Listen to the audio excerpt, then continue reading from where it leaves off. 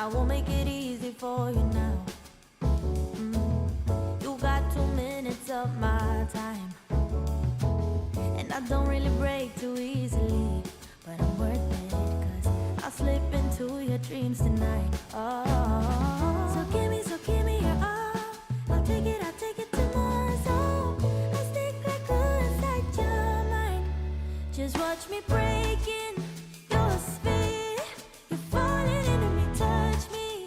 I swear you will do anything that I want. So keep us awake till the dawn. Ooh, baby, feel free. I wanna make you sweat on me. I got you wrapped around my finger, but don't you try to call me tomorrow. There's nothing personal in having a little fun. No, no, you wait and see if it's worth your while. So give me your all. I'll take it to more. So I'll stick like glue inside your mind. Just watch me breaking your sphere. You're falling into me, touch me. I swear you will do anything that I want. So keep us awake till the dawn. Ooh, baby, feel free. I wanna make you sweat on me. Yeah, I wanna make you sweat on me.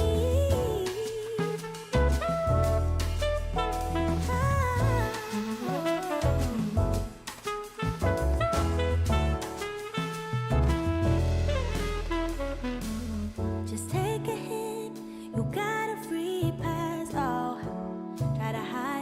but you had me from the get-go.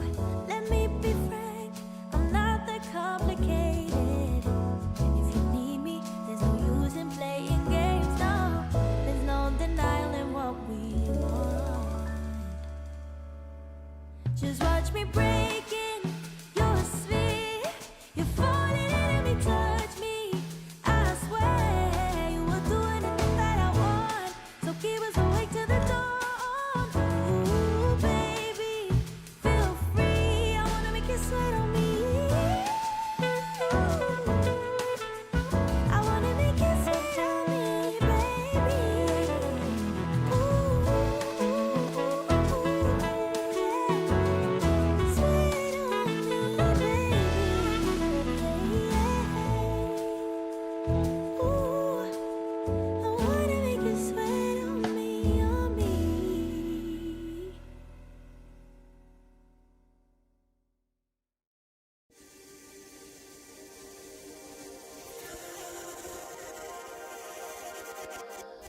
I'm a drop in the ocean, just a face in a crowd waiting to be seen. Big dreams set in motion.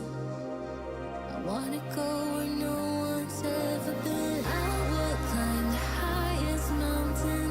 I would take the deepest sea, just so I could make you feel what I feel. Aiming for the sky. Yeah, I really thought we'd make it. Got my head in the clouds, but I can see the world from up here, from up here, from up here.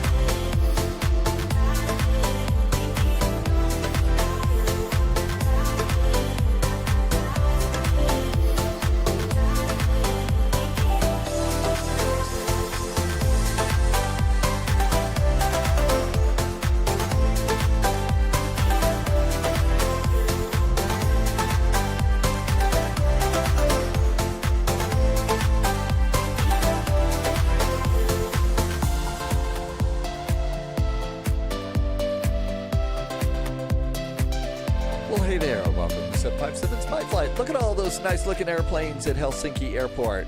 Cool control tower, and by the way, if you haven't checked lately, I think this is an upgrade. I think I got it from AnyBuilds today. Yeah, it was a long time ago, very early in the morning. And hello, welcome back to the channel. Welcome if you're new. I hope you're doing good. I tell you what, this airport just keeps getting nicer and nicer. They've done such a good job with the Helsinki airport. And just in my zipping around and stuff like that, I haven't really noticed a big old bunch of hesitations or anything like that at all. So they've really optimized this airport well. And I've always thought that the architecture of that control tower over there at the end is really pretty cool. So, you know, there you go. Well, welcome aboard. Thank you for coming by today. I hope you're doing good. Wow, did I have an internet outage for like 2.5 days. I mean, it was really spotty for Monday. And it was that way all day long. So that's why I figured, you know, let's just not even bother doing a live stream because, and as it turns out, that was a good call because it was spotty all Monday, spotty all Tuesday, and it was just out on Wednesday. And they got it fixed by the end of the day. So I think that everything is good, and I'm really glad to be here too. So it's nice to see you. Michael is here. Good Nob and Him Young. Retriever Neil Heaven, Shrek Gaming, welcome aboard. Thank you for coming by today. Hi, Scorpion. Laxon, good evening to Boda. And I think I saw T-Bird in here earlier, just getting the music playlist set over here. I also noticed that there was an update for the MD-11.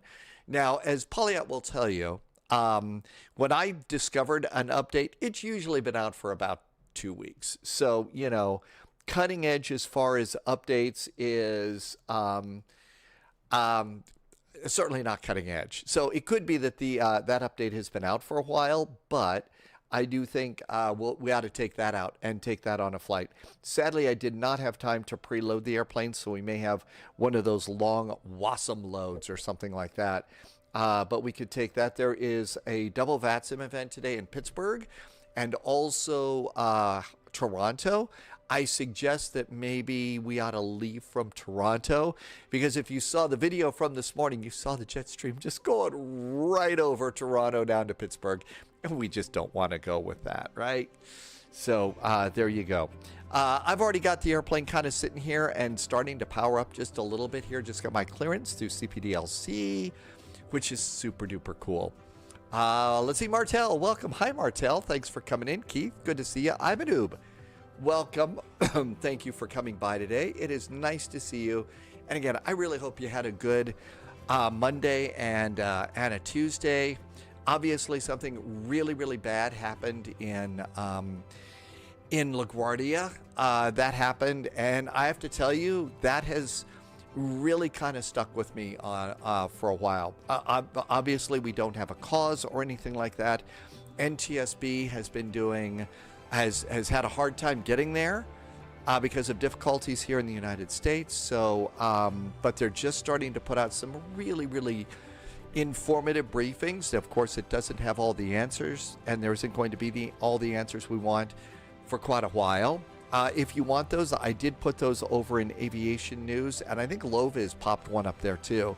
And so at least the first part of the briefing, when they kind of turn it over for questions, that's when things get really, really infuriating for me as a former member of the news media, because the level of ignorance that's being displayed by the people answering the questions just really makes my blood boil, along with the fact that, I mean, the crash scene wasn't even cool yet before some people were posting some really ridiculous videos.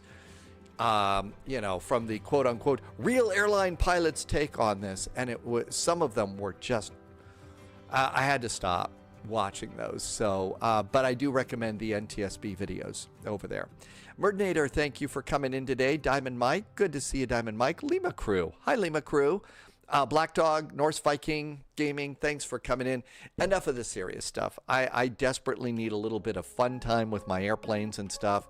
Looks like I just got my clearance confirmed, so we're all ready to go there. Let's go ahead and start loading Mr. Airplane here.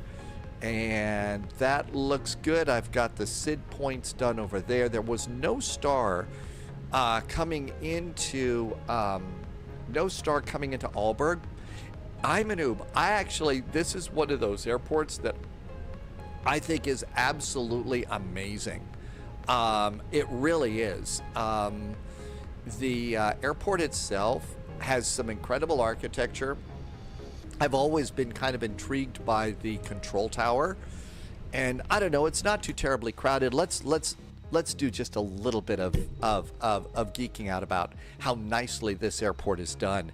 So this is Drone Cam if you're new to Flight Sim, and I'm not using any flight controllers. I'm actually using an Xbox controller to be able to zip around here. You can not only look in the windows here at in the terminal, but you can actually go in. They've done an incredible job with this terminal.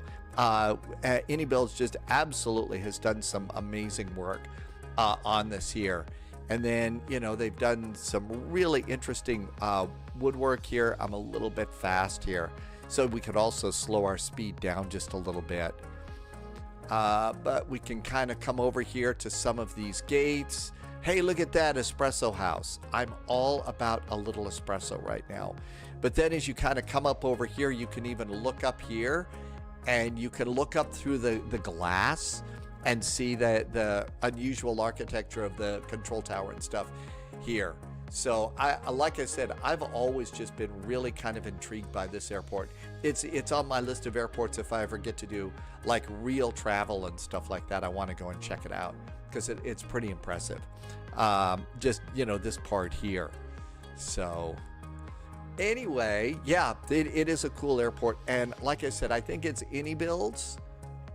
It's either AnyBuilds or Orbix. I think it's AnyBuilds is where I got this from. So they've done, this is like an update on version 2 now. So they've done a nice job on this. I noticed we were going to fly out of Oslo, and there was an update for the Oslo scenery.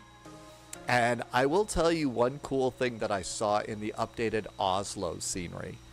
And you see over here, you see the jetway, and you see there's a doorway right there. So we got this doorway right there by that thing, right? Okay, let's go in and let's request the jetway. I think it's going to be the same way with this airport. So let's come over here, and we'll kind of just come out here and watch and see. The actual doorway in the jetway started going up. Let's see. Is that going to do that here? No, maybe not. No, I don't think it is. But it started going up over in the updated Oslo scenery. That's how good some of this stuff is getting. I mean, really just blowing me away. Hey, Fryok, welcome aboard. RWA Planes, welcome on in from YouTube. You always bring a big thermos of espresso that I make at home when you head to work. You know, I got to tell you, I used to do that an awful lot myself. When I was, you know, the last couple years, I just started bringing my own coffee to work, because I mean, the stuff from the coffee machine was just rotting my stomach lining. It really was bad. Let's go ahead and finish uploading. Hi, Rich on Wheels. Welcome aboard. I think now would be a good time for an espresso break, although this is basically just Folgers.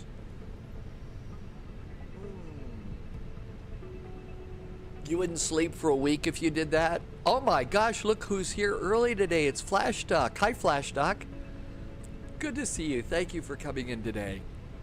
Okay, GPS primary is set. Let's go and do flight plan while everybody's... Fryok, you've got your coffee too. So I've had a Keurig machine for a long time. I stopped buying Keurig cups a long time ago, and I bought a plastic reusable one that I've been using for years, and I really like it. Yeah, you know, it's just been great. John is back in chat. Welcome, John. Ryan Shortcake, I have a question. I'm thinking about obtaining my sport pilot license just to do some fun flying. I've never taken flight school before, but I think a lot of people go for a private for that. What is your opinion?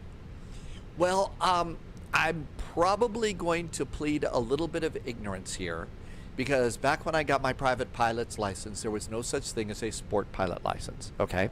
So I do have a private pilot's license. I first of all think that going for that is a really good idea, and one of the best way to start, Ryan, is right here in Microsoft Flight Simulator. Not maybe necessarily flying Airbuses like this, but if you go and go and check out your local flight school and find out what kind of airplanes they have, chances are the airplane that you're going to start learning in is in Microsoft Flight Simulator, and there might be a really good version of that in Flight Sim too. Plus, Microsoft Flight Simulator has, for lack of a better word, flying lessons in it. Okay? So, without spending money except on flight simulator stuff, which maybe you already have, you could start on that right now, because what we're learning in Flight Sim is an awful lot like the real world. Now, there's a big difference between the simulator world and the real world, but this is an incredibly cool way to get started. And then after you do some flight simming around and all of that, then you can decide whether or not you want to start putting some real money into a pilot's license. And yes, the sport pilot license is a less expensive way to get started in that. But I think playing with this for a while first, and then maybe getting into the world of VATSIM and decide if you want to go and start studying up for the test, because you're still going to have to study up for a test and stuff. And I think that that's probably the best way to go. Would never want to discourage you from doing anything like this, because aviation is amazing. I think also in the crazy world that we all live in, aviation gives you a different perspective about life and the real world in a way. It really does. That's one of the things I've tried to hold on to, even though I haven't been a pilot in command in a long time, is that helps you an awful lot too. So I absolutely say go for it. Start in Flight Sim, because, hey, it's a great way to get started on all this. But from there, and I hope that that answered it, and chances are there's somebody in chat that might know more about it than I did, and maybe that'll help you out a little bit too, okay? Micah Howells, welcome back in. Good afternoon, Viper Strike. Fryock has had cup number 2 of coffee, and Scott Johnson is back in chat. Good day to you. Thank you for coming by. Let's see. We are departing off of runway 22. What are they doing? They're doing 22 right. Yep, okay. 22 right is our departure runway. We are going to be doing the Kuvum for November departure. Careful on this one. There is several departures that begin with a K. Make sure you get the right Kuvi for November and insert. John said, would somebody do a spy hat? Hey, you asked nicely. I'll just do that. How's that sound? We got a good Airbus hat for you. Okay. Coming into EKYT, I did not check their arrivals lately, but the last time I checked it was going to be 26 right. So we have an ILS for 26 right.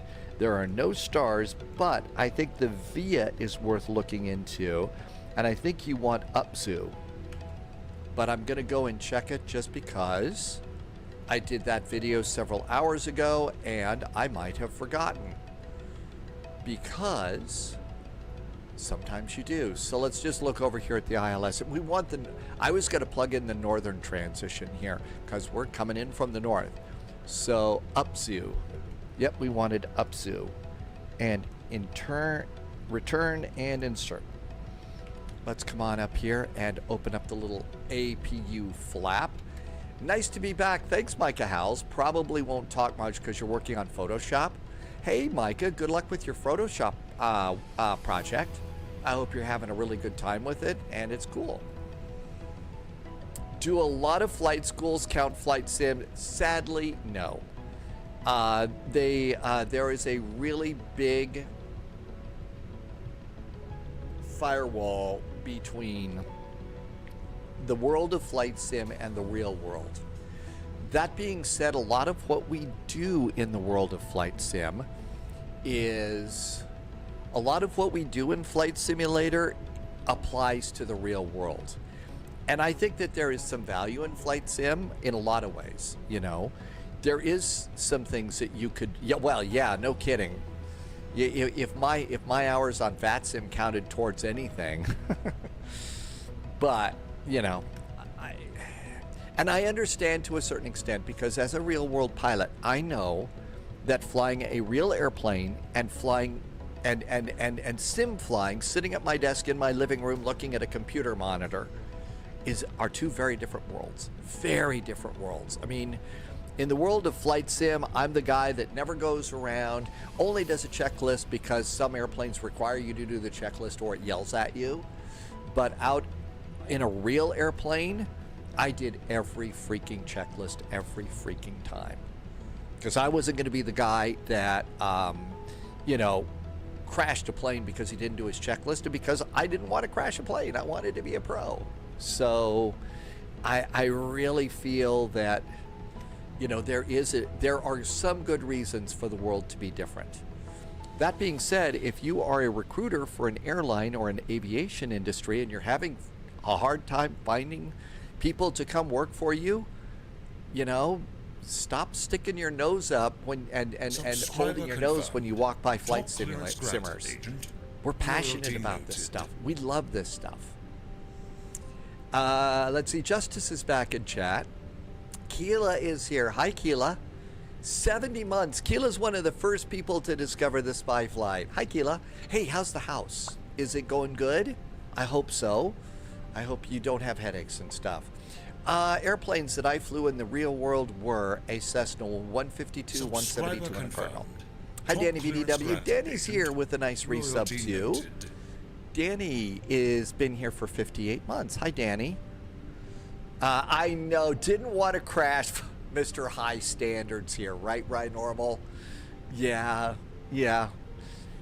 My flight simmer attitude and my real pilot attitude are very different.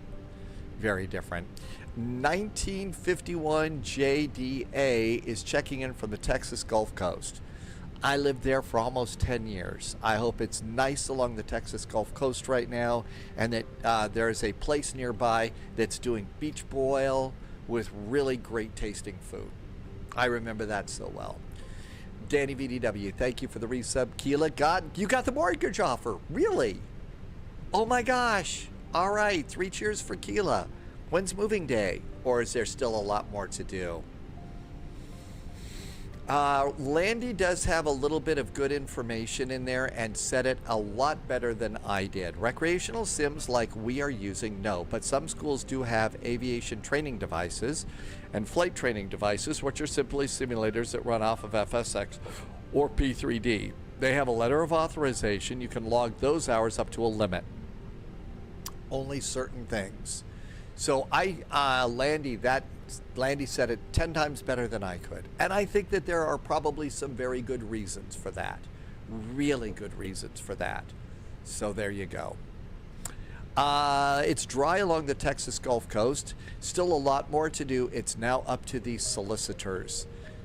Okay, so the hardest part was successful. We're going to have like a moving party on the spy flight or something.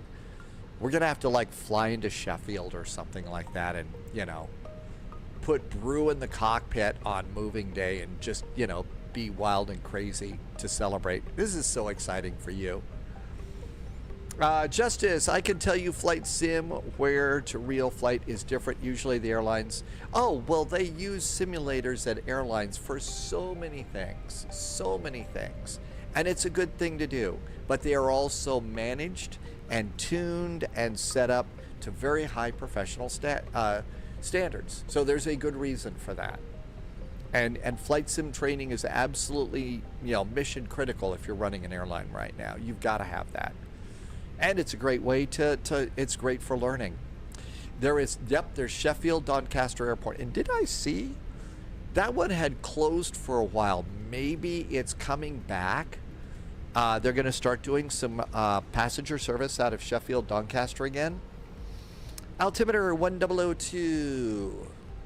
We ought to probably get going here. Well, I know that Doncaster had some of the original locomotive works for British Rail. That's right. They are planning to open it again. So there's going to be some passenger service. So party at Keela's house. No problem. If you're US based, I'm happy to answer questions related to flying. Landy, I'm really glad that So thank you for offering to do that. That's cool of you. All right, we better get going or else we're going to be here for freaking ever. Init, page B. And final load sheet is board. Passengers were aboard 2, 64.8 is our final zero fuel weight. And 26.1, that has not changed except the final load sheet, and that goes in there. So we are at Helsinki Airport. 7.1 tons of fuel is what I need. I have 8.56 in the tanks. That's enough for us to get to Aalborg. Aalborg, right? Not Aalborg. Aalborg. All Abelards, welcome aboard. Okay, all that looks really good. I think it's time to depart the scene of the crime. Airplane is loaded. Jetway is back. Let's come on down here and start up the APU and get ready to depart. Let's see. We have got ground 121.8. 121. No, they want us to talk to 118.6 first. They want us to talk to ground, not delivery first. 118.6. There we go. That looks great. Yep, I hear people talking on the radio. So have you, is it too early to start thinking about celebration, moving in celebration food and beverages and stuff? Like, do you have a special kind of takeout or food that you want for your first night at your new home and special beverages?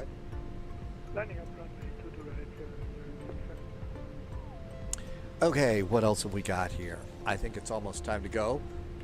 Well, they told me that my next frequency is 118.6.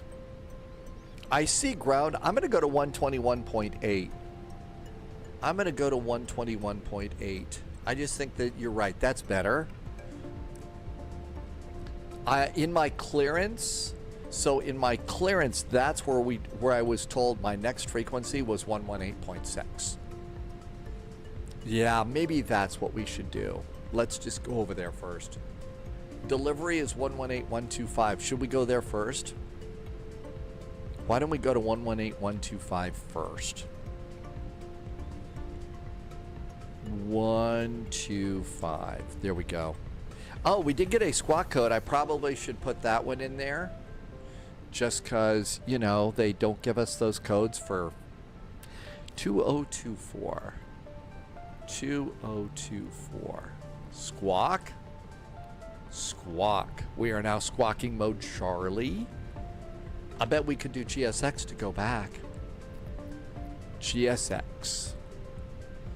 And prepare for... I did update GSX today before the live stream. I was almost wondering if maybe, I'd update it and then we'd start it up, and of course it says, you have an update. Let's see. Mr. Aviation, welcome aboard. Thanks for coming by today. I think you might have put a picture in. Period, I mean. Hello, Captain. We are ready for pushback. Hi, Cole. Thanks for coming in. And it took that as a web link, and we had to shut down web links. And this is good. I don't have... Oh, my gosh. I have forgotten the modern version of Volanta. Departure checks completed. Bypass pin inserted. Mr. Aviation says they're doing work on a KLM A350. And here comes Elevate X. Oh, look at that. We've got an update. Always like to wait for an update.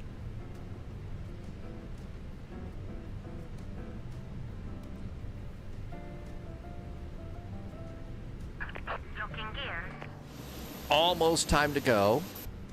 Let's see, do we have an APU? We sure do. Let's turn on the APU bleed. And we can disconnect ground power. And we can turn on the fuel pumps. Because fuel, the engines like to have fuel. and I'm going to disconnect ground power. I'm going to make sure my parking brakes are on. They are. I'm going to disconnect chocks and cones. Let's come over there, and while we're waiting, let's do departure perf. It's going to be nose right, tail left. Release parking brakes, please. 22 right. And sync the load sheet, sync the weather, and calculate.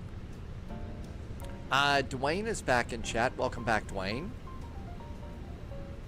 And let's calculate and send to the McDo.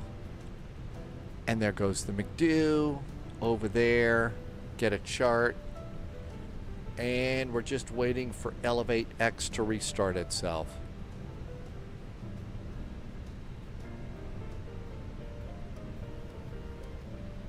I don't see Elevate X restarting itself.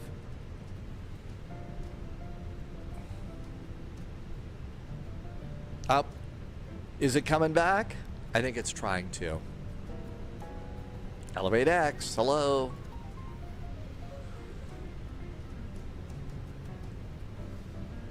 Spy, Elevate X, offline again. Do you need a checklist?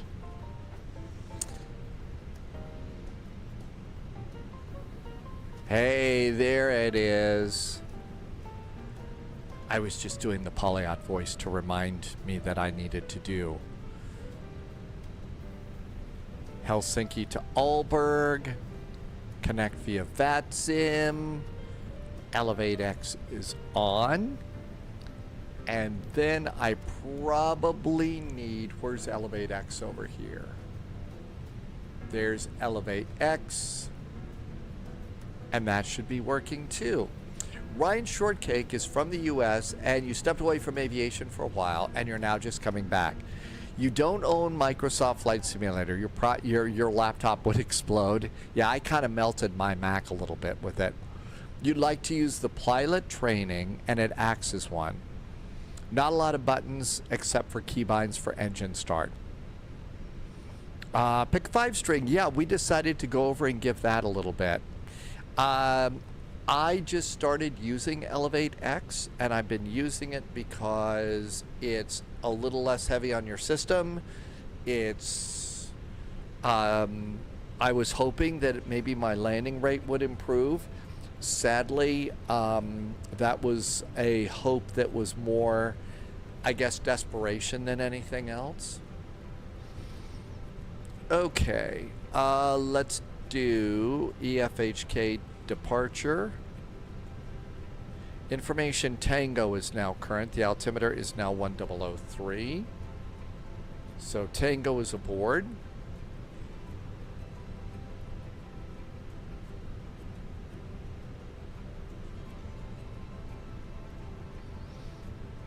(118,125). I don't know how to tune a radio. It's 125, not 225.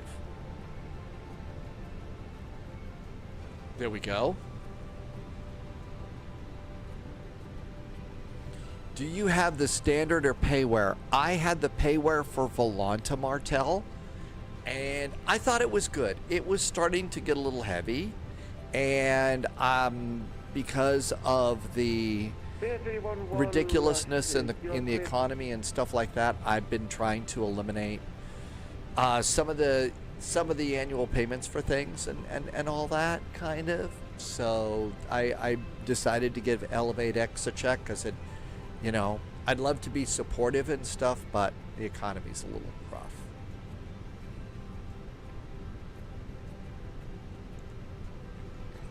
Bear 311, yes, correct. Report for ready.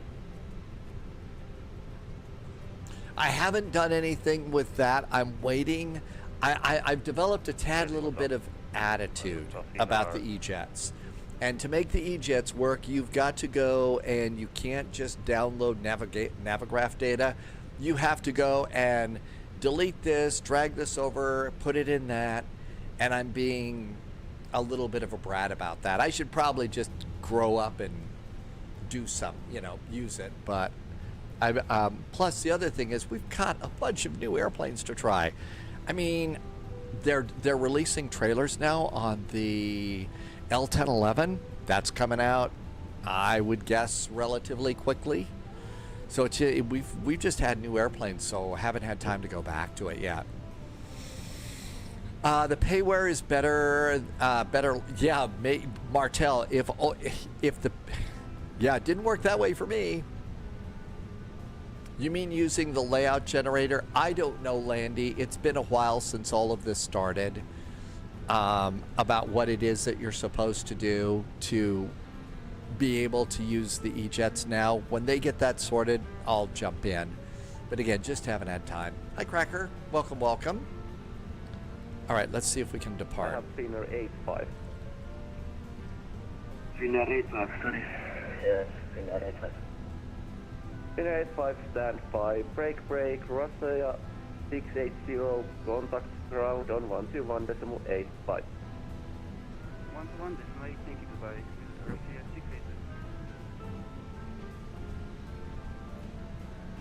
Helsinki delivery, very good evening from Scandinavian 441. We are at gate 20 with information Tango. We have a nice CPDLC clearance aboard requesting startup and pushback.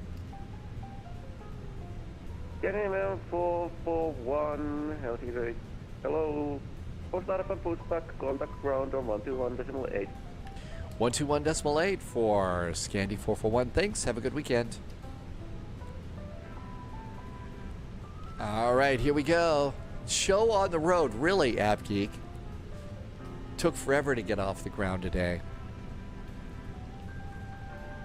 Helsinki ground, very good evening. Scandinavian 441s and A321 at stand 20. Information Tango is aboard requesting startup and pushback. Scandinavian 441, push approved, face northwest, QNH 1003. 1003 on the altimeter, facing northwest on the push for Scandinavian 441. Shall we depart? Scandinavian 441, confirm QNH 1003.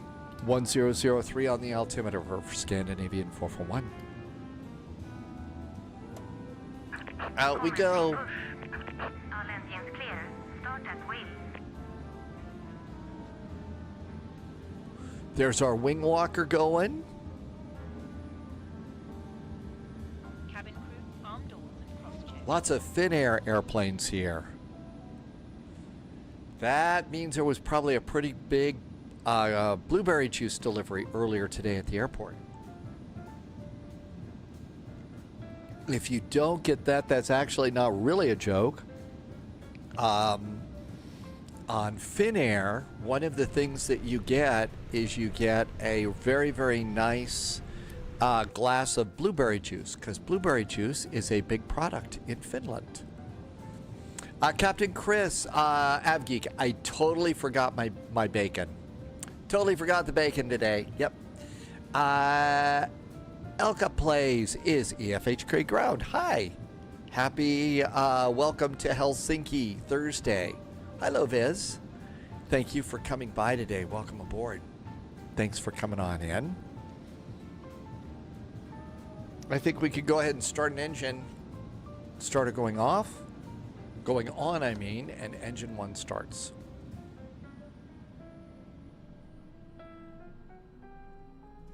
Finnair 1914, contact ground 118.125. Ladies and 118, 125 for Finnair 114. Sounds like Captain Whip is in Finland today. Please set parking brakes. thank you. Parking brakes are set.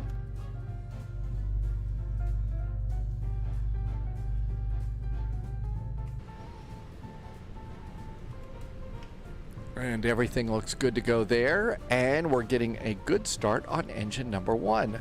I hope all is well at Loviz Central. Captain Whip just came in from Moscow. Really, Captain, that's actually kind of a long way. Captain Whip has done a long flight. Hi, Martin.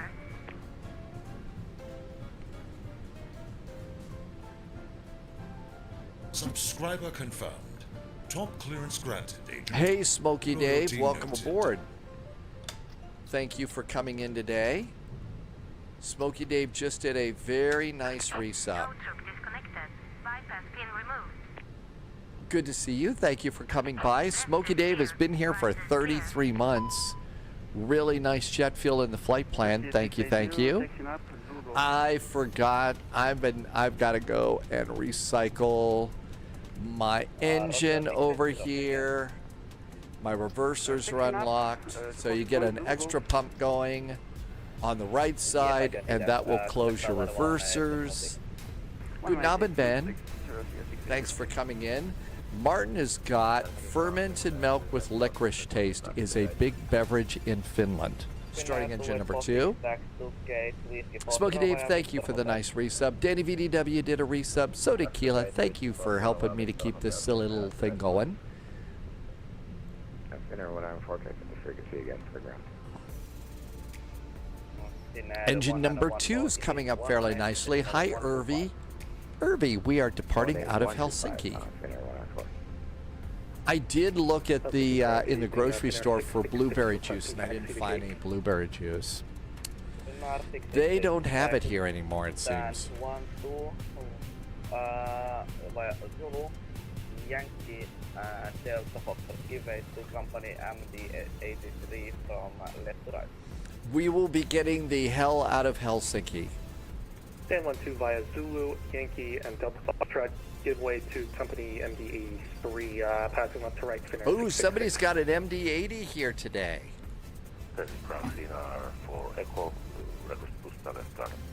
And there we go. Good start on 2. Started back to normal. APU bleed off. APU off. And let's see. Let's do performance. Flaps are 2. Control checks.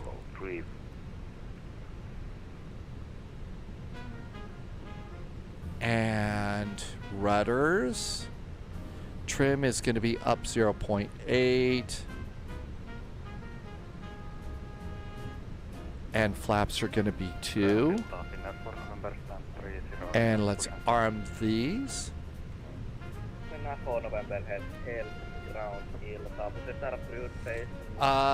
No, you can with jokes like that. We had great jokes today. Helsinki ground, hello again. Scandi 441 just pushed and started from stand 20. No damage to the jetway, requesting taxi. Scanner 441, taxi straight ahead to Zulu Delta, give way to MD82 from left to right. We'll watch out for the MD80 left to right, and we will taxi straight ahead. And was that Zulu Delta for Scandinavian 441? Straight ahead, Zulu Delta for Scandi 441. Thank you. All right, we're looking for a mad dog. Taxi lights on. Cabin calls. Parking brakes. And away we go. Let's look for that mad dog. And we are out. I did not update the... There's the mad dog, I think.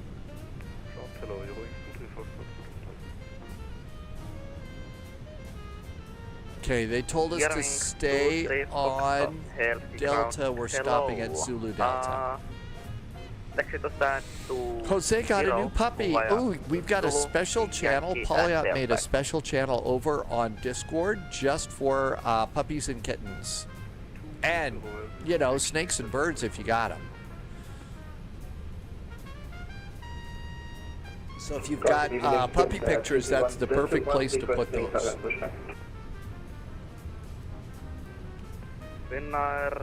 I don't see, that did not look like a mad dog to me. West Unit 1003 at Abim stand. I don't see a mad dog over there. But as station 1, push approved, the beam stand 199QH1003 and facing north. Okay, this looks good. That is not a mad dog. It's a, it's, I don't know if that was it or not. Correction disregard. Ground tervetaan Finnair 9 Victor Mike, stand 131. AvGeek says that was the Mad Dog. Okay, so Mad Dogs are not modeled in. Finnair 9 Victor Mike. We don't have model matching. That's Alpha Delta. We're holding short of Zulu Delta. That's up here. Canon 441, contact tower 118.6. 118.6 for Scandy 441. Thank you. Have a good weekend. Finnair 4 requested taxi. Finnair 4 Echo, stand by.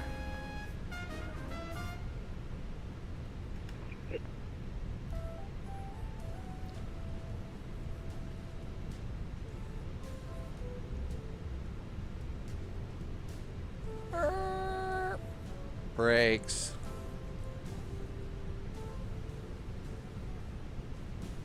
Helsinki Tower high from Finnair 441, holding short at Delta Zulu. I believe that was Scandinavian 441. Helsinki Tower, very good evening.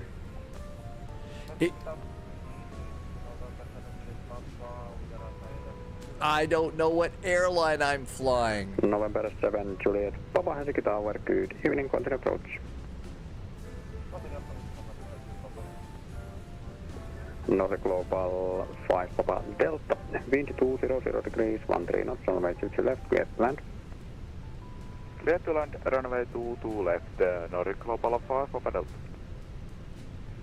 Russia 680, when airborne, contact Helsinki radar 129.850, wind 200 degrees, 13 knots, runway 22 right, cleared for takeoff, have a nice flight, bye-bye.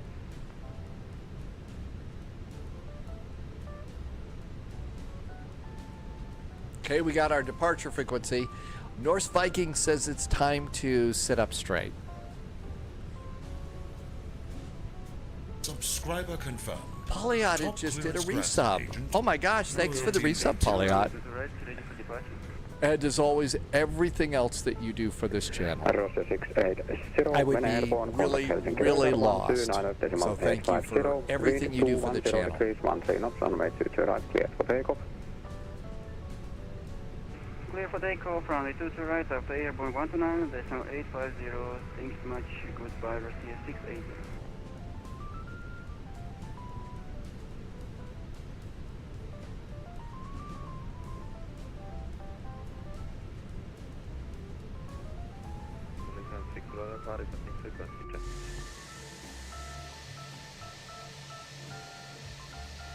Magic Sun 6 Bravo Delta, automatically count 121.8, bye-bye. Taking the long bus today. November 7, Puppy Juliet, dog Papa, eyes wind mean that 200 you can degrees, stay. 13 knots, runway 22 left, clear to land. I'm sure I've got a joke about that, but I've got no idea. Tower, good evening, it's here 167, full established left, 2 to left. Finnair 16 Heavy Helsinki Tower, good evening, continue approach number 2. Continue approach Finnair 16. Well, Swadad game time, welcome aboard. Chocolate brown eyes always work, and there was a clever joke. Certainly couldn't come from me. Hi, Mr. Guinness. Hey, happy Greek Independence Day, Mr. Guinness. I missed it by a few days, but that's kind of big. Scandinavian 441 behind, landing Gulf Stream, cross runway 22 left, continue taxi to holding point Whiskey Delta behind. Continue on to holding point Whiskey Delta behind the landing Gulf Stream. After that, cleared across. Scandinavian 441. I'm having a terrible time on frequency today. Hi, Nikki. Maybe we should just play music and drink beverages today. I can't remember my airline. Okay, there's the Gulf Stream.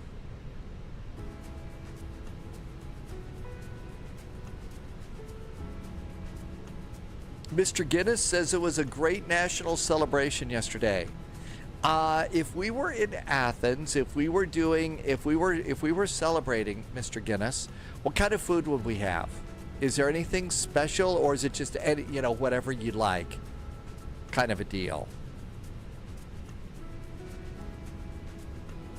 It's coming right at us. Okay, I think we're ready to go. Coming right at us there, boy. All right, here we go. Clear to cross, right? I know what I would want to get. I would want to get one of the pictures of the street gyros that you see over on Instagram. I mean, there are some of those gyro pictures from Athens that look really good. And a special thank you to Lloyd Bridges for giving us the... It's coming right at us! Only 41% got the right answer on the quiz. Yeah, because I couldn't live stream on Monday. Polyot put a quiz up for you, just something fun. Clip on the 22 left, the Senior 16. I don't know what it is, but the coffee tastes really good about now. Let's see. Mr. Guinness says, okay, where Mr. Guinness was, there was cod, so fish with garlic sauce. When I was first starting, years ago, Sibby told me how to make really good garlic butter that they would do all the time. Yeah, if I have to miss a stream, I think that's a nice tradition. And again, everything that you do to keep the live stream going is, I can't say thank you enough. High Priest Medea just did a resub. Hey, High Priest. Oh my gosh, it was a tier 2.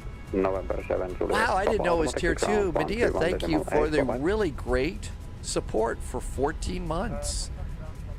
Thank you for always being here. Best jet fuel ever, but thank you for being a good friend and coming in and hopping in your sim plane and flying around. I will keep doing what I'm doing. Now if I could just figure out a way to improve my landing rate.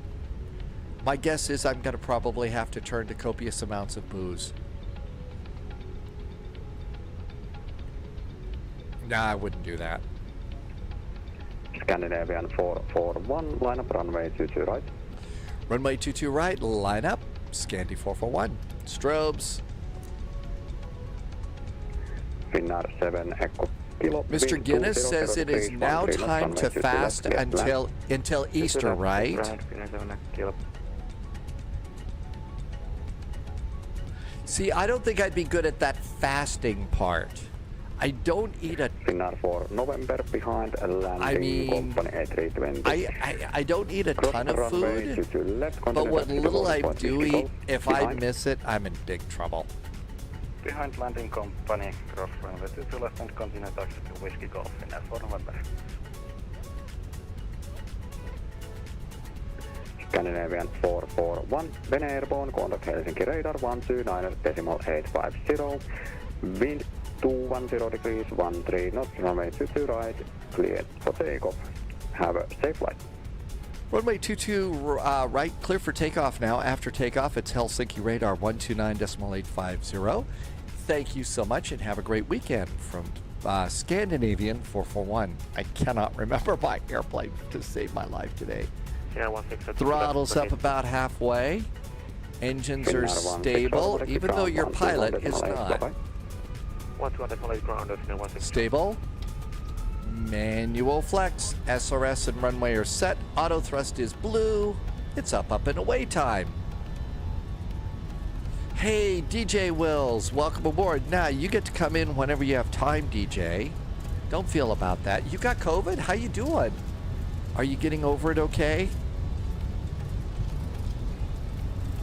V1 and rotate.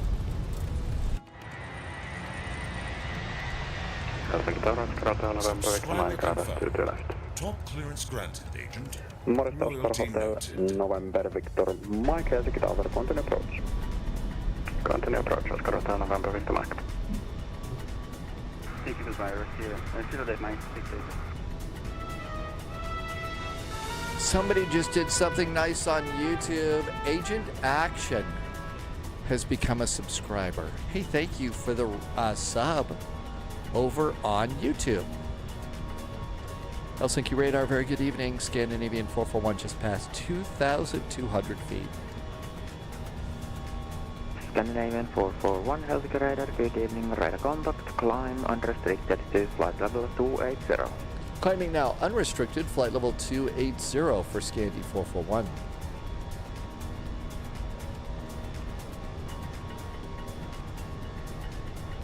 Flaps up, speed brakes disarmed, landing gear is up, life is good. AP, let's see, most people, okay, so you don't just give up everything you would give up like a food group or something like that, right, Mr. Guinness? Brandon did a resub. Thanks for the resub, Brandon. Brandon's been here for 53 months. Thank you for some awesome support. Really nice.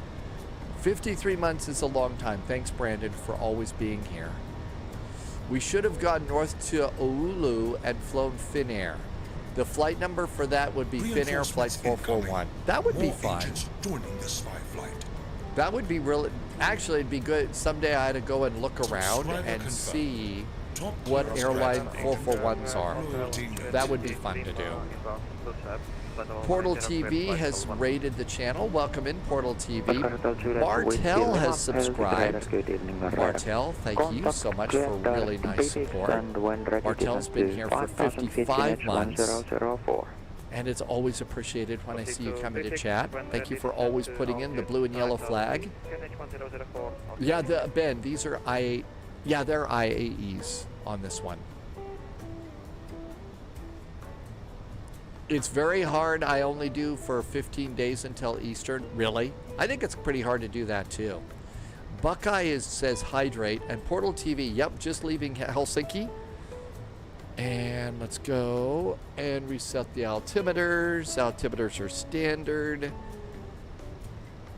It was a very nice departure out of Helsinki. If only my arrivals were as nice as my departures.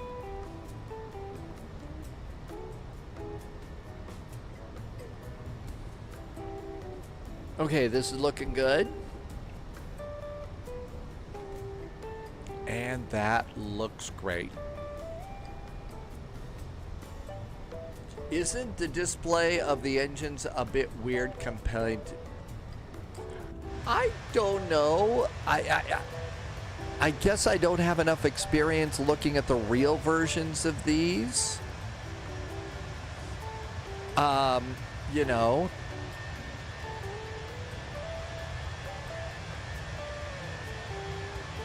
I mean, they're supposed to be longer and skinnier than the CFMs, right?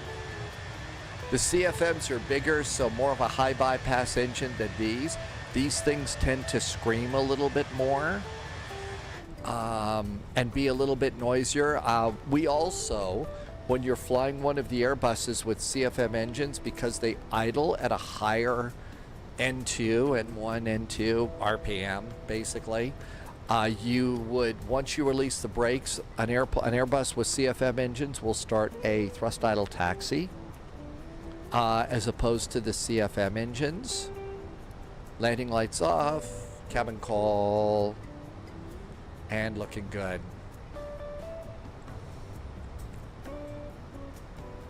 Oh, okay, so Jose just got a puppy. The puppy's name is Sispa, and it's a Shih Tzu, right? You mean the screen in the cockpit? Now you got me on that one. I don't know. I don't think that these displays are different, but I could be wrong about that. We're going to need to fly a CFM and compare.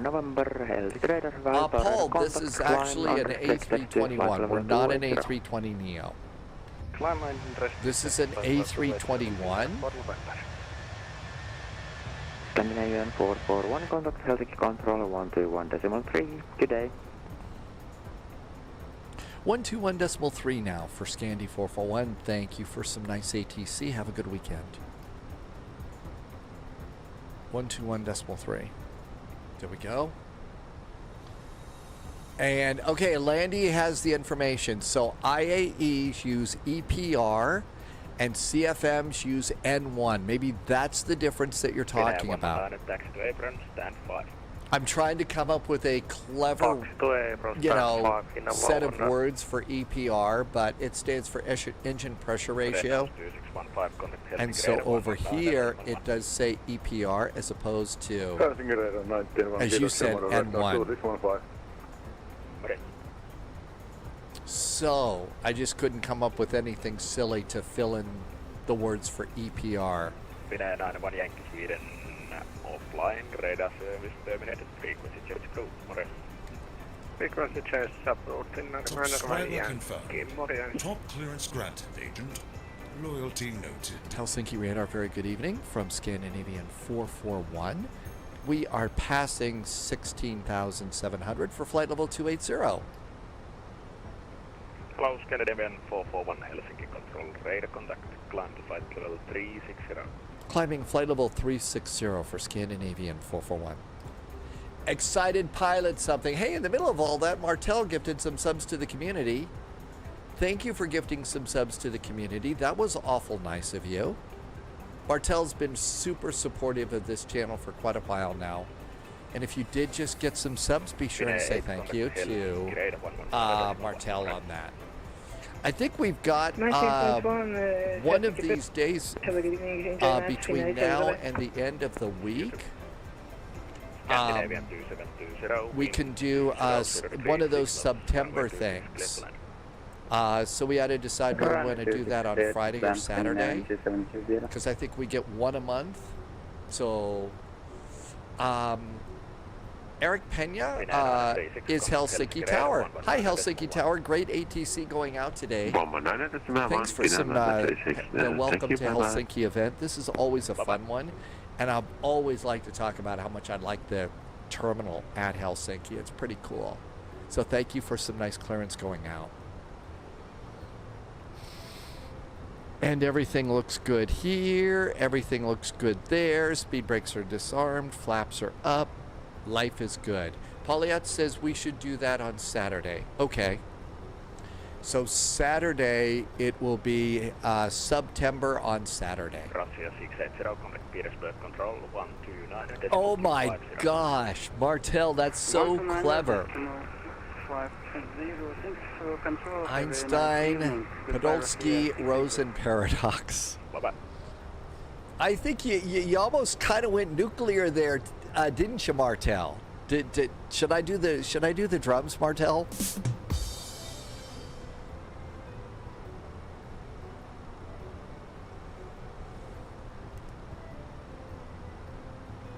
Time to turn the heater off on the mug, although I may need to get a second cup of flight coffee today. There is another double VATSIM event later on today. It's Toronto and Pittsburgh. That starts later on, so maybe we could fly into Toronto and then out of Toronto down to Pittsburgh. I did find a very nice freeware airport for Pittsburgh at flightsim.to. And so if we want to, we could fly over from Cargoland in Chicago up to Toronto, although we might maybe Indianapolis to Toronto and then back to Pittsburgh or something. And we could cargo fly that. I was going to fly an MD-11 on those. Milka, yes, I would like to do that. I'm afraid that the real world kind of is interfering right now with Cross Africa, so it's just going to be a normal Saturday for me on Cross Africa. But I do hope to be able to have all the ducks in a row for Cross the Pond. It's something that we've done on the live stream since day one. And so I don't want to miss one. As long as it can sometimes get, and there's some parts of it that's a little irritating, I never want to miss Across the Pond. That's just a special day in the world of flight sim. Not quite, Christmas, but it's still a nice day. Okay, wing lights on, seat belts off. GT Boy, thank you for bringing some beer cheers in. And Martel gifted another sub to Mika. Thank you for gifting another sub. Incredibly nice of you. Again, thank you so much for helping me to keep the sub count where it is. And also, I noticed a few new channel memberships on YouTube. Thank you for the channel memberships on YouTube. Remember, over on YouTube, there are not only the silly little emotes and stuff like that, but there's also a video that appears for channel members every day that we fly, and that's just for you. Thank you so much for running this. Let's see what's up ahead. Got a little bit of ATC. It looks like we have ATC all the way here. So ATC all the way. Polyot found a new radar that you could check out. So we've been using VATSIM radar for a really long time. This is a new VATSIM radar that you can use. Amargos, welcome aboard. Offworld wants to know how many ducks can get across the pond. I think Offworld has got a wisecrack for us.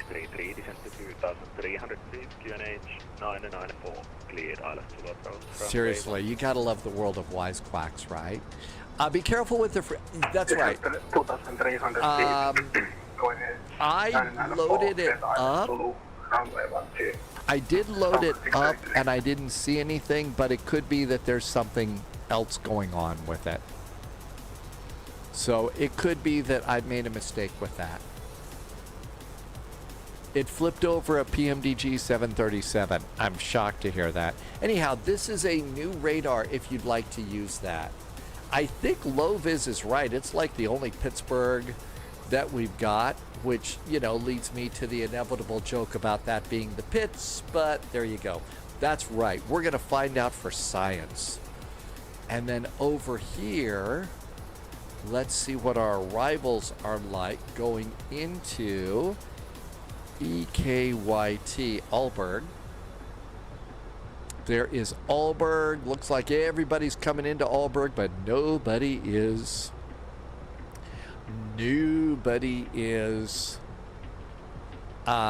departing from there.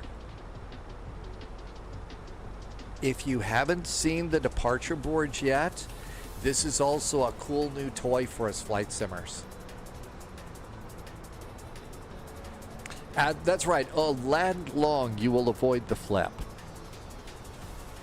It would be great content. I'd love a good runway speed bump in the sim. Reminds me of the... Oh, yeah. And there was also one of those, too. Landy, do you remember the one in Dallas?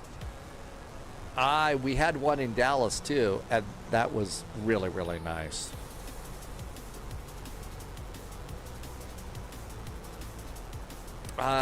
DJ Wolfgang, did I say that right? Hello, welcome in on YouTube. Okay, looking good. Aalborg, here we come.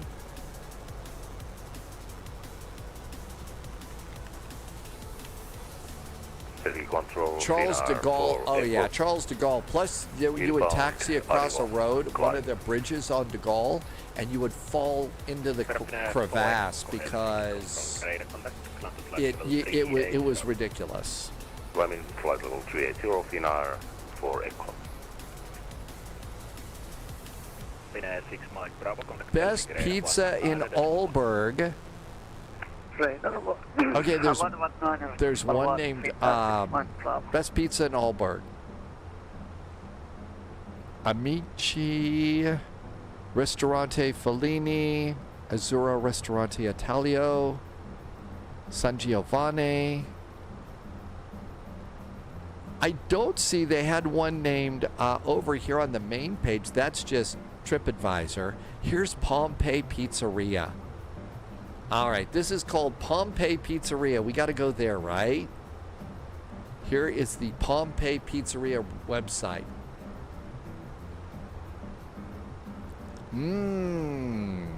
That looks good. Oh, that looks great. That would be good. So this one looks like a really good one. Pompeii Pizzeria in Aalborg. If we were going to do that, that'd be the place to go. Tom's in chat over on YouTube. Hi, Tom. Wolf was departure at EKYT. Well, you got some arrivals coming in. Loviz said Asobo did fix the bump at Charles de Gaulle. Sadly, they broke into Amsterdam. Pick a 5-string for a while there. It really was pretty dodgy going over any kind of a bridge, right? Loviz saw Jamie fly into Amsterdam the other day. Did it end in tragedy? It's closed. It opens tomorrow at 11 a.m. Okay. That's the story of my life, too. Disappearing ATC and closed pizzerias. Pompeii Pizzeria has you covered with volcanic ash, right? Off-world. Amargosa says to stretch. And if you're flying with me, you should stretch too. Let's turn these things down. I have to start turning things down. I dusted it, and I also updated the firmware too. I got a lot of stuff updated and all.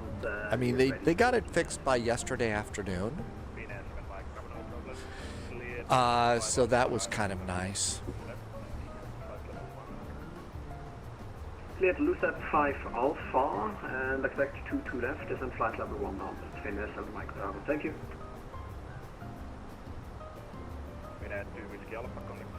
Looking good. And we're doing great on this now.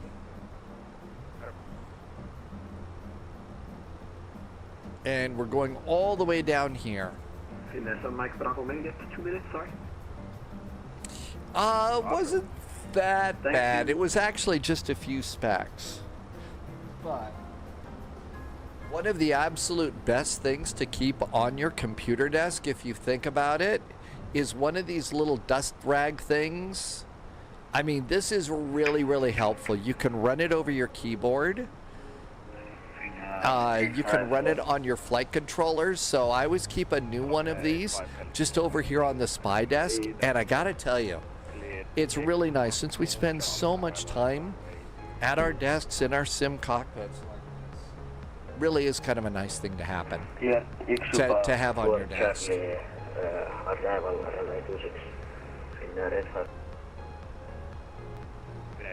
Correct, cleared direct.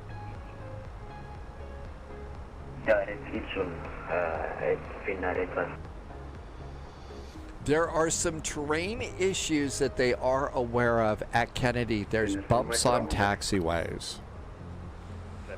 Well, I've noticed that there's some places like that are still there. Now, granted, I think I've just got a freeware for Oakland. How about that little thing on Oakland where you have a little hill that you've got to, goose your engines to get up the hill off the runway at Oakland? Sunjammer keeps microfiber cloths for the desk.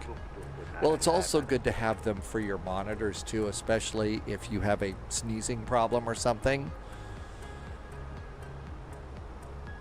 That's a good thing. Future Pilot wants to know if there are any physics mods for Microsoft Flight Simulator. Not that I really know of. I think that there's one, and it specifically has to do with turbulence. I think that there's a turbulence mod. Generally, most of us keep the turbulence down. Use shredded feminine napkins? Really? Okay, I didn't realize that would be good for that. Or is that a joke and I'm just being incredibly naive?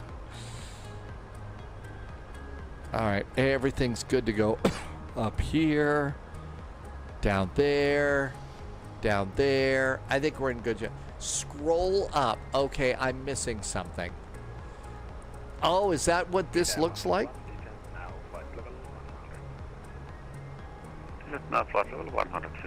It's the this is the Phoenix A321. It's the standard, like, dust thingy. I don't think it's the Dust Buster, but it's something like that. That's what I've got. But yeah, future pilot, this is the Phoenix A321. I think it's one of the best airplanes you can get for Microsoft Flight Simulator right now. The performance is great, the depth.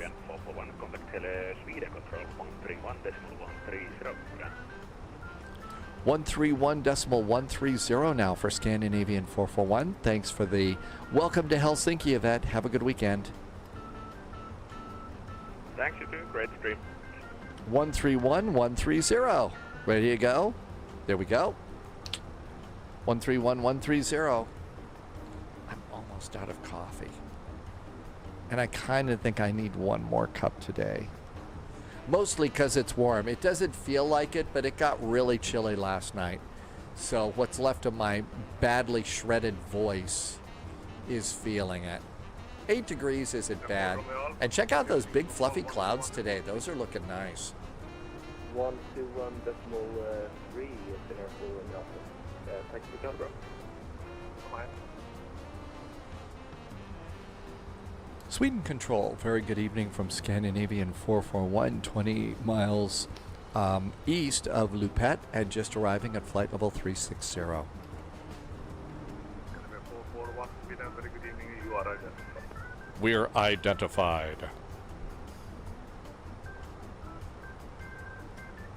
All right, that looks good. What else do we need to do? We are 265 miles away from Aalborg. Let's look and see. Arrivals. I'm going to refresh this and see if we can't get an arrival latest for Aalborg. EKYT ATIS. Okay, it's information Charlie. ILS approaches runway 26 right is in use. No change there. Runway condition is, it's 666. So, you know. Oh well. I don't know. Whenever I see that one, I always see that devil thing from, you know, Quatermass in the pit and stuff like that over London. Just really weird. Dry runway, transition level 45,280 at 5 knots. Visibility's groovy. Altimeter's 1007. They must be expecting spies there today. We are 257 miles out.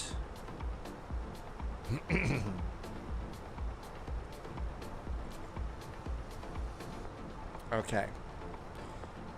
Ironically, in runway condition, code 666 means good but wet. Hi, Johnny. Johnny No Cash is back on YouTube. Welcome in. Thanks for coming in today. All right, I'm going to take a chance. Give me a minute and a half. That's what it takes to brew up a second cup here. So don't touch that remote and don't blow my cover on this, okay?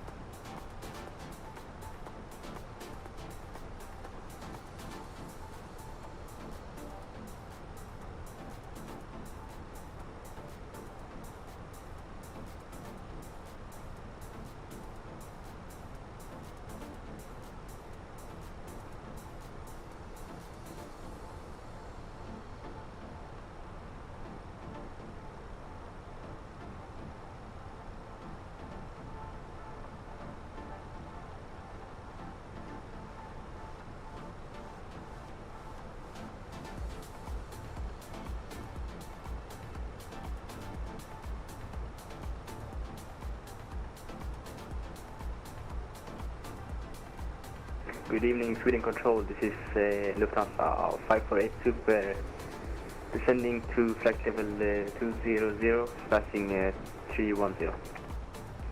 Lufthansa 548 Super Sweden, good evening, Squawk 1000. Squawk 1000, Lufthansa 548.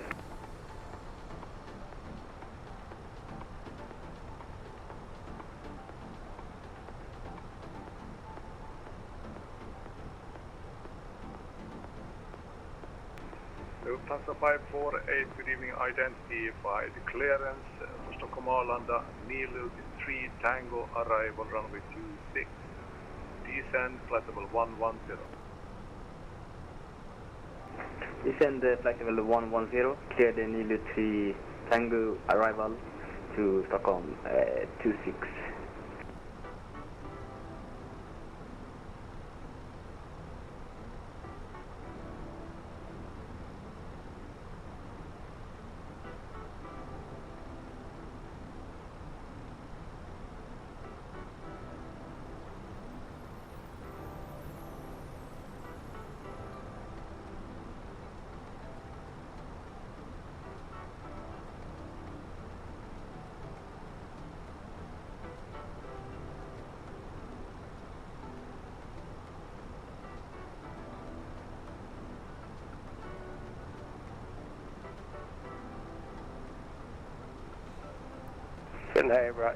All right, coffee in the cockpit is good. Eric is in chat. Hi, Eric.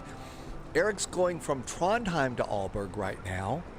Eric, thank you for coming in today. Todd, welcome to you. We took off from Helsinki and we're going to Aalborg.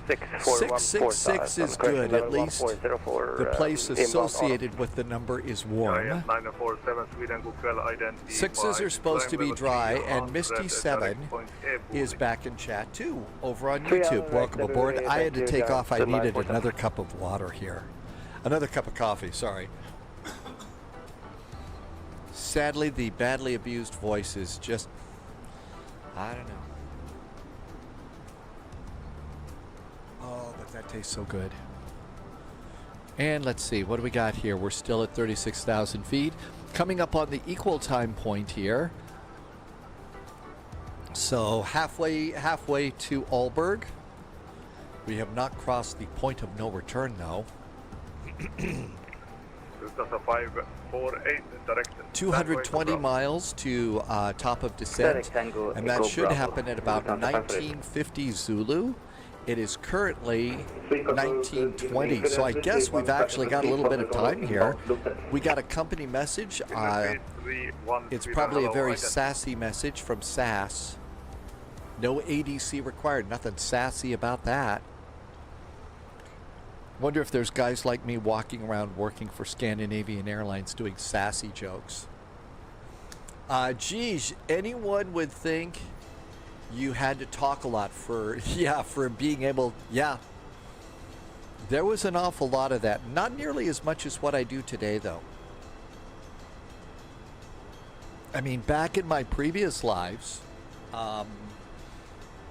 if I was doing the weather, I would basically have anywhere from 2.5 minutes to 4.5 minutes, sometimes 5, depending upon if the weather was really bad.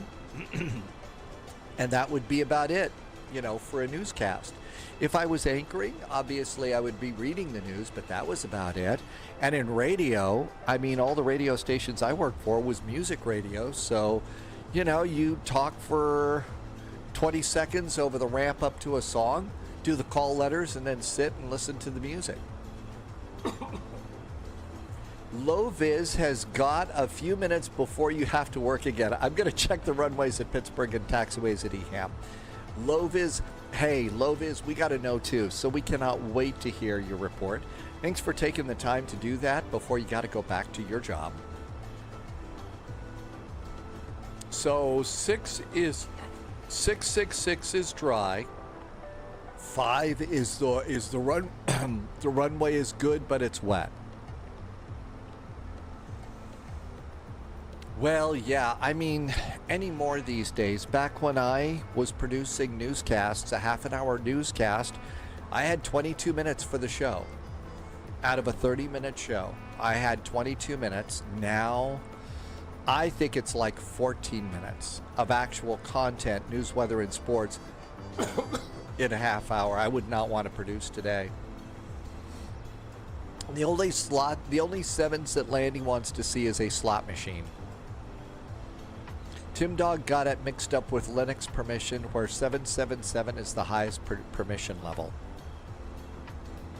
Hey, I always felt like 7 has always been my favorite number. I'd like to think it's lucky for me, but 7, and that was long before 7 of 9. Okay, that was when I was a lot younger. So there you go. Scandinavian 1817, contact Göteborg approach 12. And now a word from our sponsor. Yeah, I can turn on the pukey broadcaster voice if I have to, but it would strain it and I would start coughing. That's with the control. Good evening, Finnair.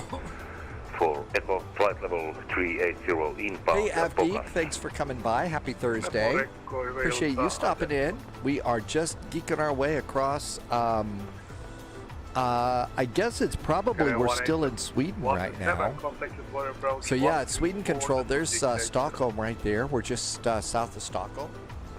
Break, Lufthansa 548, contact Stockholm approach 126.655. And there's EKYT down there.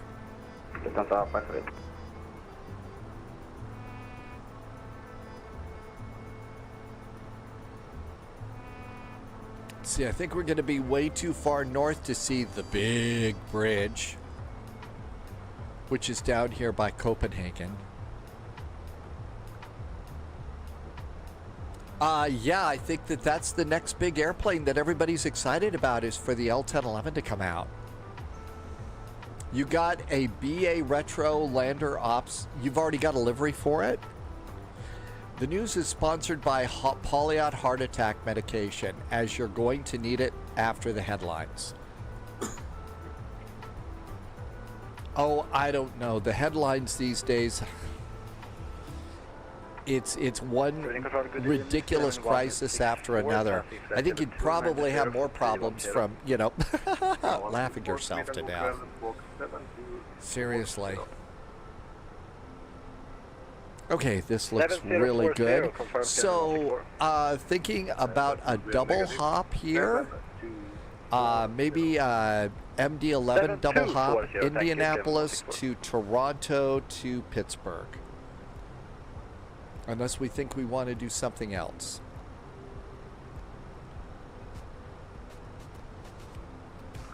Good 164 Sweden, hello, identified, expect runway 26.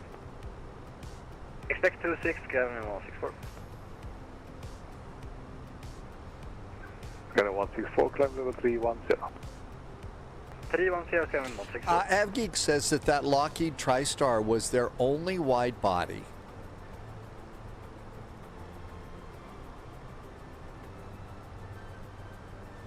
All right, nothing much there. Let's jump down here. London Controller's been sharing screenshots of it in Discord. So, well, yeah, once some of the bigger content creators start getting the airplane, you know, to show off like that, that's a good sign that, you know, it's about time for us to scrape up another $80 or something. But I'm looking forward to that airplane. It's going to be really complex. There'll be a level of complexity going on with that airplane, but they've got things that you can do in your sim cockpit that are going to allow you to have your flight engineer jump in when you've got to do other stuff since it's just you. So I'm really excited about this one. Hi, Harold's. How do you configure that? Harold's, this is basically default settings for me for VATSIM radar. It's default settings. I haven't turned anything on and anything off. I've you know, that's about, haven't done anything. Subscriber confirmed. Polyot said that they said before the end of the month, and there's just a few days left. It's a marketplace release, and marketplace releases are on a Tuesday or a Thursday. Slarty Bart is back. Hey, Slarty Bart. Always cool to see Slarty Bart. Slarty Bart is from the Hamburg area and gets to see real belugas flying around. That's another airplane. I don't know if it's been updated lately, but we need to go and do a beluga flight soon. Good evening, and it is almost Friday. Slarty Bart, thank you for the support here for 64 months. That is a long time. Again, thank you for all the great support and all the fun beluga stories that you tell. And I hope it is nice in Hamburg tonight.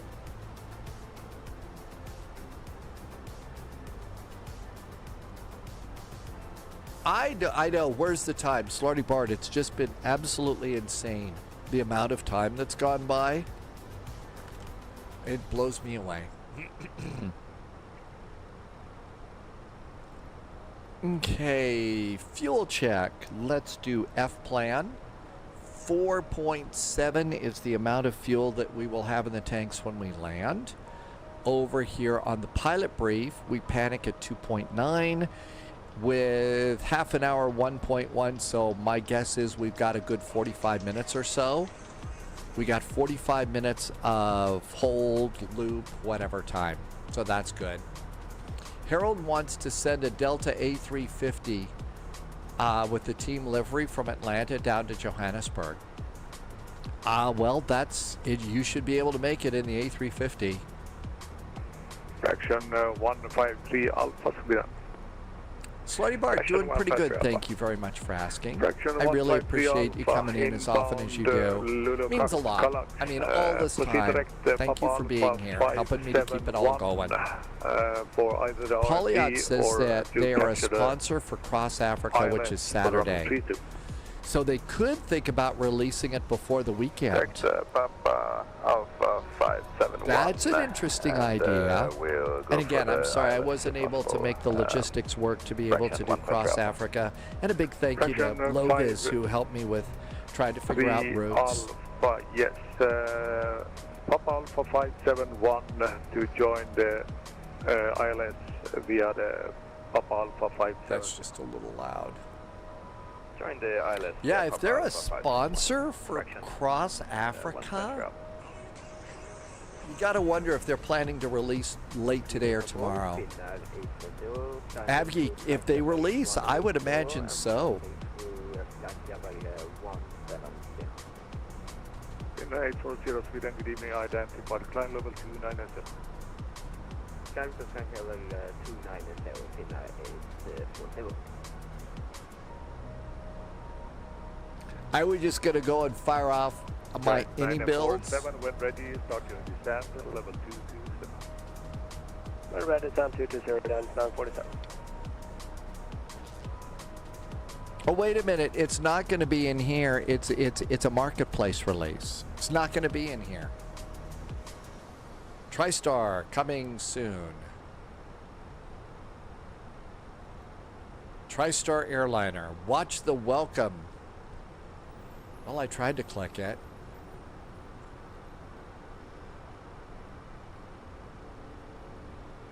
I really... Oh, there... Oh, look at this. It says we got an update for Hong Kong. There's an update for that really great Hong Kong scenery that's come out. That, if you haven't gotten that one from any builds, I will tell you that that one is so incredibly detailed. They have not done the British Caledonian. They better. Given marketplace releases are typically a Tuesday or Thursday, that only leaves 2 days unless Microsoft goes outside of the regular release cadence. And if they are a UK team, not sure they would want to release it out of hours in the UK. Aider pilot, you're never disturbing. In what level do you have audio in VPilot? Flocala, welcome aboard. Thank you for coming in. And Faraz Flying said to hydrate. Yeah, my voice is really messed up today. Thank you. I actually have it quite low. I've got a lot of stuff really, really low. So if we go into settings here in VPilot and go to audio, you can see my output volume is really, really low. And I've got my voice right here, so I've got it bouncing around basically in the middle. And that's what we got. Those are my settings. I wish other people would do that. Field control, good evening. Finnair, Lima at flight level 370.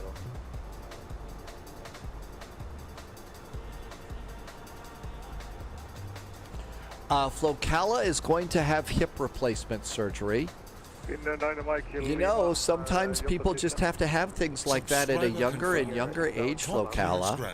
I hope that the doctors are telling you that you've, you know, it's going to be a good replacement. You know what I would do before the surgery, though, is if you possibly can, rearrange your flight deck a little bit so that you can have your computer and your flight deck around, so that you can still, because I imagine there's going to be some recovery time, but if you've got your flight deck in a way that you can get to from, you know, being laid up for a while, that would be really nice for you to be able to have that, so that you can take a break from recovery and just chill out with your airplanes and stuff. RND, thank you for a resub today. RND has been here for 2 months. And thank you for great jet fuel in the flight plan. Thanks for being here, and thank you for helping me to keep the lights on.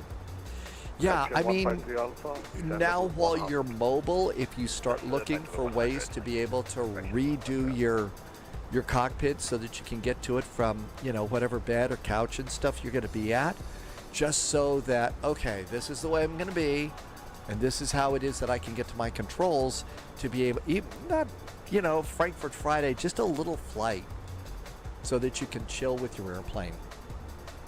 AvGeek wants to do some short domestic flights. R&D, thank you for being here for the past 2 months and helping me to help me to keep the lights on. We certainly appreciate this. If they give you the option, do not go for a ceramic hip. Your ceramic hips have been known to squeak. Okay. I didn't know that. Ceramic replacement hips squeak. Fogbound Turtle, welcome aboard. Thanks for coming by today, Fogbound Turtle. Welcome, welcome. Thank you for being here.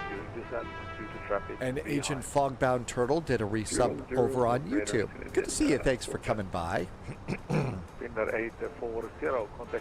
That's right. You can use the twist axis, so you can't, you know, no rudder pedals, but you can do the twist. Uh-oh. Flocala does not want to be squeaky. Unless you want to freak people out. I mean, if you want to freak people out in a good way. Rob Longhall, welcome aboard. Rob Longhall, you know what? You'd be surprised the topics that we have covered here on the Spy Flight. That just, you never know. I mean, seriously. Welcome to the Spy Flight. Good to see you, Rob.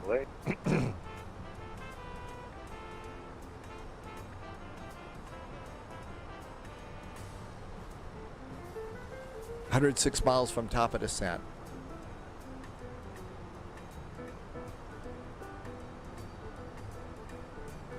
And refresh.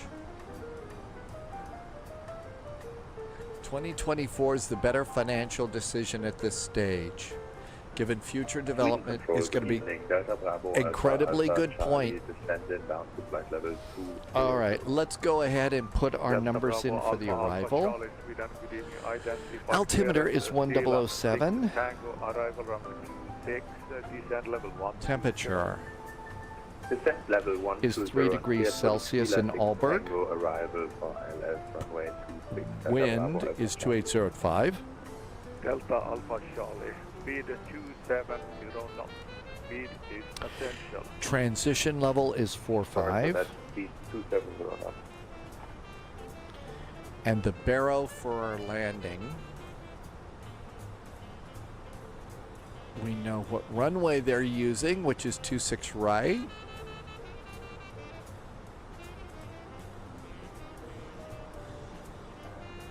Category 1 DME is 210 feet. And performance, 95 miles to top of descent.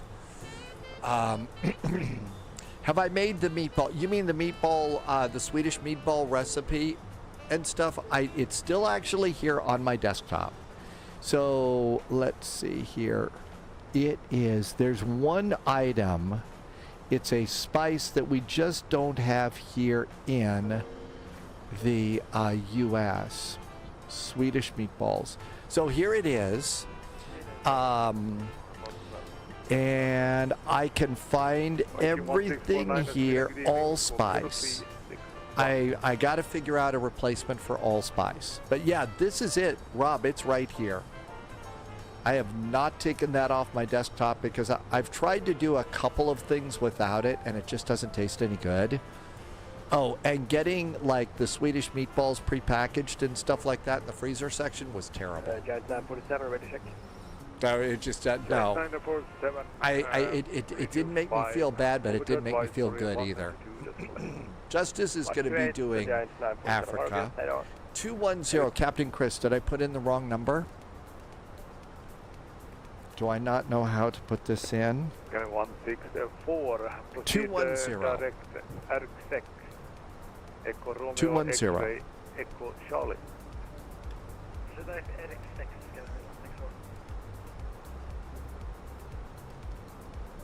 83 miles to top of descent.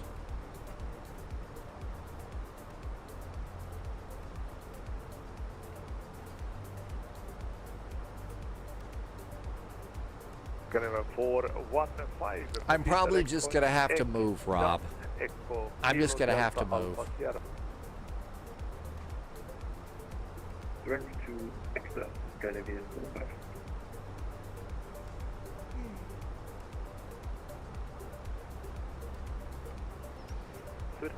There's our top of descent hockey stick. We're not doing a star, so final plunge altitude's around 2,000 feet coming in.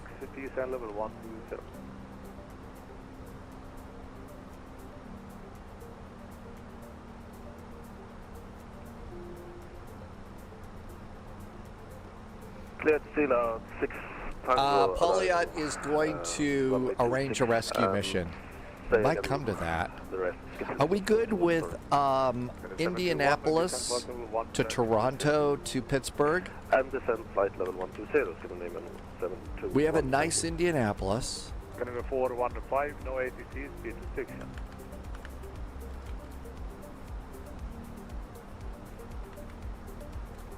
I'm going to update the next and later commands. 415. Next and later. All right. So. Delta Alpha Charlie, no ATC, speed restriction. And. No ATCs by speed of my discretion. Delta Bravo. Okay, I've got that updated. Retriever Neil, you can make. Okay, you can easily make your own allspice by combining. Hang on. Oh my God. All right, hang on, Retriever Neil. I'm going to go and just copy what you said and put it in that text thing, okay? I need you on an odd level. Either 310 level 330, please advise. All right, I'm going to just put this in here. Level 330. There is the allspice combo. Got it. Thank you. 164, keep a DLC service terminated. Oh my gosh, their CPDLC service was. 415, contact Stockholm approach 126, decimal 655. Okay, Lovis ran all the runways at the freeway at Pittsburgh, and there are no issues. The photogrammetry at the airport is horrible. I think I've turned my photogrammetry off. Allspice is a mix of. Where is that? Is a mix of black pepper, cloves, cinnamon, and nutmeg. I could probably just do the nutmeg and that would be good. Loviz took the MD-11 down all of them super fast. Loviz, my brakes don't work. Brakes are overweight. Flocala says that Walmart has allspice. Man, I haven't been into one of those in such a long time. But I could go and look for that, and I will look and see if I can find it there. Locala, I know because I'm Finnish and they put that in their meatballs too.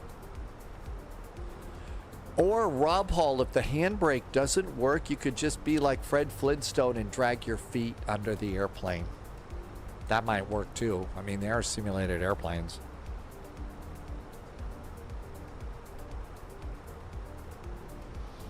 So Indianapolis to Toronto. Let's see if I have to load in my Indianapolis scenery.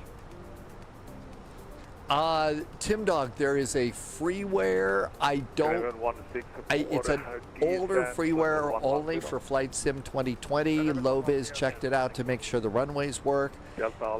Looked okay. You know, not great, not terrible. Direct exit for Delta Bravo Alpha Charlie. Hello, Center 7 Romeo Tango, flight level 410 inbound.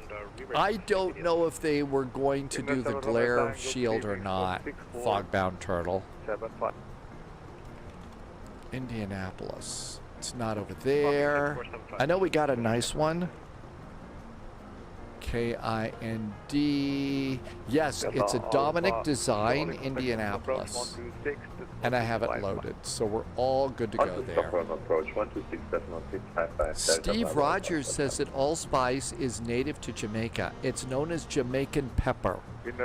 The flavor of allspice is cinnamon, cloves, nutmeg, and pepper. It suggests it's a blend, but allspice is a single spice made from dried berries. Really? Loviz had 2 sceneries. Silent Banshee. It's supposed to be less, have lless of an impact on your system.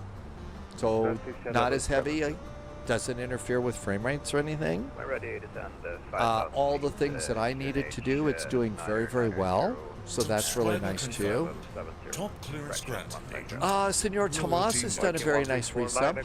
Hiya, Senor Tomas. Thank you for a whole year of being a subscriber here. Thank you for 12 months and really nice jet fuel in the flight plan. Thank you so much. I appreciate the support. Thanks for always coming in and saying hi. And 37 miles to top of descent.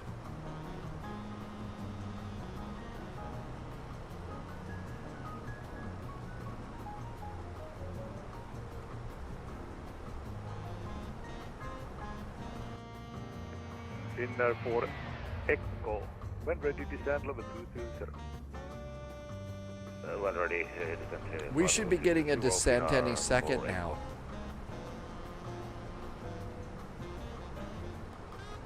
We should. I don't know if it'll be there or not. Senor Tomas, thank you again. MD, thank you for your resub. Slordy Bart, thank you for being here as often as you are. Viking 1649er, what's your message?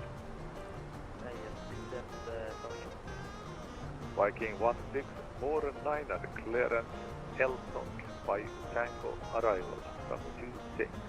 When ready, flight level 157. Tim Dog is, there's a firewall at work where Tim Dog is. Yes. Thank you for being here for a whole year, Senor Tomas. That star haven't changed anything. Loviz says this could be a problem. 1649er, the only thing that could be a problem. That might be a problem for sure. If you get a shortcut, then we will have to sort this. Nice looking Delta MD-11 there, Loviz. Canadian 721, proceed direct point EKYT, Echo, Kilo Delta Alpha Sierra. Direct EKYT, Scandinavian 721.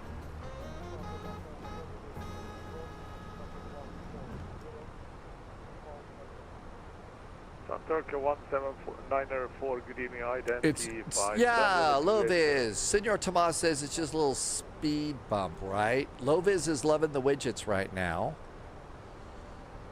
Firewall Justice, yeah, not a fire at work. Top clearance granted, Agent. He forgot to send you, you're already out of his airspace.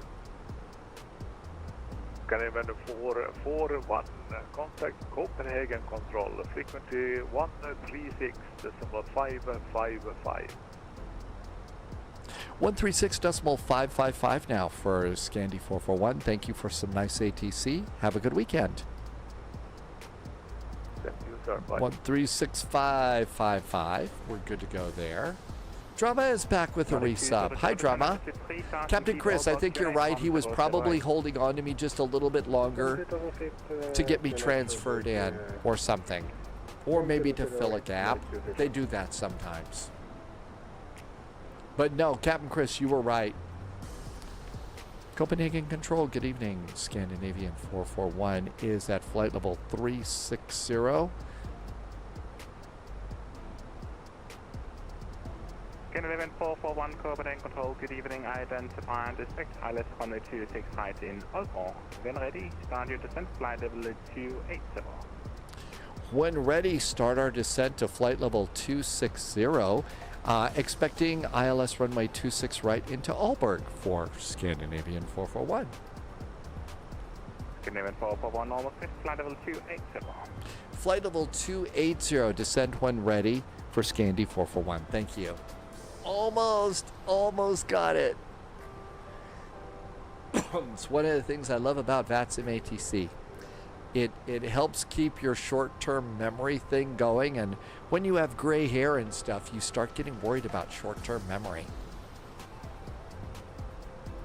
So there you go.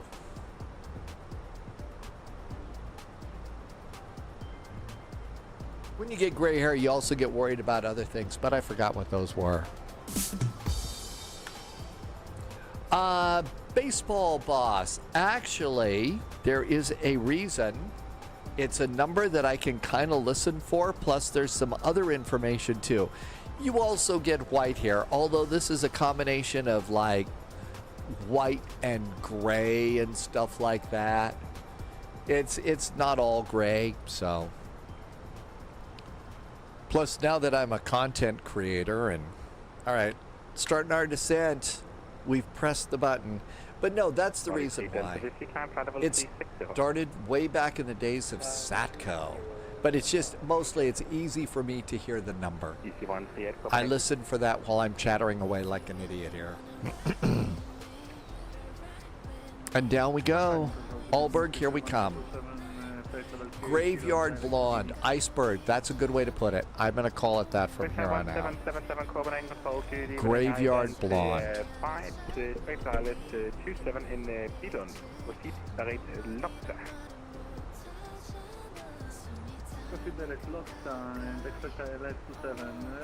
we are ready for descent.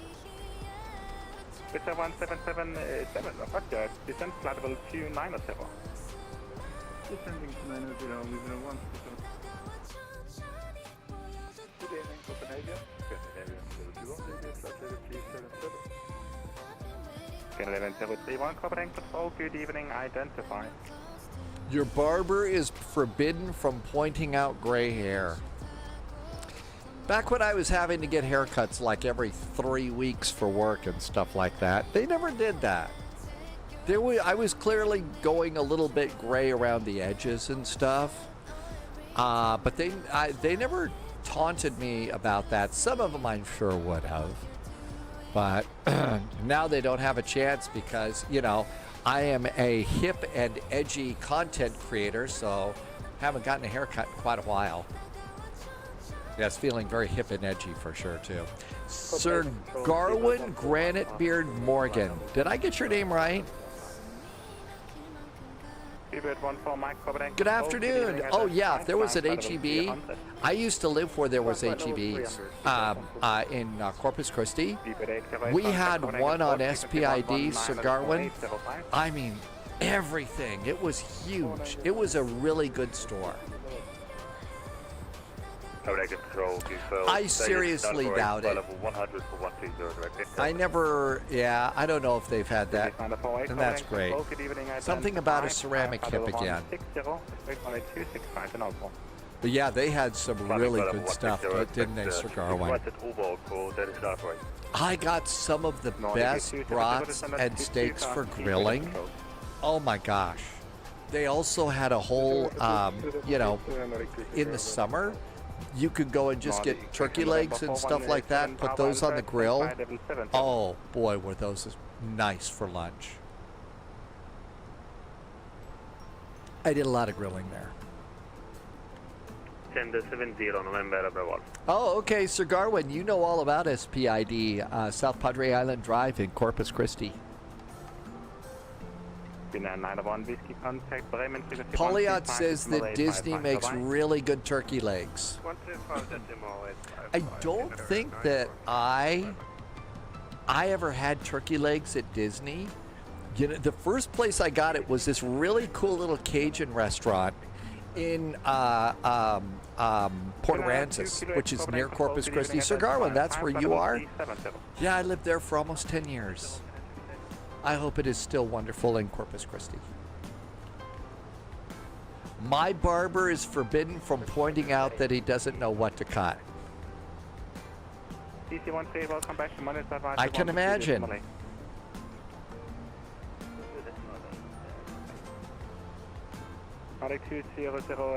Please not turn on your own device in the started, but continue right and turn heading 230, clear right on the 265. Is Acapulco still open out on the east side of Corpus Christi? Descending now, flight level 130, Scandi 441. They had the best huevos rancheros there, Sir Garwin. Acapulco's was good. My sister really liked that too. Retriever Neil, the turkey legs from Disney, Retriever Neil. It is hot, but it's still great in Corpus. Disney turkey legs look like they're from the Flintstones. Do they put a like special, is there like a really cool special spice and stuff that they put on a Disney turkey leg that makes it unique and good? Oh, right, normal. I never thought of dyeing my hair. I mean, maybe to put some weird color in it, because again, I'm a hip and happening and edgy content creator. But there you go. I'm kidding, of course. I mean, I should have blue streaks or something else. Oh my gosh, look at the size of that turkey leg. This is what the ones that I would get in Port Aransas look like, though. I mean, Polyot, this is what they look like when I would get them at the what was it? It was this little store in Port A. That's back when I was living on the boat in Port A. That's what it looked like. And oh my gosh, were the turkey legs really good. I could go over there and grab one of those and it was awesome. Yeah, more like dinosaur legs. Yeah, Justice, I gotta tell you, I really like mine. The HEBs where I was. Seatbelts.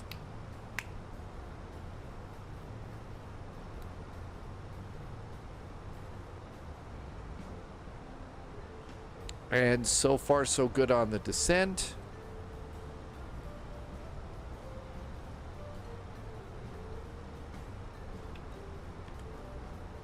November 417 Bravo Alpha, descend altitude 3, fasten feet, Aalborg, Q&A, 1008. 1007 is our altimeter going into Aalborg. That's right, Dalo. Yes, the edgiest spy on the interwebs.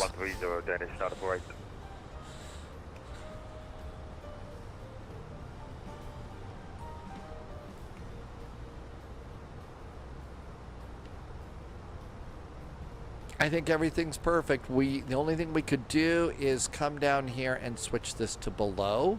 So that's going to be TCAS below. Excuse me. And that, I don't think we got anything going on there.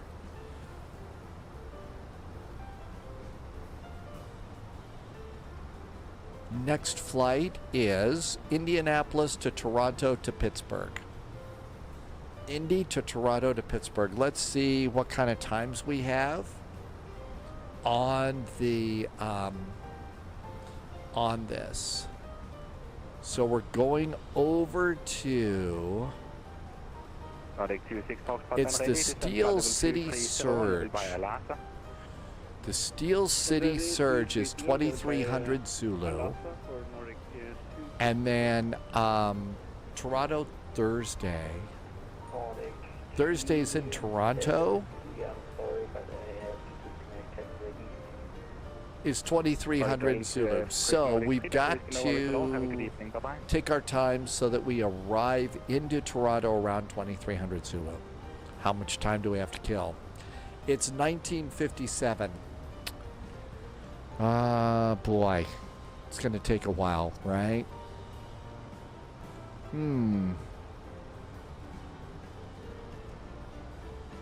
Loviz says maybe we could do visit Mexico.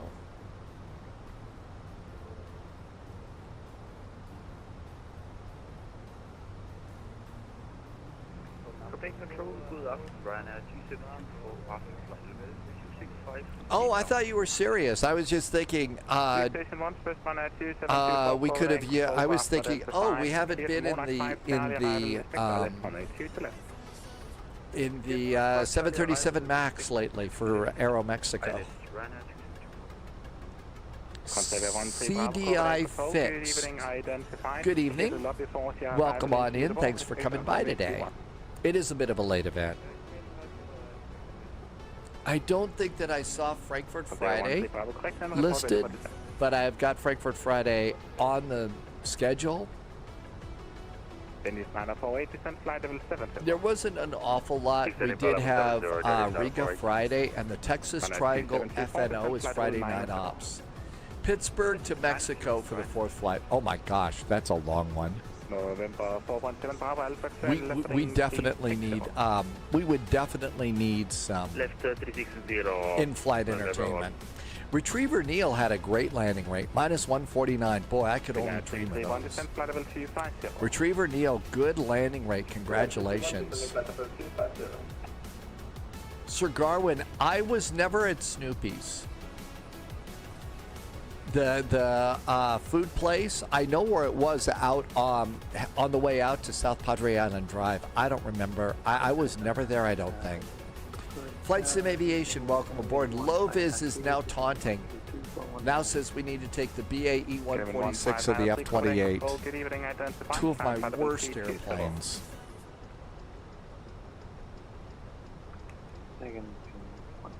Okay, everything's good up there. Everything's good down there. I saw over on Discord, Loviz has MacGyvered out a delivery flight for the F-100 when it comes out to fly it across the pond. Needless to say, they didn't come with the most long-range tanks and stuff. So Loviz has done several hops to be able to pick up the airplane. Because Fokker was originally a Danish company, so you probably picked up your F-28 and had to do several stops along the way. Brooksy remembers Port A. You would go up to Rockport instead of Port A just to avoid when you lived in Corpus. That one was a little bit better. I think you're right, Brooksy, going up to Rockport. I only did a lot of stuff in Port A because continue the descent flight level 70 for Scandi 441. Because I had a small sailboat, and that's where I would go. And I actually lived on it at the marina in Port A. I hear it's gotten really weird there now.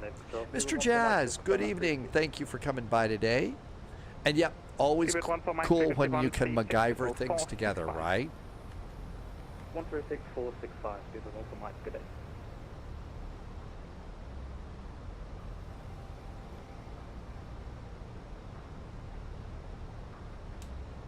Then you signed up for 8 for sequencing, turn right heading 080.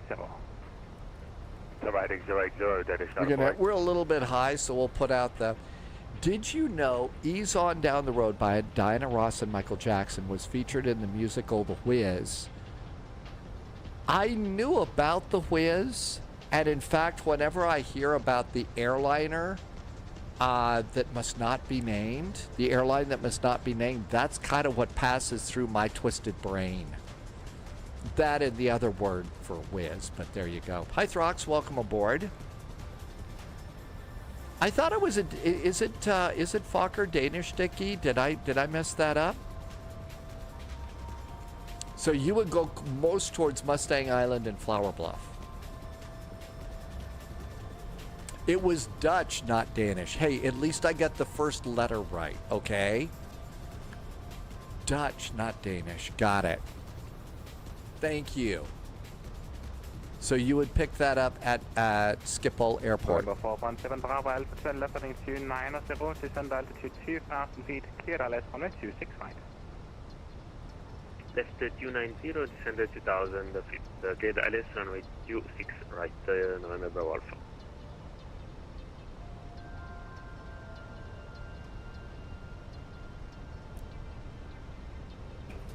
61, requesting further descent.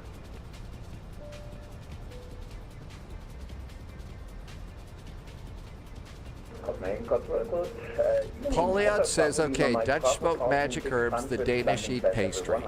They are different places. First, Finnair 331, stand by, expect further descent in approximately 1 to 2 minutes.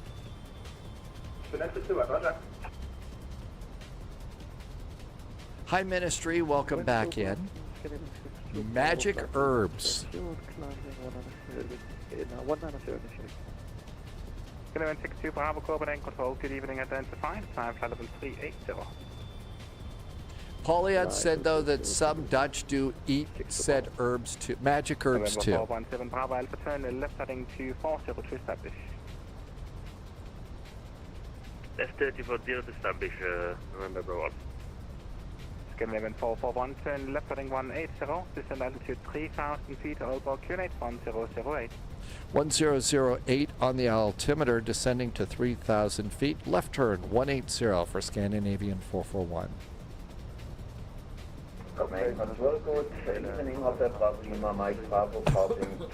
LS is good. Loviz says we need to use this livery tonight. Good evening, identified, time flight level 100. Ew. Really? 45 Bravo, Copenhagen Control, good evening, identified, expect runway 26 right in Aalborg. Hi, Yuval, welcome aboard.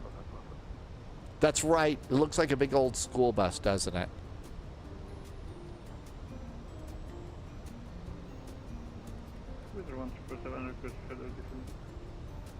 It's 177 for further descent, contact Billon approach frequency 127.580. Billon approach 127, 580, fence service by. Eurowings 2 Alpha Zulu, climb flight level 350. Altimeter's checked and set. You might get walloped on VATSIM. You might get walloped. Martel reminds us of a great line from Monty Python. The Witawascal has spirit.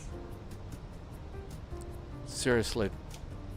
Michael Palin was having so much fun on that movie. You could just tell.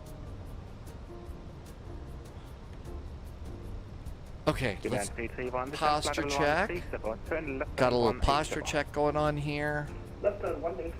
We do have EKYT Tower 118305. Skyline 441, turn right heading 245, cleared ILS runway 26 right. Right turn 245, cleared for the ILS runway 26 right for Scandinavian 441. Then 948, turn left heading 245, speed brakes down. And tower at EKYT is 118305. November 417 Bravo Alpha, contact Aalborg Tower, frequency 118.305. 18305, November Alpha. There we go, looks good. Have I got glide slope and localizer? I do. We're cleared for the ILS. Let's hit the approach button. We'll get that done. I got the airport. I got the runway. We are landing on the right side. Blackwell Ninja, welcome back in. Southwest has surpassed Spirit as the worst airline thanks to the latest venture capital machinations. They do tend to ruin practically everything they touch, don't they? Control, good evening, Squawk 5607. 5607. Hey, Star Lugo, happy Thursday. Almost the weekend. Welcome, welcome. Frequency 126.325, bye-bye. All right, I got my own speed, so activate approach mode. Have I geeked out yet today about how much I really like the wind control, autopilot, and McDo? I'm not kidding. It makes flying Flight Simulator so much more fun. It really does. And the pictures that we saw from wind control of what you could eventually put together for a pedestal for your flight simulator is really looking great. I mean, just a full pedestal there is going to be really nice. No, I don't know Fogbound Turtle. I only use it with the Airbus. I do have a Boeing autopilot, but really, I only use the McDo with Airbus. Loviz wants the radio panel. I think that's going to be a nice radio panel, Loviz. This is runway 2724, contact to approach frequency 119.805. Approach 119.805, runway 2724. I actually think that that's going to be a pretty cool. I think it's going to be really cool to have Loviz.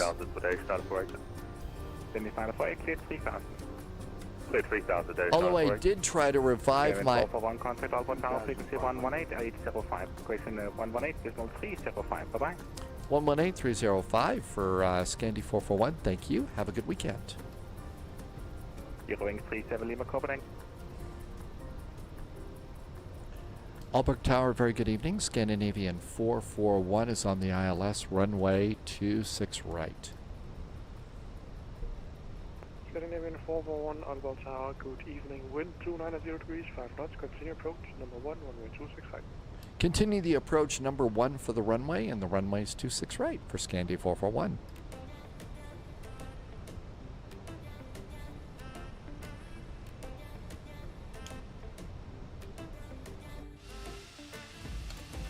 Gear. Fogbound Turtle is building a cockpit in your basement with the wind control. Scandinavian 441, runway 26 right, runway 26 right, clear to land, Scandi 441. I think the wind control stuff is so neat. The things that we can do with it are really quite amazing. Speed to land. Flaps are 3.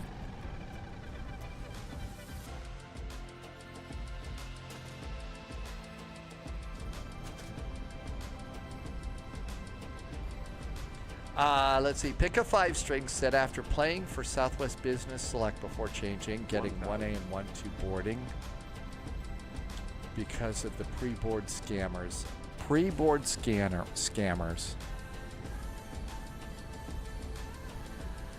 And speed brakes need to be armed. Auto brakes need to be set. I think we're ready to land. I mean, I was never one of those that wanted to be a pre-board scammer. If I wanted to get on there, I would get the priority boarding at United or something, to be in the first group. But never like those people. And by the way, 3 cheers to it's United now that's cracking down on people that use speakerphones. Yes. Even though I haven't been in that world for over 10 years, but still. Autopilot's off. 100 above.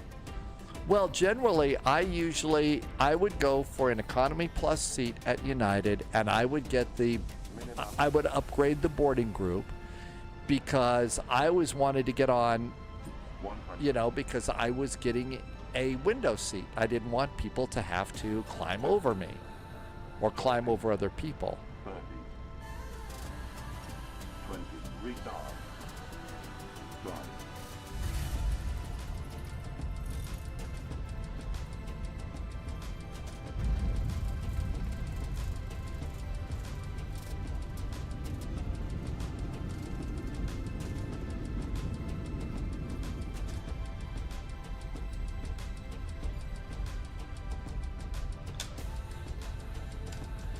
welcome to Aalborg.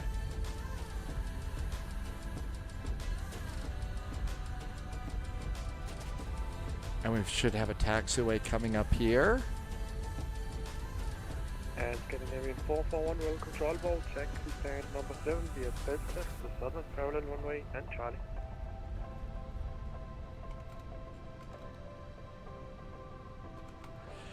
Taxi now, runway 7 via Delta, runway 26 left, and Charlie.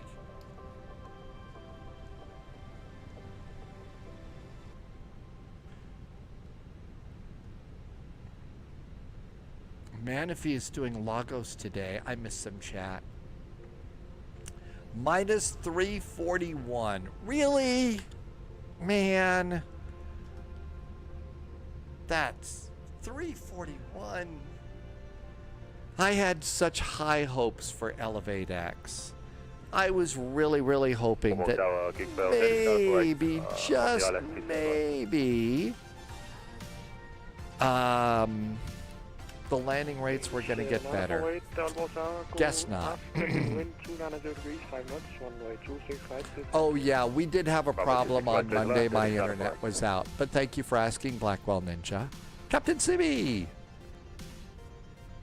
It was my, it's my typical landing, Sibby. Not great, not terrible. But we're still getting lost, right?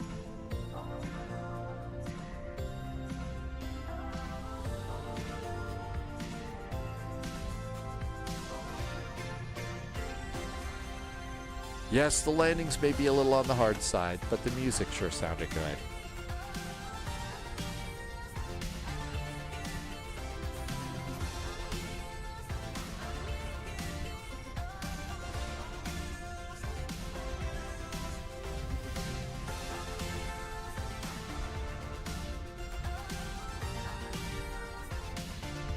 Okay, at least we're not blinding that airplane. We just have taxi lights and strobes on for this runway.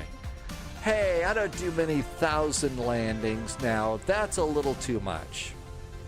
That's right, we could have landed on top of the terminal or run off the runway like we did in Seattle, so could have been a lot worse. Yeah, terrible landings are over 400 or so. But that's right, I should say crashing instead of landing. Actually, I used to do that. Used to say crashing instead of landing. Going to stand 7, next flight for us, Indianapolis to Toronto to Pittsburgh. Taking the MD-11 out. Sibby's got a really cool new game I haven't seen before. It's a puzzle game, and it looked like it was one of those kinds of things where you're in this strange world, you know, where you are way up in the sky, and you know, you have to hop from block to block and do a bunch of things. But then there's also a whole world on the ground that you get to fly in too. And again, I don't remember the name, but it was a really cool game. And there's lots of puzzles and stuff.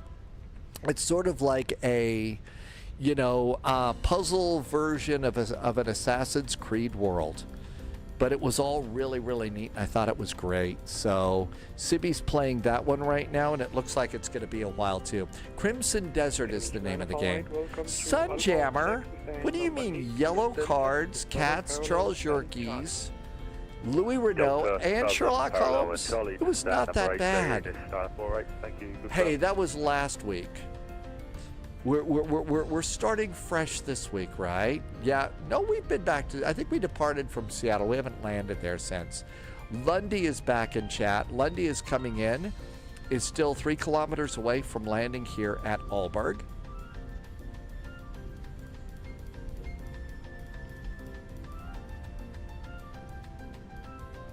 Okay, let's look here. Stand 7.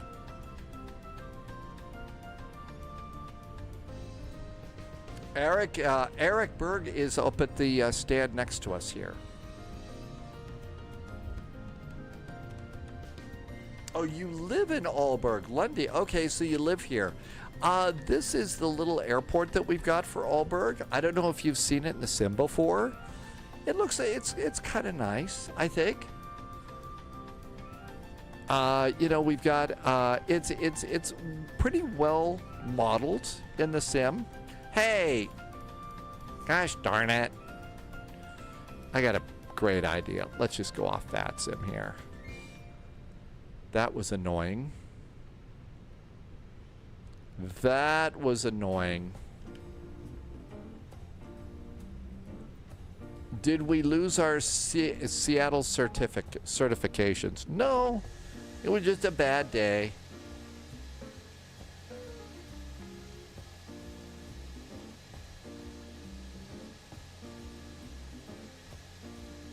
That's probably good. Parking brakes. That looks good. Everything's turned off there. Did we get the APU up? We sure did. And engine number 1. And engine number 2. I've already turned off the transponder. And let's come up here and do fuel pumps. 1, 2, 3, 4, 5, 6. ADIRS 3, 2, 1. Crew supply of oxygen. And didn't do my strobes. Let's do wing and beacon and seat belts and deboard the plane. And to do this, we want a little immersion, so we'll do ground services, get some forward stairs, open up cargo, open up the GPU. And I think we have to open our own door if we're doing stairs. There we go. We made it. How about that? And a fabulous A321 airplane. Hey, while I was busy rabbit holding, JSG Droid gifted some subs to the community. JSG Droid, awesome of you. Hey, thank you for always being here, even on days that you can't fly. Welcome on in, and thank you. Thank you for taking our mind down. Hey, it wasn't a crash now, okay? Stay sharp. Abdel, welcome aboard. Thanks for coming in. Katsurlove, welcome to you. What else? Did I miss anything else? Eric, I think it is. There is a really great way to find it, though. Let's just do FS add-on compare. And then you do EKYT. EKYT. I've been having a terrible time typing today. So there is one here at something called SimNord. My guess is that this might be it. Let me put a link in here. This is a really great place to look. Hey JSG Droid, thanks for coming in today. Worked early, now I have to eat, sleep, and go to another job tonight. At 6 p.m.? That's like 2 days in a row. Let's look at the one here at Aerosoft. Wow, I hope you've got some good food. Thank you for coming in today. Thank you for the really nice support. I hope you get to fly this weekend. I think this looks like it. I think this is, well...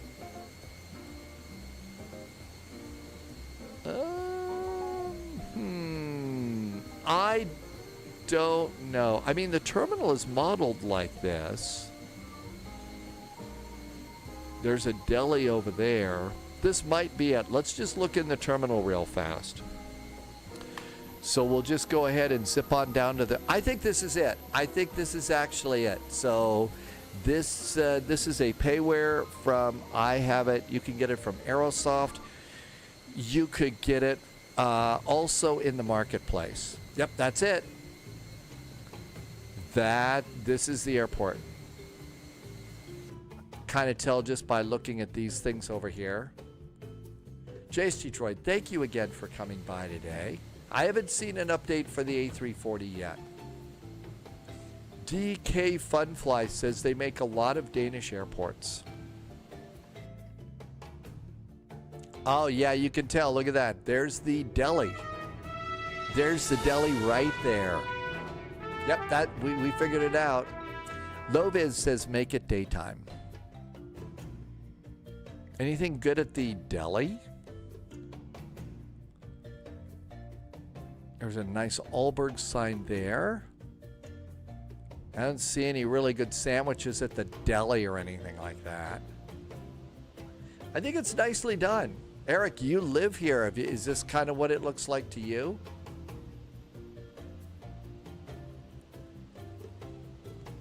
And Loviz says to make it daytime here. So we can do that. Let's get the cute little cloud. I'm killing a little bit of time so that we actually have time to make it to where we're going. Hydrospace, welcome, welcome. Thank you for coming by today.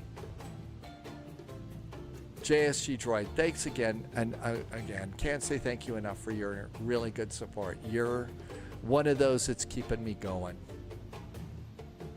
You lived in Trondheim, but you've flown from here. So my guess is that you could probably tell whether or not this is what it looks like. Manafee, have I had ACAI? No idea. Is that something that a doctor can treat? Maybe with, you know, better diet and exercise and rest?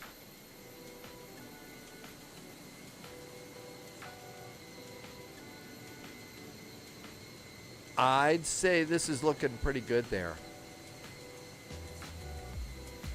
And of course the A321 never disappoints either. Really great airplane.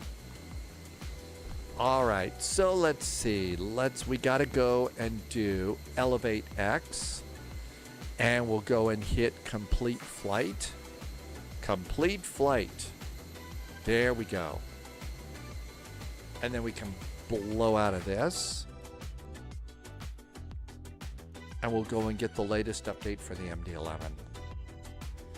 DK Funfly departed out of EKPI to ENGM. It's a nice evening flight. Oh, ACAI is another word for hip surgery. Well, I do like to think that I'm edgy and happening and kind of hip, but no, I haven't had anything like that, thank goodness. I've been insanely lucky with the ravages of old age.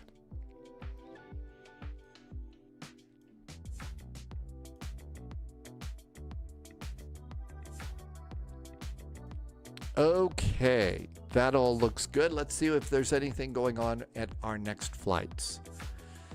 Really nice double event there, and it's also nice to do those double events that aren't like connected to each other.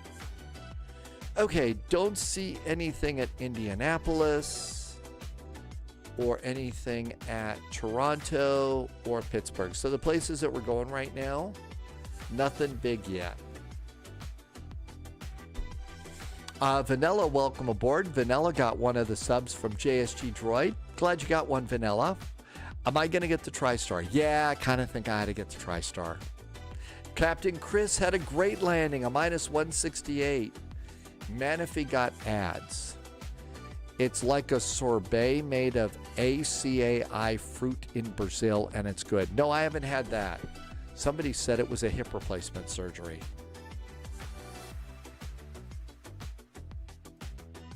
Okay, so let's go, and again, I'm kind of going a little slow on this one so that maybe we can catch a little bit of Toronto before all of this goes. So let's do Digital ATIS. -168.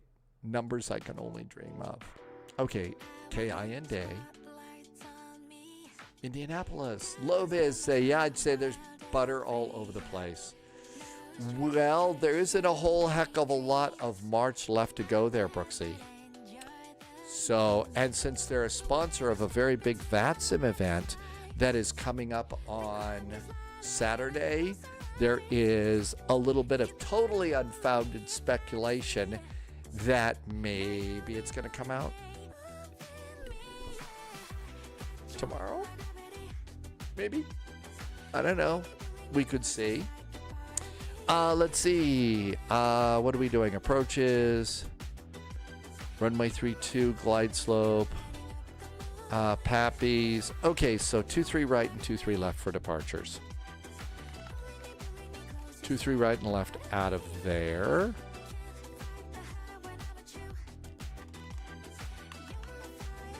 All right, that looks really good. Let's go and we can do real world and see what's happening in the real world here. So let's see, CYYZ, Toronto. Have I come into Corpus in a while? Not in the real world. I've checked out. They do have, I mean, there's an airport that's been okay. I haven't looked at it in a while. Looks like it's a little soggy in Toronto today.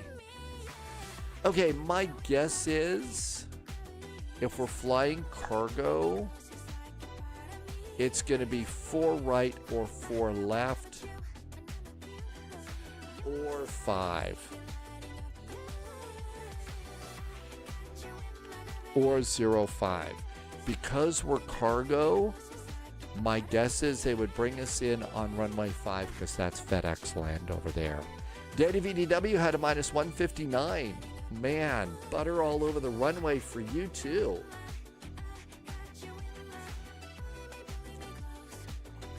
I saw the KCRP airport the other day in downloads but didn't get it. Let's see. KCRP. There's one by MSFS Scenery Builders at Sim Market for $11. There's also Fly to High for about $10 at several other places. $8 at Sim Market. So those are the ones that I know of that you could go if you want a Corpus Christi. Yeah, well, I don't know. I would wonder. So Manafee's going to take the, yeah, we do have a Corpus Christi. I just don't remember which one. Fly Too High is the one you would want out of the two. Landy says you would want this one here. So go and snag that one. Okay, I think all of this looks great. Let's come on down to Indianapolis. Here is Indianapolis. Cargo is all here on the south side. Lots of cargo. Huge big FedEx area over here. Let's go ahead. I don't need SimApp Pro. And I don't need a McDo or an autopilot for the MD-11. Let's get the sim going here. Microsoft Flight Simulator. Loviz said Loviz has the Fly to High version. Loviz is taking the MD-11 too. So we can just look real fast and see which KCRP I have. They do like it you to not refer to it as K-crap. CRP. Okay. KCRP, Corpus Christi, Texas. I've got Fly High Airport, Corpus Christi.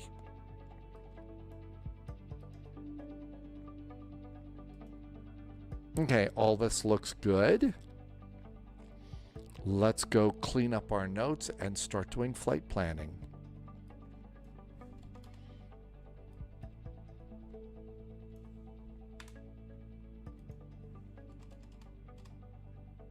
Just getting rid of all of our first flight data. And we don't need that one anymore. Cool.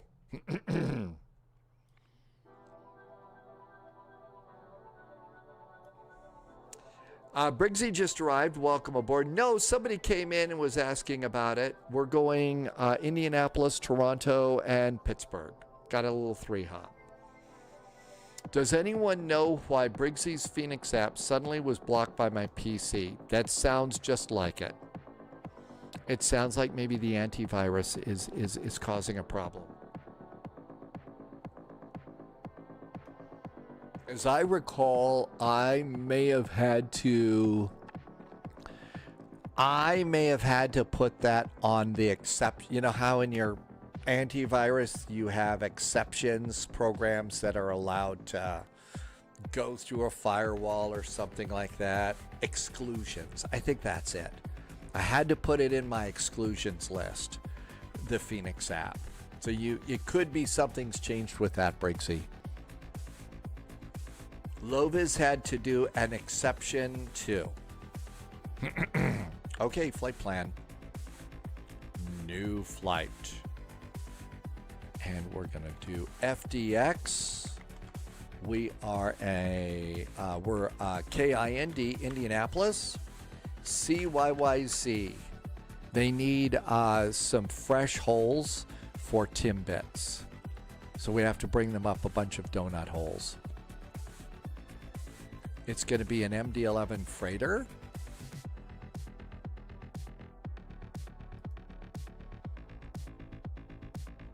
And we need the one with the cute teddy bear on the side. Although we could scare everybody and be lifty cargo. And now all of a sudden, that's right, when you do an exception and all of a sudden it has taken control, like the master control in that one Disney movie, Tron. So yes, Phoenix is going to be the new Tron, taking control. They had originally decided to give the Phoenix app, you know, which started, they had a name for it, but they decided that Skynet might not be the best idea. So there you go.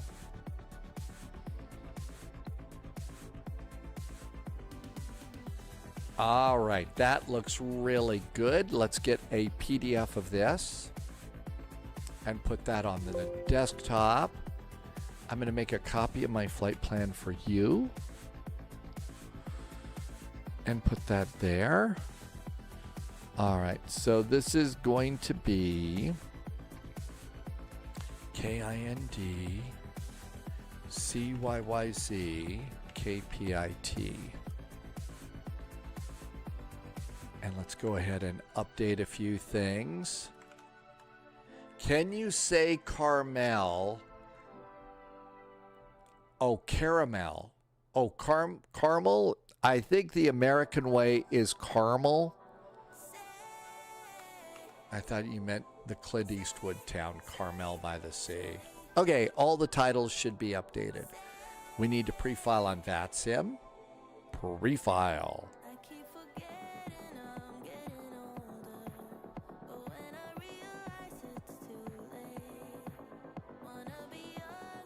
Sometimes it just takes a while, so if it does, just go and reload it. Flight level 350, that sounds pretty good for this flight.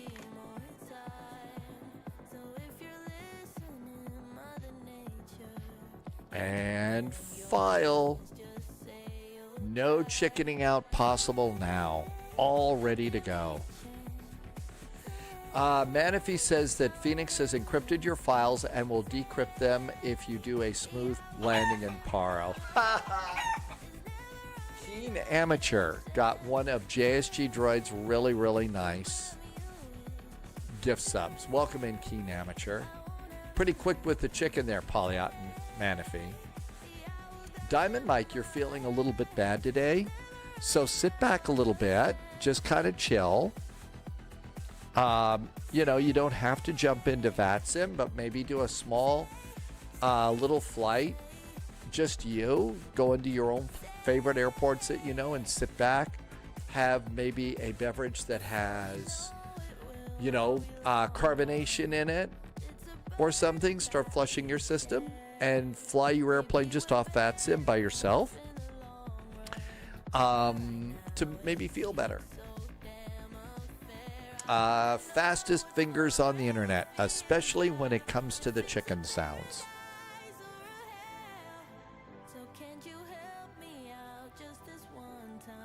Okay, what have I forgotten?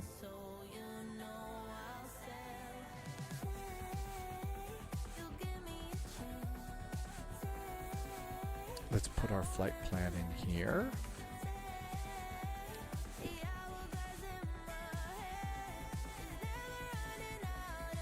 And that looks good. There's our flight plan there. We don't need runways anymore. Got all that set up. That looks really good. Save that.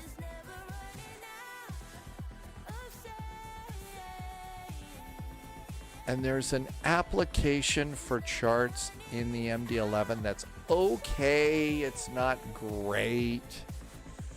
Lofter got a private pilot check ride pass.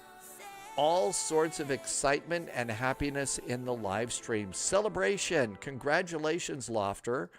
That is a big deal. That takes some work. And way to go. Good job. Congratulations. Did it go well for you? Was it scary? Or were you all ready to go? Thanks, JSG Droid, for being nice to that. No, I remembered. I remember clothes. So I've never had a problem with that because there have been a long time ago when like live streaming and stuff like that started. There were people that were appearing on their live streams in various stages of undress. And in the old days, they didn't necessarily have, you know, cameras that were mounted too terribly well, and some either intentionally or unintentionally fell under the desk. Now, my camera is mounted with everything but super glue. I mean, that camera's not going anywhere. But still, I decided, you know, I'm just not that, that's just not in my personality, so. The Navigraph Charts app, you can enable extended center lines. It's an update made just for me. That is actually really cool. Something about the red knob. Lofter, your DPE was super chill. It calmed your nerves. I had the worst life. Don't even worry about that. So, okay, you had the worst landings of your life. Mine weren't all that good either. Fortunately, the guy that was doing it was I had a great check ride. The guy that did my check ride was he was a well-known pilot around the airport where I was. He had his own medical ambulance service. And he was just one of the nice people out there. He was not going to pass me if I didn't deserve it. I knew that, but I knew I was going to get a free, it was going to be good. So something about the red knob. I mean, you know, the hardest part for me is one of the things that's supposed to happen when you do your check ride is you have to give them your piece of paper that says these are all the questions that I missed on the written test, and they quiz you on the written test. And that was the hardest part for me. Was I studied it really hard, but I already kind of knew that I missed it. And because I'm such a bundle of like nerves and stuff when it comes to taking tests, I suck at taking tests. I just do. And so that was the hardest part for me. Getting in the airplane, it was actually not a problem at all. It was really pretty good. Uh-oh, I'm supposed to play a video. What is this? This is Approach Bundle. Oh, this is all the new stuff that's in Navigraph. This is all the stuff that's in Navigraph. I'm going to save that for in-flight.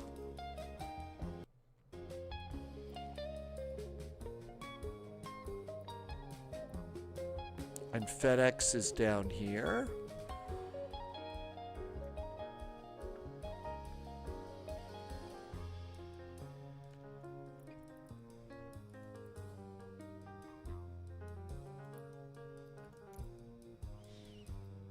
And starts flight. Stand 45.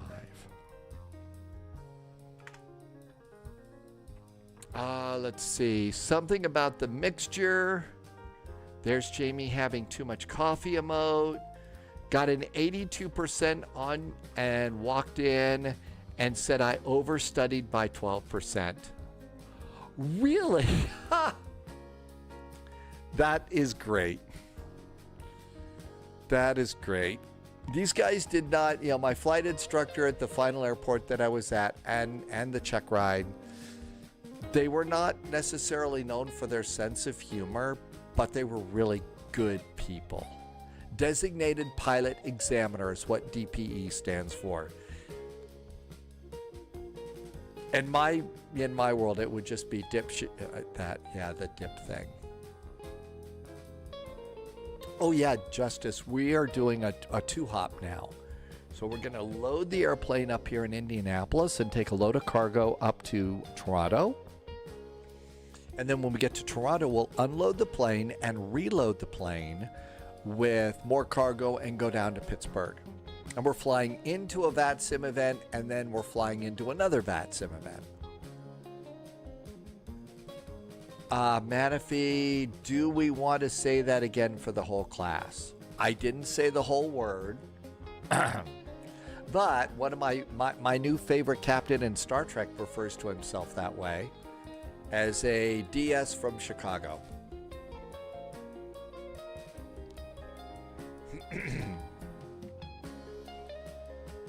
Okay, what else can we do? Trying to decide. Let's go. Here is Navigraph. I think probably I use the Navigraph app for this. Have we landed on Samos? Oh yeah. Is that the one, Eric, that you approach at a 90-degree angle and make the little turn? You know, within 2 miles? If it's a Greek island in the sim world, chances are I've been there. With my favorite, Naxos, because Sibby says that's where the best pizza in Greece is. And Sibby's a pizza expert, so we trust her. Yeah, I think so, Samos. It's a really cool approach. You basically fly over the, you kind of fly over the runway and go out, do a procedure turn, come back in, and then 2 miles out, you make a turn to the right and then a hard turn to avoid going over a territory, another territory. It's actually one of the neat approaches that I really enjoy. And I think it's one of these little islands over here, maybe. Let's see. Lesvos. I don't think that's it. Samos. There's Chios. I'm not sure exactly.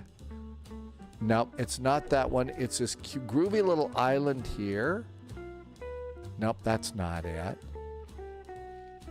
There's Samos. Yeah, this is the one. So basically what you do is you come in and you can see there's the runway right here. So there's the runway. Coming in on runway 27 is my favorite. So what you do is you come out here and about 5 miles out with the goal is you don't want to cross into Istanbul airspace. And so you've got this incredibly cool, tight little turn here. And we've actually got a really old chart.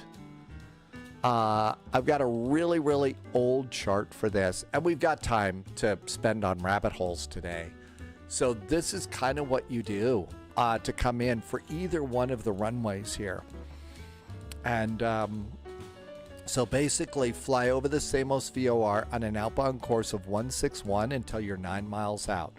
Procedure turn back on in, head straight for it until you're 4 miles out. 4 miles out, you turn 40 degrees, staying out of the other country's airspace. So you come around here, and then you make a turn around over the end of the pier at 400 feet and land. This is actually one of my favorite little approaches. So, yep, I always enjoy doing this approach to Samos in the Greek islands. Definitely worth your time to learn how to do that.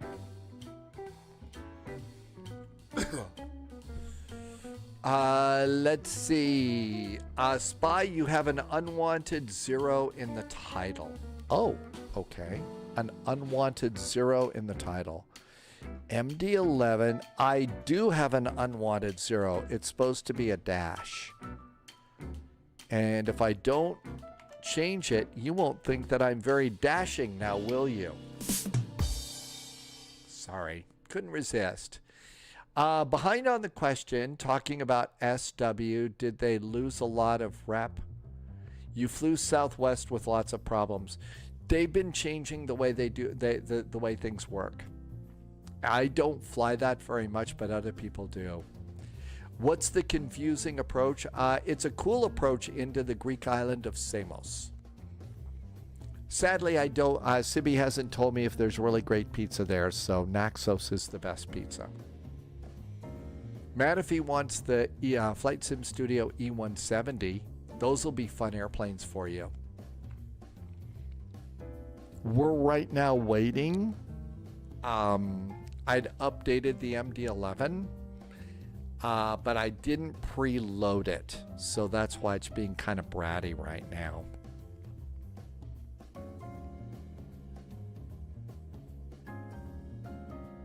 Eric says that there's also some in-flight videos into Samos too. Doing that really cool little approach that we were just looking at the chart about. Yeah, this one is actually really nice. And we've got a nice little scenery for that too.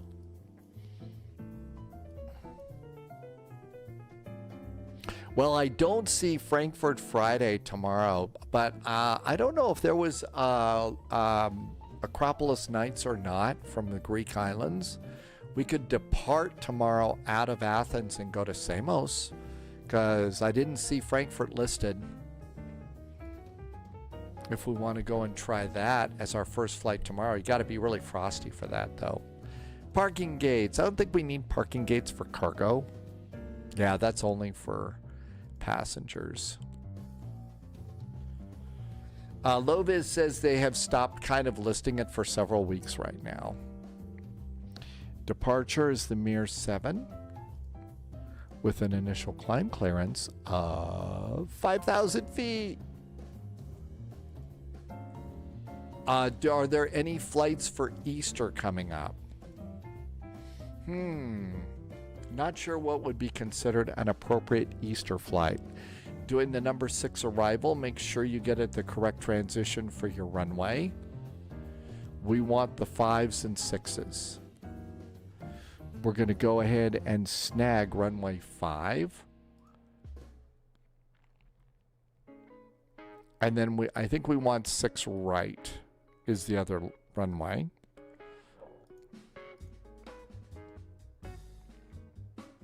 Harold's, I've had that around I've had that in the computer for a really long time. I think I just Googled Samos and that approach chart. I really think that that's about all I've done to get that, but it's a image file. If you'd like, Harold's, I could put it over in Discord if you'd like. I was gonna stay away from that part of the world right now, Justice. We've got a really nice flight, and I do try really hard to ignore a lot of the real world drama, but I kind of was going to stay away from that part of the world right now.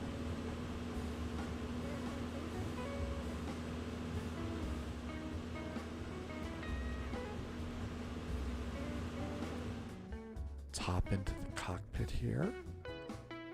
Make sure your throttles work. We don't need Airbus reversers.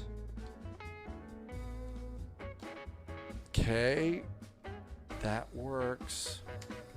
Speed brakes work. Rudder pedals work. You found it. Yay, I'm glad you found that. Okay, should we try to get on VATSIM? Let's see if VATSIM works. And we should be right next to another airplane over here. Do they switch to Easter bunnies at Rovaniemi? Man, I saw somebody else did another one of those, train video getaways to Rovaniemi. That was really kind of a cool train ride. Let's see. This is a FDX, and it's an MD-11 and connect. Ryan says posture check. I'm going to stretch just a little bit. I fell asleep in the chair yesterday watching a movie. Auto ATC gave us a squawk code because there's no ATC here right now. Ooh, look at that. We got another MD. No, it is a 777. So this is really kind of cool. If you take a look at my MD-11 here and the 777 over there, kind of see, about the same size. Ryan said, posture, I did that. Dextro Gaming is in chat. I was watching a couple of episodes of one of my favorite shows, Warehouse 13. By the way, there is one of the episodes there. I mean, I'll always go on and on about how much I enjoy a character in Warehouse 13 named H.G. Wells. But this was another episode that I had forgotten just how insanely creative these people were. Because the name of the episode is Don't Hate the Gamer. And if you generally know the way Warehouse works, they go after artifacts that have magical powers for whatever reason. Think of the warehouse at the end of Indiana Jones, Raiders of the Lost Ark, where they put the Ark of the Covenant. Imagine working in a warehouse where things like the Ark of the Covenant are stored, and being the people that have to go out and track those things down. Well, this one kid decided to use an artifact to kind of juice up his video game. And so these guys had to go inside of a video game to go and solve the thing. And so it was an episode where they basically you could tell who the characters were, but they had turned the characters into video game characters. And I think that basically the way that they shot it was in video, but then digitized it in some way. It was insanely creative. So those are people that I always am just in awe of their level of creativity and what they can do. I'll often say when I'm talking about Warehouse 13, should a producer ever decide that they're going to go and pick up the Spy series, I hope it is Jack Kenny, who was the producer of that show. Let's see. We can go over here. The the 777's pushing back. We can go to GSX, and we can get ourselves some stairs. Stairs don't work here. Oh, what fun is that? Okay, well, fine. Well, we'll just go ahead and open the 1R and the cargo main door. So put cargo on the left side, pilots on the right side so they don't get squashed. All right, so all of this looks good. They do have a charts app here. It's not great. So once you click it, what you can do is you can click an individual chart, but you can't save it. And you can't save a stack of charts here. And that's something that we need to be able to do. But we can go and get the mirrors chart. You can't zoom in as much either, but you can get basic charts, which is kind of nice. Still, though, if you're going to fly in a VATSIM event, I would at least have Navigraph set up like this, and I have it ready to go, just in case, because these things happen. Also, I would have your flight plan ready to go with this airplane. You can view the flight plan in the EFB. It's just not very good. Okay, so that looks really great. Let's do a quick, let's give the band a little bit of a break. Startup sounds on this airplane are not so bad. So we're going to come up over here, and we're going to slide over and do the battery. That sounds good. And now we're going to do external power and see if Betty's flying with us today. Autopilot. Betty's aboard! Yay! I didn't fly Microsoft Flight Simulator with just a keyboard and a mouse, but I used to fly X-Plane 10 with a keyboard and a mouse all the time. All the time. Emergency exit lights are armed. Navigation lights are on. No smoking lights on. Overhead backlighting up. And we'll do the instrument panel backlighting as well. Confirmed. Top clearance granted, Agent. That's right, Mike. It's noted. as big as a 777, I think. I think the 777 could carry more. The 777 could carry more, but this airplane was a substantial. They can carry a lot in this. You can zoom on their EFB, just not with the scroll wheel. That's right. The controls are down here in the lower right, so you can zoom this way. You can't zoom in very tightly, but it's workable. There are much better EFB chart apps that you can get that the developers can make. Loviz says you're better off using an Xbox controller. Okay, so this is actually really pretty cool. Let's do FMC1. And our navigation data is good through the 15th of April. By the way, in the middle with the internet down and stuff like that, I put the finishing touches on my annual taxes and drove the payments over to the post office and put them in the box. Done with taxes for the year. And there's one good thing about having an economy that's not in the best of shape. The taxes weren't as high. So go to dispatch. I'm going to send my flight plan to the FMC. Flight plan is to the FMC, and there it is.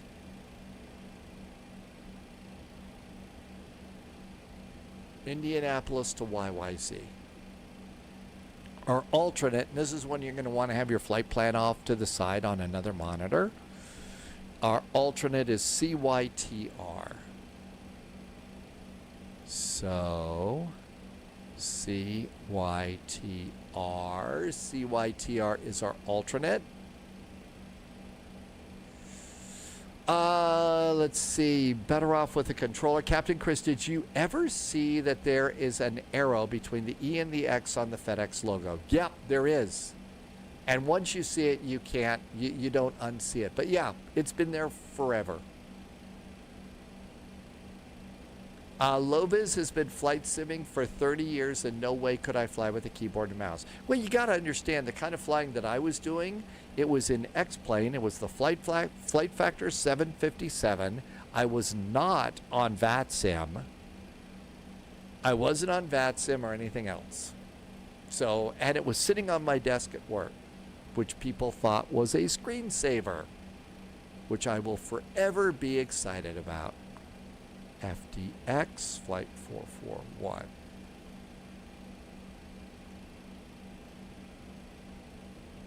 Can't wait to see the A350Fs. That's right, they are making an A350 cargo plane, aren't they? And cargo fire test and turn on nav 1.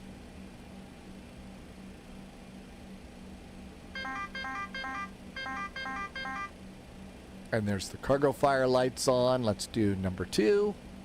No, nothing big there. And then number 3. Loviz says the Honeycomb Echo all-in-one is a good controller.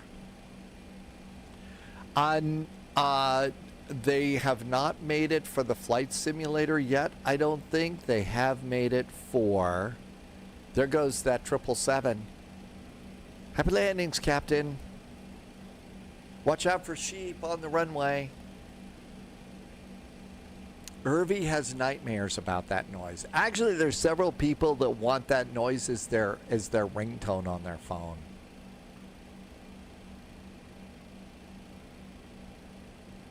Initialize IRS. Cruise altitude is 35,000 feet.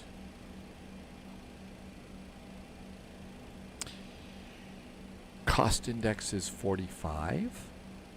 We can turn the music back on. We've already heard the startup sounds. Kevin, that's right. We all started on the keyboard, right? Flying out of Meigs Field in those first flight simulators. I mean, we did. We all started with those. Page 2. All right, taxi is 1,500 pounds of fuel, 1.5. Welcome back, Rich. Let's do route reserve, 4.7. Now, if we want to do another, and I'm taking my time so that hopefully we can get into Toronto. If we want to do a little rabbit hole, one of the things that we ought to do is we ought to check our fuel. We need 41,000 pounds of fuel. So right now we got 19.8. So let's go ahead and in our notes here, we're going to go 19.8. And let's just jot that down for the moment. Kevin, did you do a resub and I missed it? Thank you for the resub, Kevin. I'm sorry I missed it. I'm doing a lot of rabbit holing this year. I'm doing a lot of rabbit holes today. But thank you for being here for 52 months and really great jet fuel in the flight plan. Thanks for the awesome support and helping me to keep the lights on. And thank you for reminding me about saying that. I'm sorry I forgot. I do that every now and then. Tim Dog is home from work. Not holding your breath. I don't know when. Justice, yeah, taxes. Well, I'm basically a small business owner, and there's just no way that a mere mortal like me could do that. So I have to send it out, but I still have a lot of work to do. And because I'm a small business owner, there is the small business penalty that y'all have to pay, despite, you know, politicians talking about how much they support small business.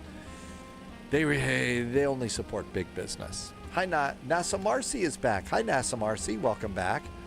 So, you know, it wasn't as bad this year.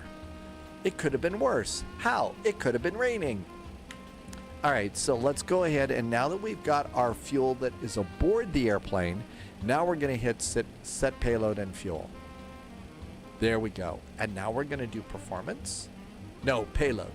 Got to do payload. Some airplanes do have de-icing mixture and stuff. Okay, our zero fuel weight is 426.8. That's 426,800 pounds. So 426.8 is our zero fuel weight. 426.8. And that goes in zero fuel weight. NASA Marcy, I hope everything is good in orbit. Thank you for coming by. That is a cool name, by the way, on YouTube. My spouses didn't pay enough of the quarterly taxes and you got burned. I was all set to do it. I mean, I had everything set to pay the quarterly taxes. And then the bottom fell out of the economy last year. And there was just no way. And so, you know, you just have to go and bite the bullet at the end. Fortunately, I've got some, you know, savings and other things that I can draw from. But yeah, business was definitely down here. Brooksy has the Honeycomb Alpha and Bravo. Very nice. Don't break the bank and try the Logitech Extreme 3D Pro. It was awful for you too. Well, Justice, I mean, it was so much easier back in the day when, you know, I was just filing a W-2 when I was employed. But when you're doing it all for yourself, it's really rough. Okay, block fuel. So remember that number that I put down? Well, now our fuel is 41,700 pounds. So let's put in 41.7, and we're going to do math in just a second. So 41.7 is our fuel aboard, 41.7. And that goes in block fuel. Now, our center of gravity is also up here. Now, that's with the airplane loaded. And our center of gravity is 22.5 for takeoff. So takeoff center of gravity should be 22.5. And it is. Now, then you just click this again, and that'll give you your zero fuel weight center of gravity. I don't know where you get the second number. I'm sure there's a place and we'll find it eventually. But we've got that. Now, we got a page 3 to do here. Page 3, and what they want to know on this one is what is your refuel? How much extra fuel did we put in the plane to top it off? This is when it's time to do this little bit of math over here.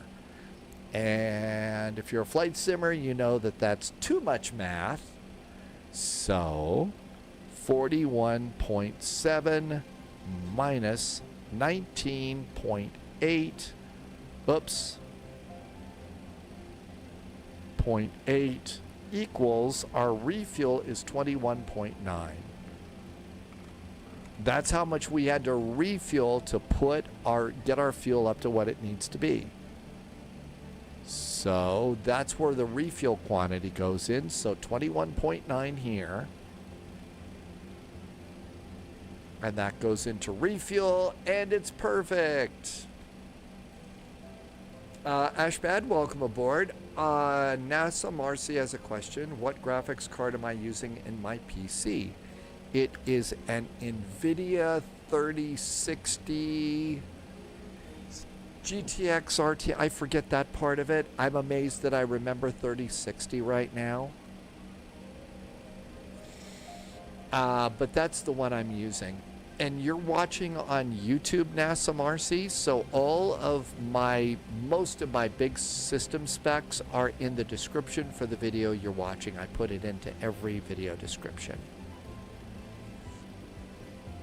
All right, so that's really good. Let's do F-plan and KIND and SID. Center of gravity calculations, those are some of the hardest ones to do. It's based on your zero fuel weight and your fuel weight and things like that.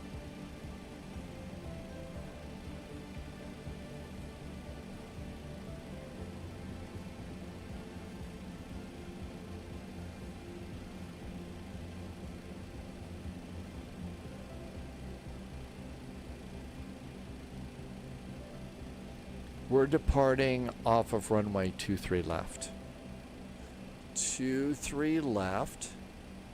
And we're doing the Mir 7 departure. And we're going to exit at MZZ and insert. So it's going to be vectors to Mirs.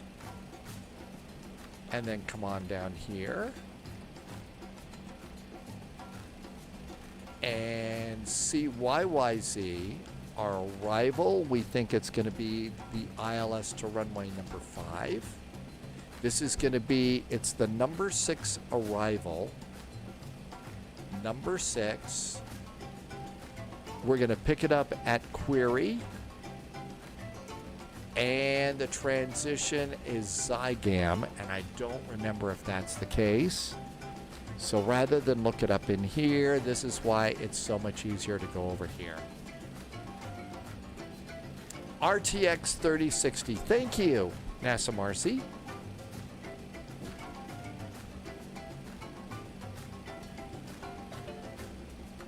There's Query, Number, ICBAT, and DOLPA.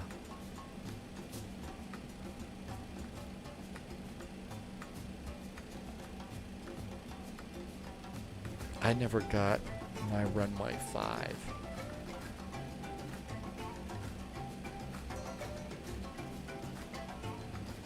No, we don't want that. We want, it's DOLPA. We don't want the other one. So let's not choose Zygam, and we'll leave that blank and insert. All right, now that we got that in, let's come on down here. I'm going to hit the hydraulic button. We're going to come up here and do the hydraulic pressure check. And there goes the hydraulic pressure check. Captain Chris is waving. Oh, look at that. There's Captain Chris taxiing by. Hi, Captain Chris. Captain Chris has got a big old 777 there. Hello. Lots of FedEx at this airport.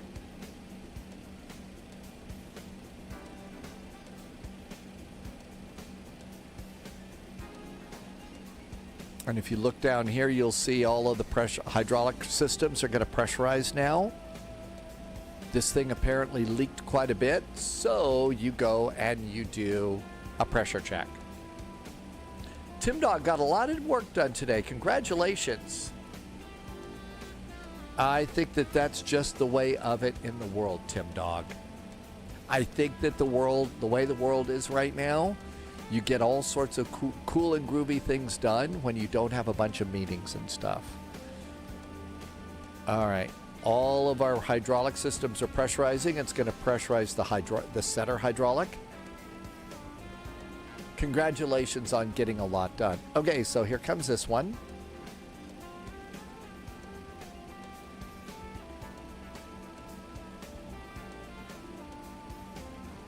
Summit Drone Services is in chat. Hi, Summit Drone Services. Welcome aboard. I will attempt not to go droning on and on about everything today.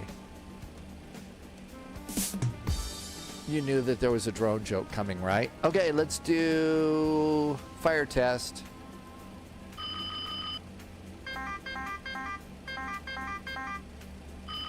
Engine 1, fire. And there's all of our fire stuff. Engine 2, fire. And you can see the red handles Engine there. 3, fire. There is our hydraulic test. Cool. And now with that, we can turn on the APU power. Hi Najib, welcome aboard. We are just getting ready to depart Indianapolis, and we are off to beautiful downtown Toronto. Okay, all of this looks good. I think it's time to start closing doors. So services, cargo main, and we'll close that passenger door too. There goes the cargo door.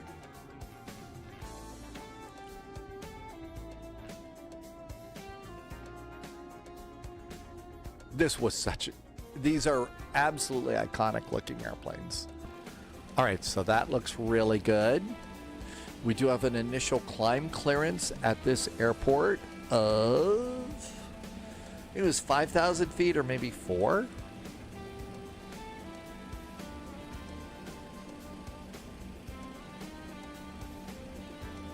On the Mears departure,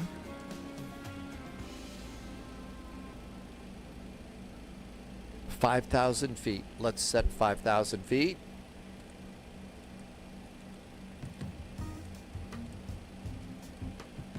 There we go. Can we get weather out of this? I don't think so. Oh, maybe we can get it over on ACARS. Let's see if we can get a weather out of here. Here's weather. We want a METAR for KIND. Indianapolis, and send it. There we go, and we should have that in here. Look at that. We got the altimeter. 2969.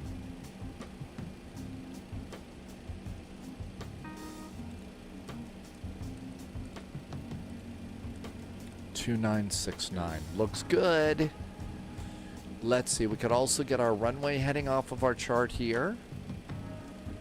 Let's go to taxi and airport. Can't really zoom in much here, but you can zoom in tightly here. 230 degrees is going to be our heading. There goes the MD-11. Chris just took off. Happy landing. Watch out for sheep on the runway. Ah.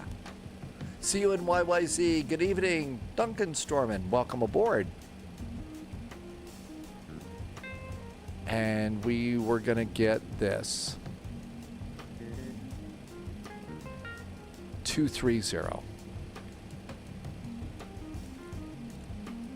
230 degrees.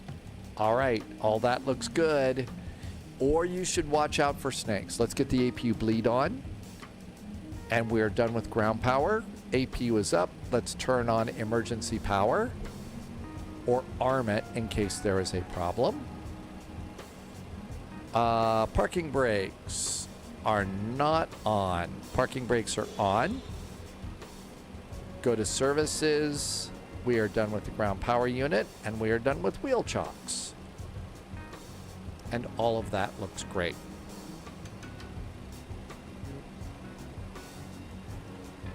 Let's turn on the ignition. I'm going to do cabin signs. And we should get GSX to push us back. Prepare for pushback and departure. Okay, that looks really good. We did get a squawk code. I don't think I have a squawk code set up here. A button for the transponder. Squawk is going to be 1434. 1434.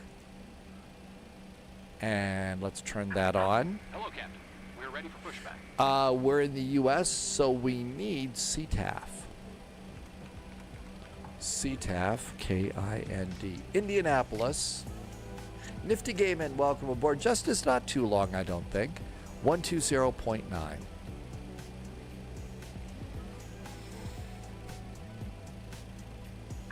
Departure check completed. Bypass pin inserted. 120.9. There we go. 122.8 is next for us. Looking good. We're squawking mode Charlie. And we could shock the socks off of Polyot right now. Want to do that?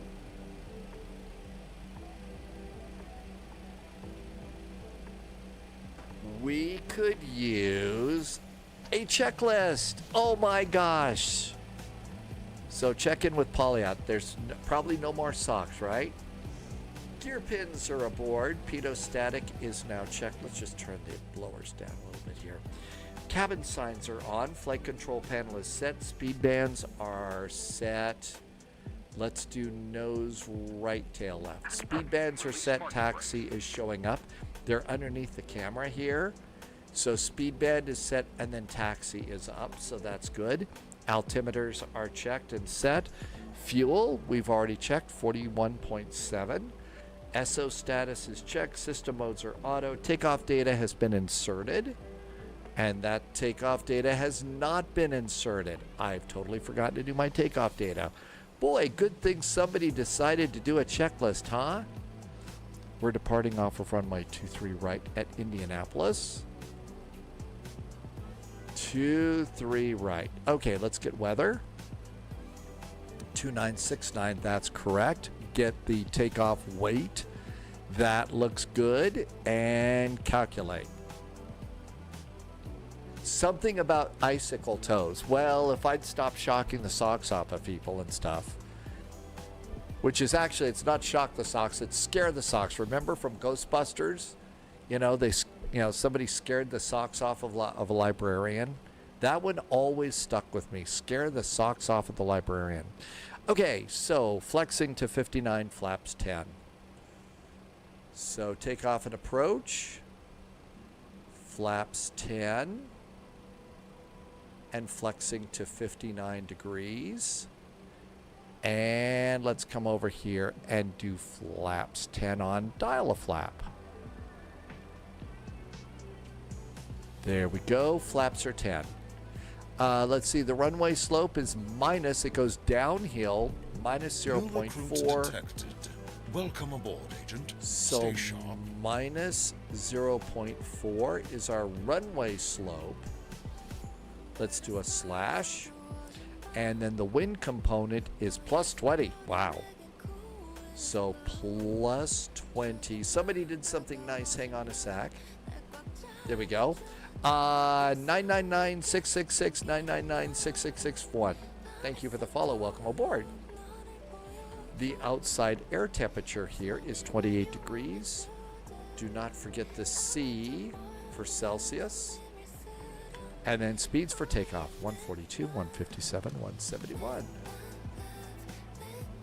142.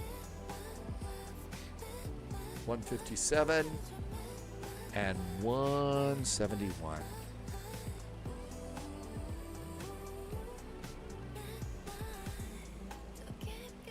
There we go. Those are in. All right. Now that we've got that, back to the checklist. Takeoff data has now been inserted. Auto brakes to takeoff. Takeoff warning checked. And we get that by running the throttles forward. Okay, that looks good. And flap takeoff is set. Cockpit checklist is good. We're ready to push and start. Now, some we have to turn on. Okay, so that looks good. That's great. Let's get out. Here we go. Parking brakes off.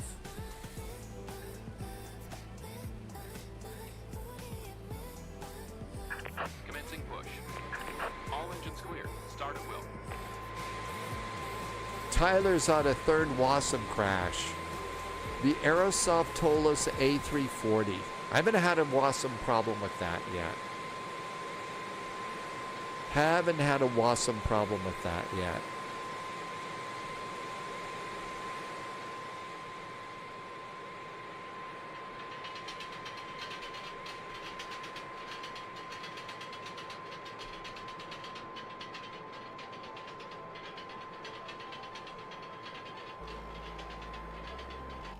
Okay, that all looks really good. Back to charts. And taxi and airport. JSG Droid, it's time for a nap for JSG Droid. JSG Droid, happy napping. Thank you for coming on in. I really appreciate you stopping by. It was nice of you to be nice to other people with some nice gift subs today. We're gonna do September on Saturday for this month. If you're waiting for that, we basically now get to do one a month for the spy flight. Tim is back, and Tim just did a nice resub. Hey Tim, thank you for coming in today. Oh no, Tim actually decided to become a channel member over on YouTube. Holy moly. Today's were 35% off? Really? I didn't know that. They were 35% off today? I didn't do it. I was going to do that. Polyot said to do it on Saturday. Well, I'm glad that you got the 35% off today. That was awesome. Hey, Tim, thank you for the becoming a channel member over on YouTube. I'm new over there. I appreciate the extra support. I do that morning video. I do the morning video thing over on YouTube now. So you'll get that one over there since you're a channel member. There is a big blue bar. Say that 3 times fast. Okay. 9 more days. That's right. Tim Arnold in Tim's family is moving to Denver. I think shall we go ahead and try and start an engine here? Let's turn on the beacon. Forgot to do that. All right. So starting 3, 1, and 2 is the order. Are you getting excited about it yet, Tim, or is it not excitement time yet? Here comes N2. And Inga from Lufthansa Cargo starts her engines at 18%.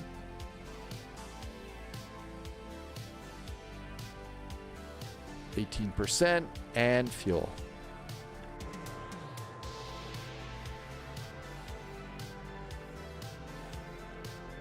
There goes that engine.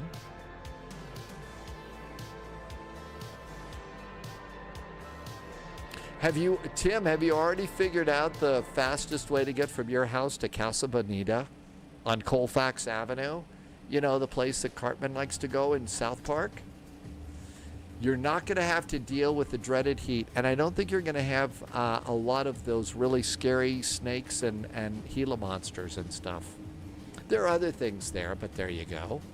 Hydrate. Tim Dog said to hydrate. Thank you. Thanks, dogs. Heck yeah, I'm getting excited, especially since, yep. Hello, Wabi. Welcome aboard. We are going to Toronto from Indianapolis. Once we get on the ground at Toronto, we're going to do a new flight plan, stay in the airplane, stay on VATSIM, and do continuing service to Pittsburgh. Because there is a VATSIM event. And we're going to do that because we don't want people to think that we're pitiful about Pittsburgh. Yeah, that was dumb. The pizza place that I was talking about. So in Colorado, the pizza place that I really like, there's two to put on your radar. So one is when you're driving up north on I-25 going north to Denver, you're going to go through the town of Pueblo, Colorado. In Pueblo, Colorado is a restaurant called Dewdrop Inn. And they have the pizza there has always been unique. You'll have to tell me if you think that they put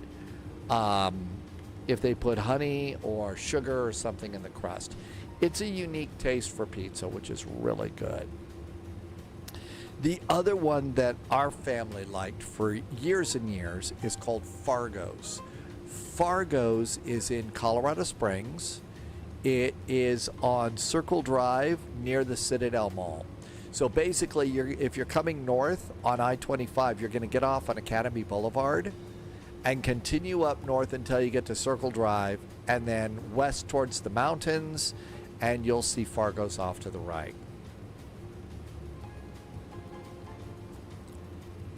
Those are the two pizza places. Now, when you get to Denver, go down to where the Colorado Rockies play in downtown Denver near Larimer Square, and you're going to want to go by the Amtrak train station. And from the Amtrak train station, look east, you're going to see a big brick building called Rodizio's.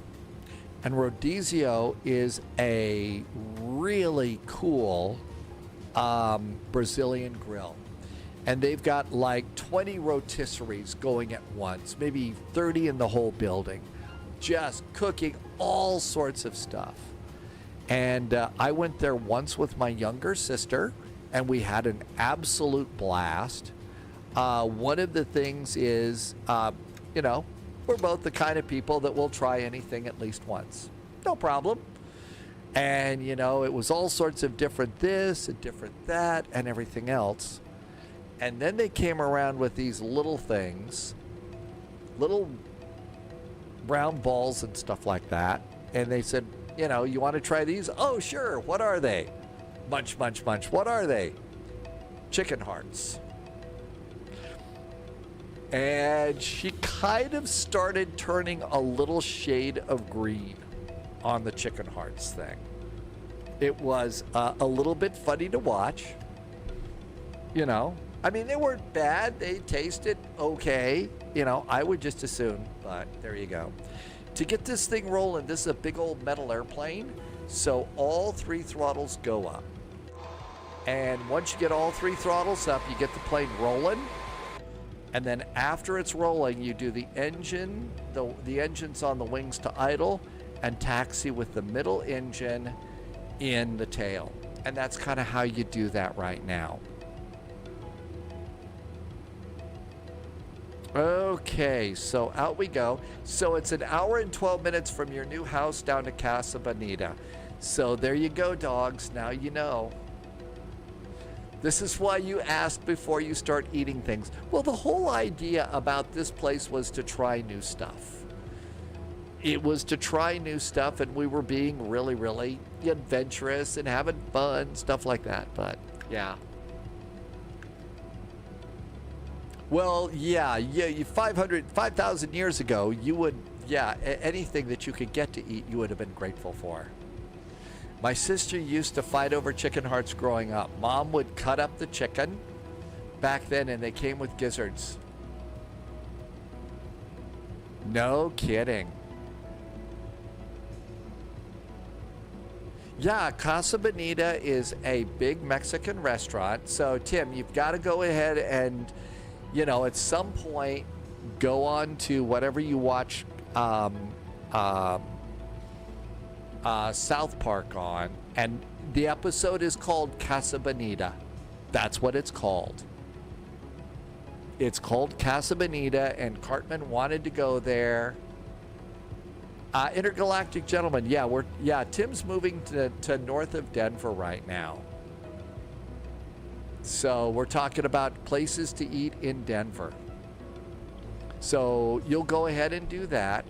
Now, I will tell you that way back in the day, this was like 10, 15, almost 20 years ago, okay? So Casa Bonita was really good like 30 plus years ago when we were both kids and Mom and Dad would take us up to Casa Bonita. It was really good. Then the quality started to slip a bit. And I was home on a vacation. It was years later, and I asked her about Casa Bonita, and she says, yeah, it's basically cat food with Mexican sauce. Which was her attitude was, yeah, it wasn't that good. The quality had slipped a bit. So now since then, after, you know, obviously the two guys that are behind South Park liked Casa Bonita, and so they bought it. Now they've been dealing with COVID and trying to get it going again and everything else, but it's been slow going because of COVID. But yeah, it's back to the better side of decent. Yeah, see that you don't really go there, Tim, for the food. You go there for the experience, which is pretty amazing. Indianapolis traffic, FedEx 441 Heavy is departing off runway 23 right, mirrors departure, Indianapolis. But yeah, it's like Intergalactic Gentleman said. When JSG Droid roasts chicken, I blend the chicken heart and liver into your bone broth. Really? So you're doing the whole thing with that too. Hi, Captain Maru. Welcome aboard. By the way, the sofapillas were really good every time we went there too. So you'll want to save a little bit of room after dinner for the sofapillas.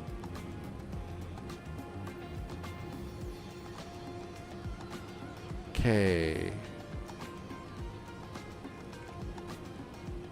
Nav, profile, autoflight is armed. Yeah, Intergalactic Jet. Yeah, those are they're really good, aren't they? I didn't set trim. Trim's 5.8. It's really a good idea to remember to do this.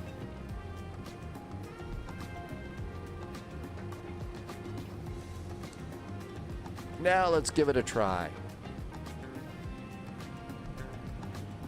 And up and away. Subscriber confirmed.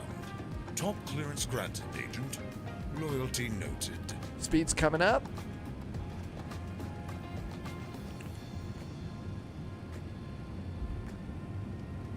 Thrust is set. Hi, ZLP. ZLP7's back with a nice resub. Thanks for coming in, ZLP7. Let me get the airplane up in the sky and we can go.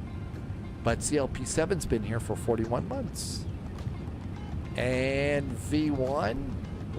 And rotate.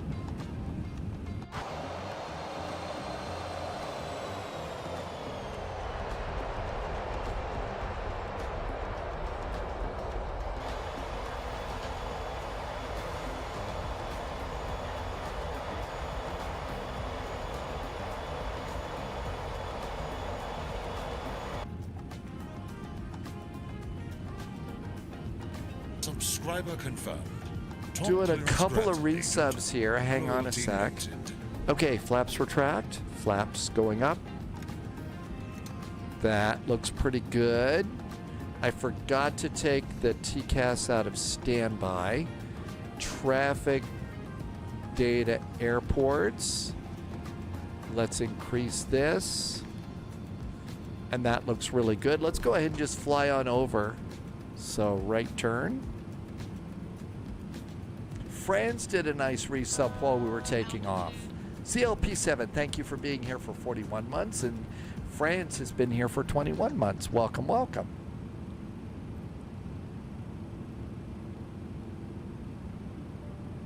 The airplane does fly very nicely by hand.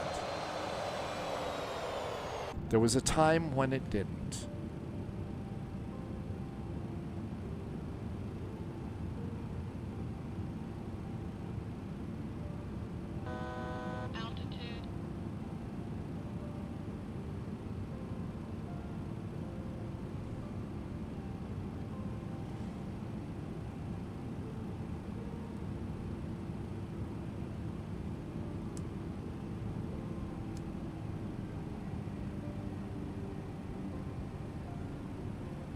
Flaps up.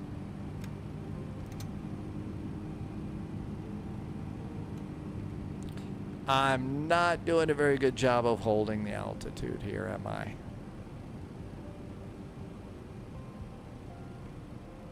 A little high.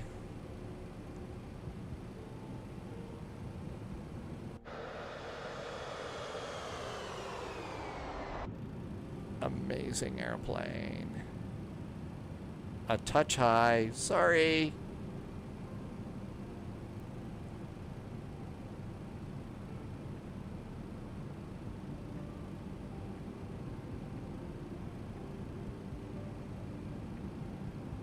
Sunjammer is going, has brain pain.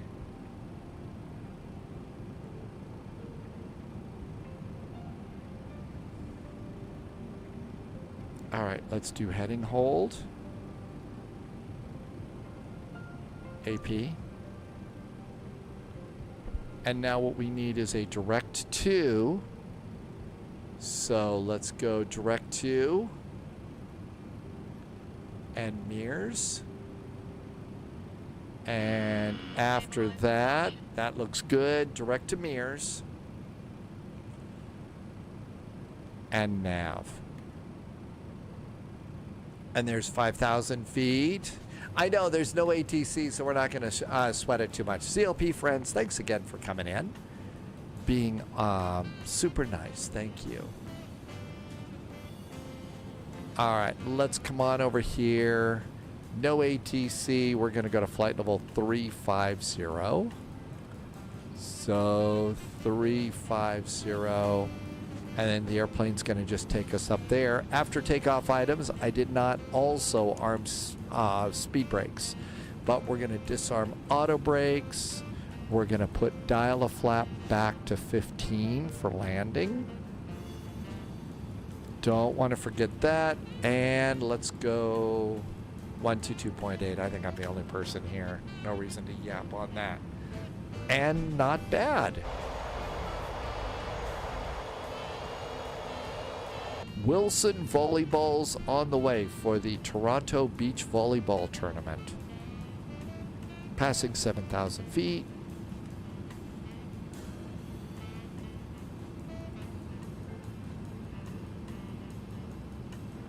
Weather and CYYZ. And we want the METAR and send it. And we should have a METAR. There's YYZ weather. Cool.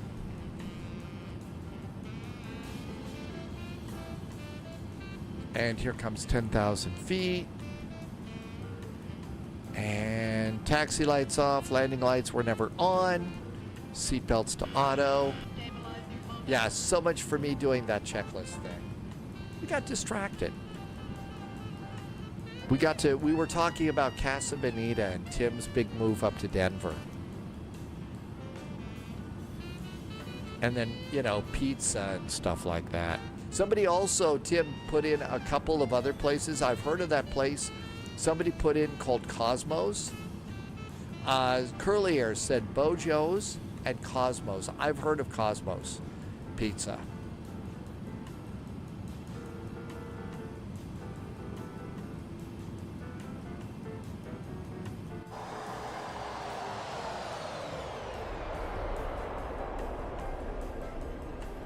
All right, looking good there. 10,000 feet. We're speeding up to 307. Despite the fact that the pilot forgot to do practically everything on the takeoff, we seem to have made it out and didn't make the evening news. How about that? Intergalactic Gentleman has been playing with the Skyhawk and the Vision. You want to try and want a proper jet next. The Citation or one. Look for one of them. There's something called the CJ4. Slarty Bart would definitely like to check that out. That's a free airplane, by the way, that's really pretty good. The Citation 10 is okay. So that's another really good one to play with. And if you're ready to jump into Airbus and Boeing and Airbus, there is the fly-by-wire A320neo, which is a free airplane. It's not quite as involved as the Phoenix, but it's still really, really, really good. The fly-by-wire A320neo. Tim Dog likes the Citation too. Yeah, a lot of people like the Citation. Ashbad is making Mexican pizzas for dinner tonight.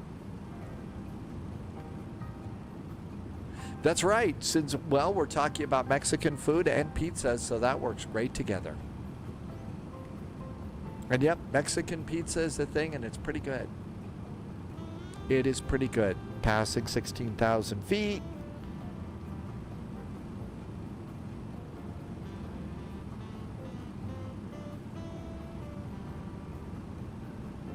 Tim Dog says that the Citation is harder to fly than the Vision Jet.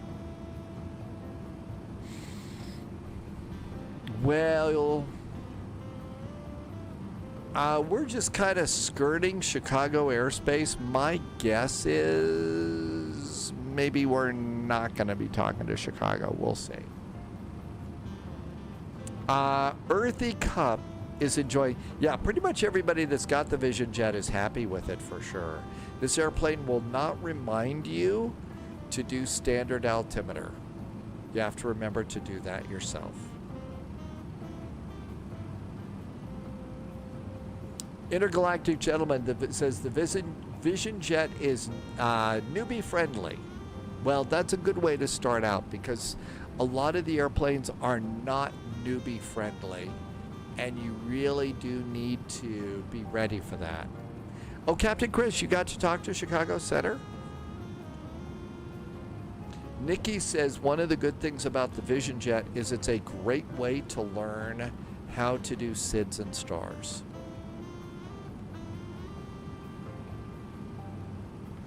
I have not been beeped yet, so we'll see if we get beeped. So Captain Chris got to contact me. I will wait and see if we get a contact me. 134.875 is Chicago Center. 134.875. Captain Chris Scott, so you did get beeped. We'll see if we get beeped too.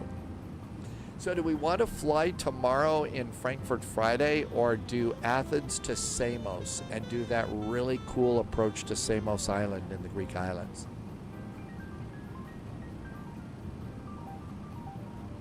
Pro player, I am FedEx 441. We could do a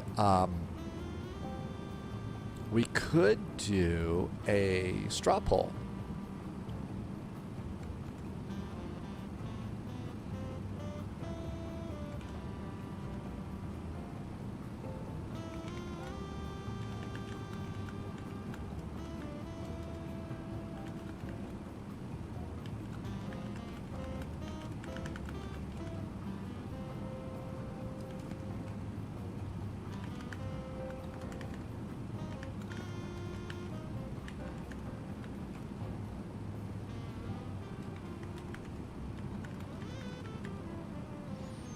Okay, it's just a simple question, and I will share a link. Hi, Blue Idol. Welcome, welcome.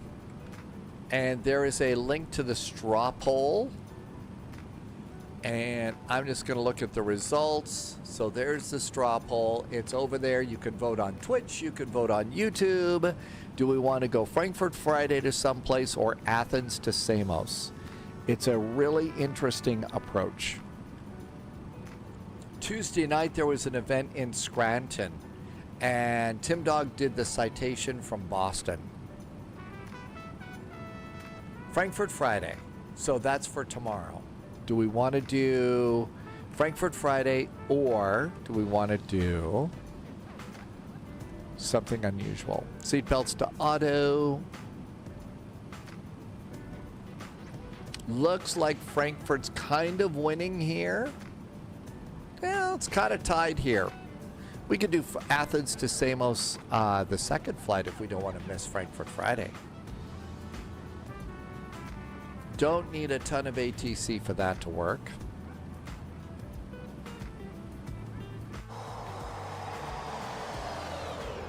Didn't see an awful lot of VATSIM on Saturday.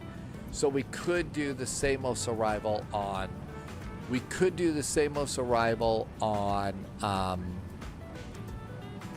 Saturday. Frankfurt to Samos would be a little bit of a flight. It would be a little bit of a ride on that one. It would take a while. Earthy Cup's favorite GA airplane is the Cessna 207. Old school with a G530, but you could still do IFR, but you do it with the old school gauges. Yep.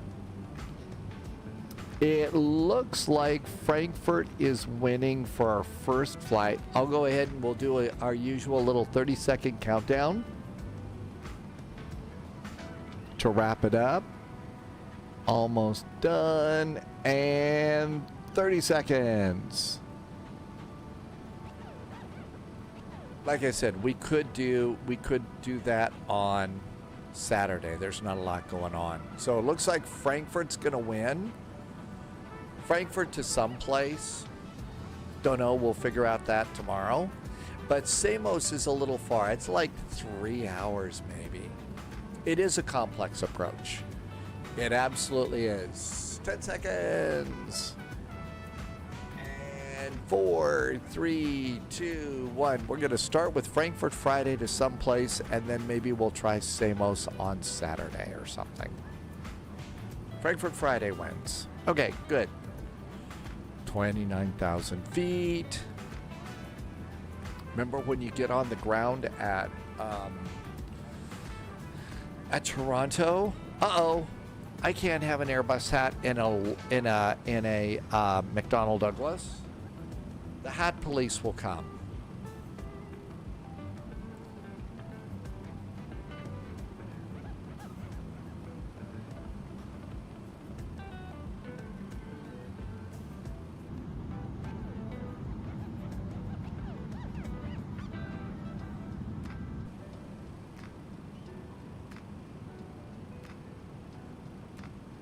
Almost to top of climb.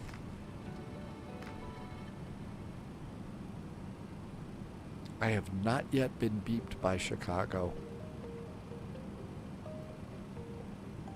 Uh-oh, Indianapolis Center is up. Or is that Cleveland? I think that's Cleveland. And Toronto has got an ATIS. Pearson says 5 and 6. So since we're FedEx, they're going to put us over on runway 5, probably.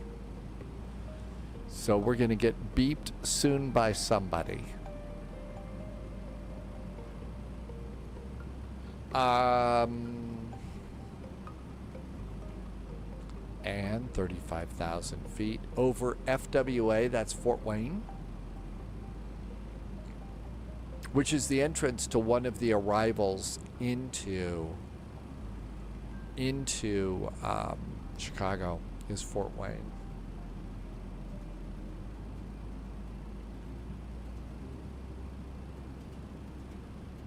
Progress, 300 miles from Toronto, 24,000 pounds of fuel to land. And we're waiting for somebody to beep us. Altitude. I think it's LGSM.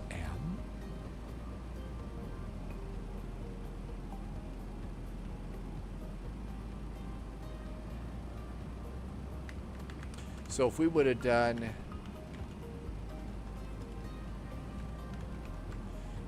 Yeah, that would have been 1,081 miles. So at a basic ground speed of 450 knots, that's a 2 hour and 27 minute flight to Samos. A bit long, but that might be a nice way to start our Saturday because I don't have anything there.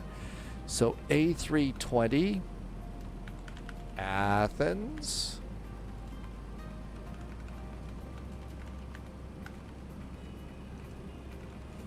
And again, the arrival is a trip. There's a VATSIM event tomorrow. There's a VATSIM event tomorrow for Dallas Love Field.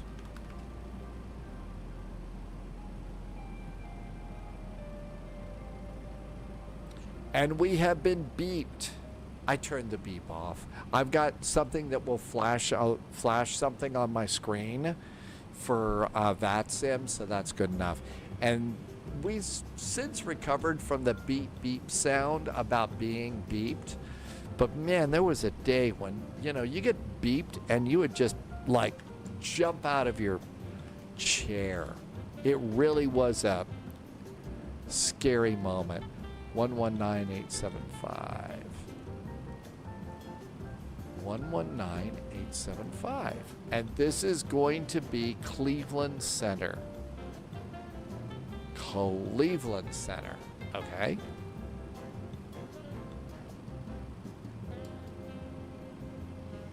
Any builds announced today? 15 contacts your Cleveland Center. No, not yet. I think they're lifting NDAs for streamers. Dad game time.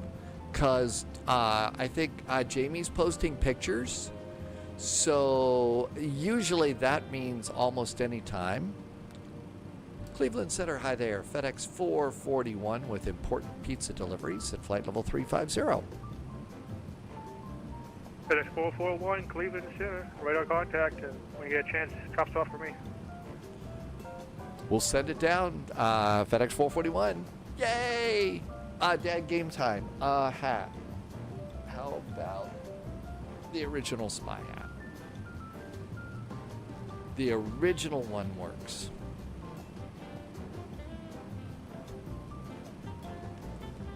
No, but get Dad game time. We don't have any idea of when. There has been wild, unsubstantiated speculation on my part that perhaps tomorrow, because they are a sponsor of Cross Africa, which is tomorrow.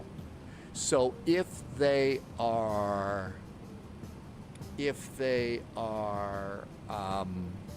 sponsoring it, you'd think that maybe it'd be out, right? I need a beret to celebrate my spies in Paris. I don't think I've got a beret. This is an Irish driving hat. But I don't think I've got a beret.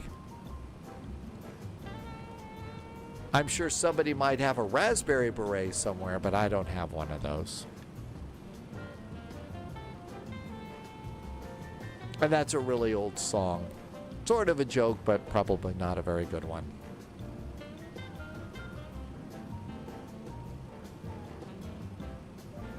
So progress looks really good.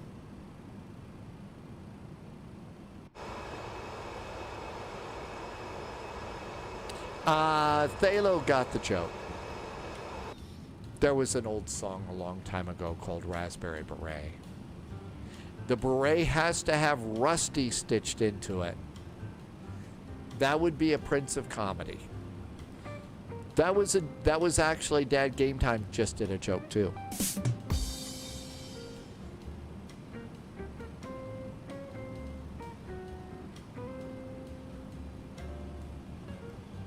World LNAV. I believe that it has been in beta mode for a while now, maybe about a month. That update, Sim Update 5's been in beta mode. So if you wanted to sign up for beta mode, you could check it out. I think we've heard from several people that have popped into chat and said they like it. Be advised, areas of moderate to extreme precipitation at your 12 o'clock in 10 miles. But as far as anything else, the pilot formerly known as the Prince of Comedy. Yeah, that was really weird. But World LNAV, I have no other info on that yet. Lots of Prince jokes right now.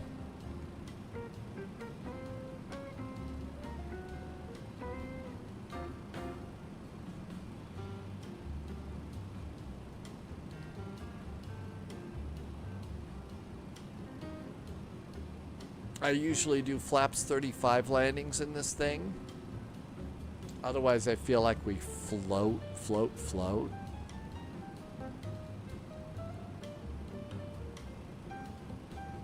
And there shouldn't be any big route discontinuities. Yeah, looks really good there. We're 125 miles from top of descent, about 14 minutes. I did not have a little red Corvette. Hi, Nerd Bark. Welcome aboard. Thank you for coming in today.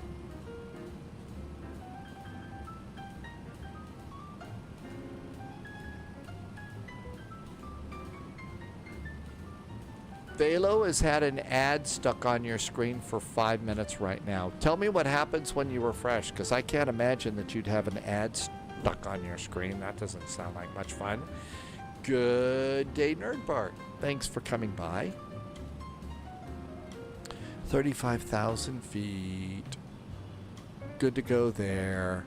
Toronto is starting to appear as well.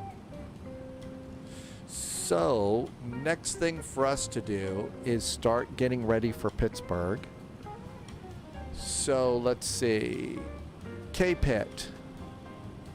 Simultaneous runway 28 left, 28 right.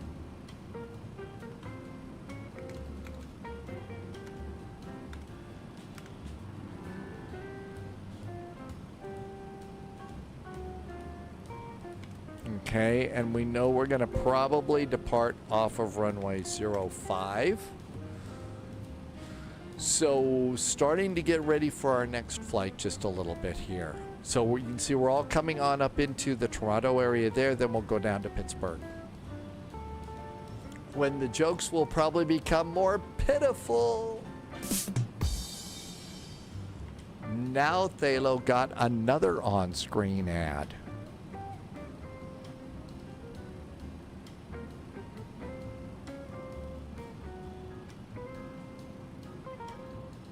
I suppose it has to do with the jokes, Thalo.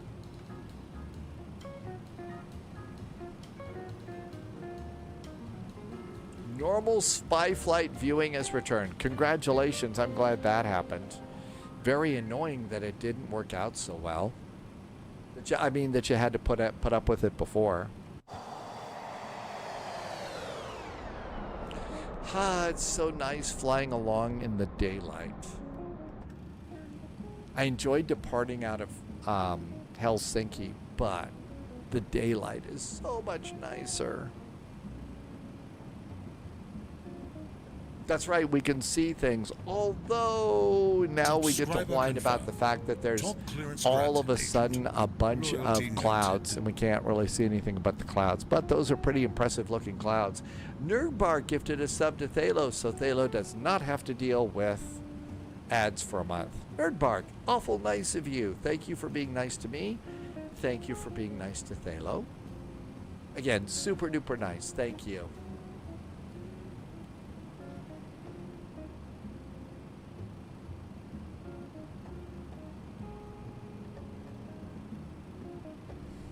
I guess now, Thalo, it's your long distance pilot this time. So poopy suits on. That's a Mystery Science Theater joke just for Thalo. Justice did a flight from Denver to Winnipeg. Or as a local from up there, Espresso Kate refers to it, winter peg. Amber goes, we are not even close. But we may be getting closer to being about ready to descend in 93 miles. Direct Dania, that's Delta Oscar, November Echo Oscar. Okay, direct Dania to join the Cougar to arrival, and which runway can we expect? Metro is currently in Northflow. You can expect the ILS 3 right approach. Okay, ILS 1 approach, Delta 2014. Pretty interesting, pretty neat clouds out the window here today. Hey, they need to clean this window. Boy, it's all scratched up.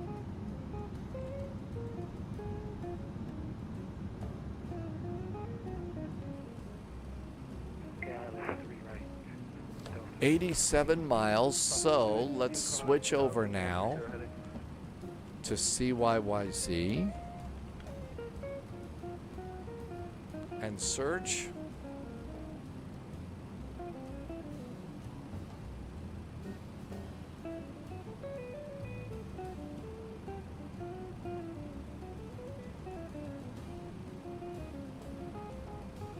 Southwest 218, 2000, 130.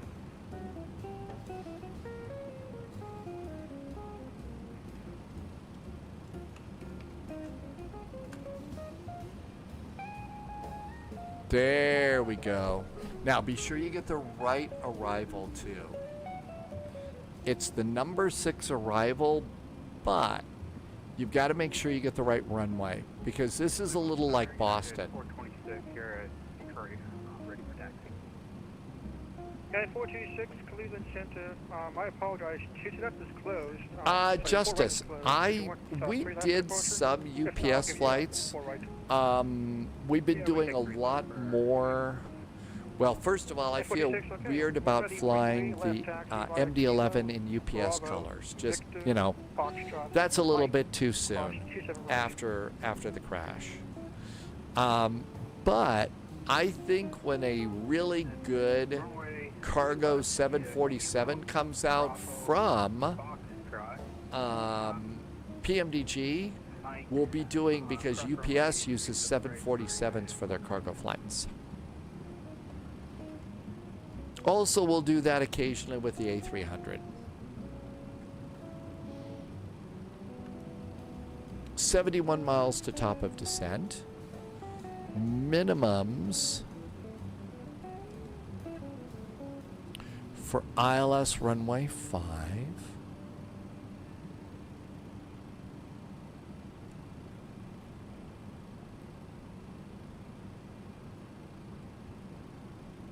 ILS runway 5, it's going to be 764 feet.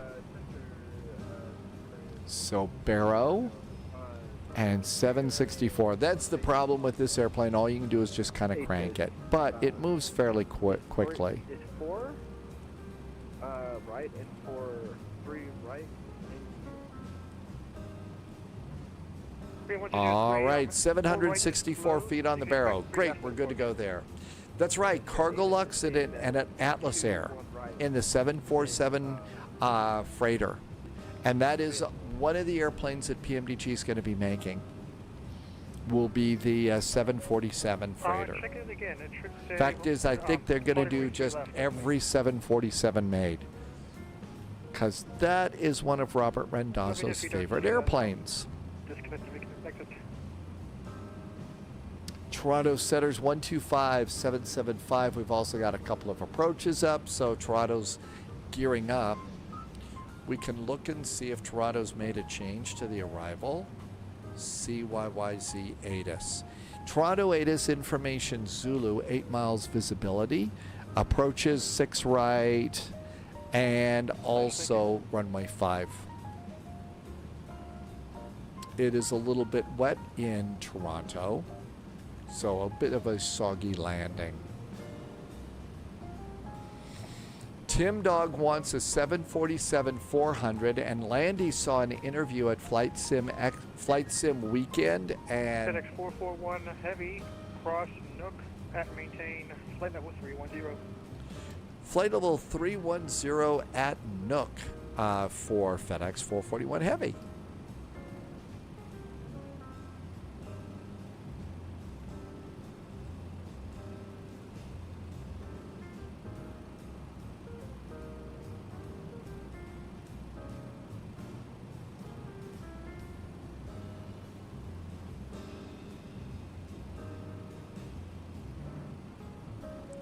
It's a descent. Flight level 310 at Nook. And United 426, contact toward approach 126225. We're to flight level 310. All right, we're good to go there. Korean 1203, contact toward approach 126225. Let's see. Tim Dog would like to do a southwest flight midway to Pittsburgh. I think that's a real route. Well, you'd know that better than I would, so that'll be perfect. Captain Maru says they will most likely release the 747-100 first. Well, I mean, it is the first one, so release that one and give us a City of Everett, livery or something like that, since that was their first big airplane. And we're in profile mode, and it will be profiled to flight level 310 in a grand total of, I wanted performance, 19 miles, 2 minutes to go, and we start our descent. So that's probably going to be a fun set of airplanes, and that's one of the ones that the owner of PMDG is really excited about, really likes the 747, so they're going to do a great job on it. Well, they do a pretty good job on all their airplanes, but still, I think that one's going to be nice. 747-100, though, it takes 3 pilots to fly that thing. We all remember the Fella 747-200. And that one was a real handful because you had to not just be the pilot, but you also had to be the flight engineer.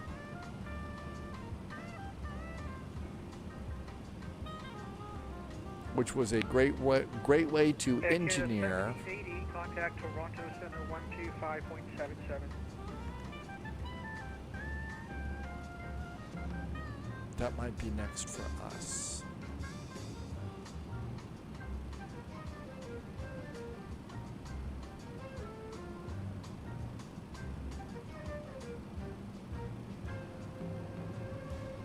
Number 6, runway 5. There we go. Cool. Right now, Captain Maru is hyped for the Fokker 70-100. That's coming out too. These developers really are not fucking around with all their releases, are they? Wouldn't be the spy flight if we did do a Fokker joke, right? FedEx 441 heavy contact Toronto Center 125.77. Good. 125.774, FedEx 441. Thank you. Have a good weekend. There's Toronto.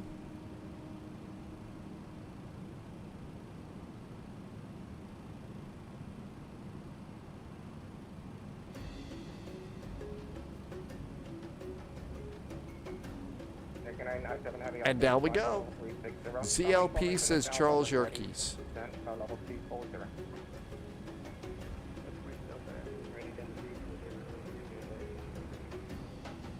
97 information is Alpha.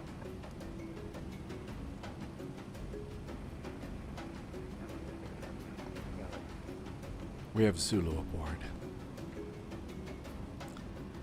Toronto Center, very good evening. From FedEx 441 overhead query descending to cross Nook at flight level 310 with information Zulu. FedEx 441 heavy Toronto Center. Toronto information is now Alpha. When ready, descend flight level 240. Alpha will be aboard when ready, flight level 240 for FedEx 441.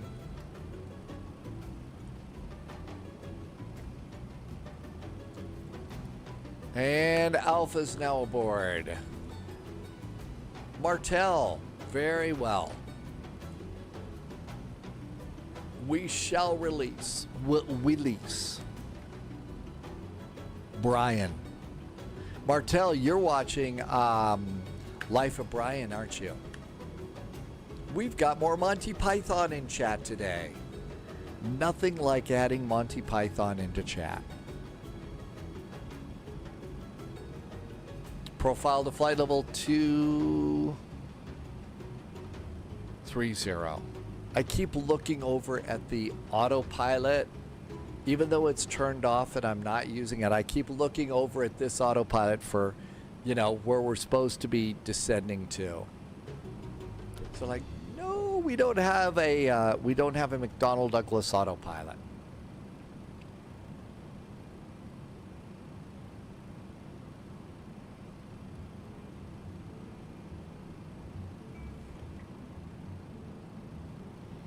Descent's going pretty good. There's Nook. And we're going down to 23,000. Subscriber confirmed. Top clearance granted, Agent. Tim J is back with a nice resub today. Hi, Tim J.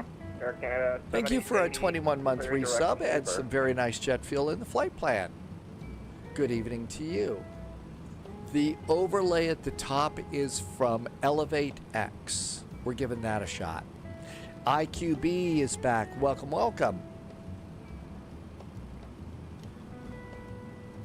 Eric tried your controls, which is shared cockpit, one time, and it was very cool. Actually, that's one of the things a lot of folks are starting to mention.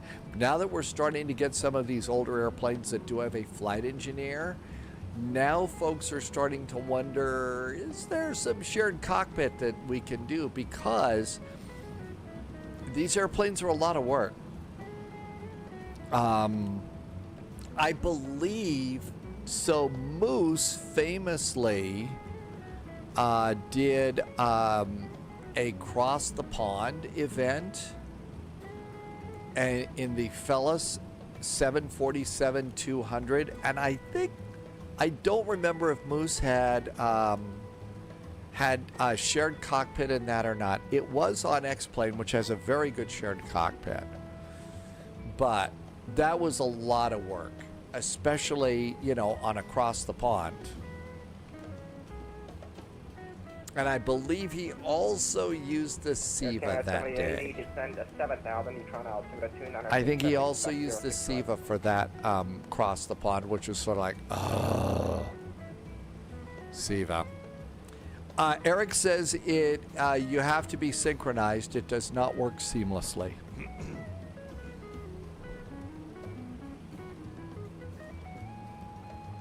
I had a sinking feeling you would talk about things being in sync.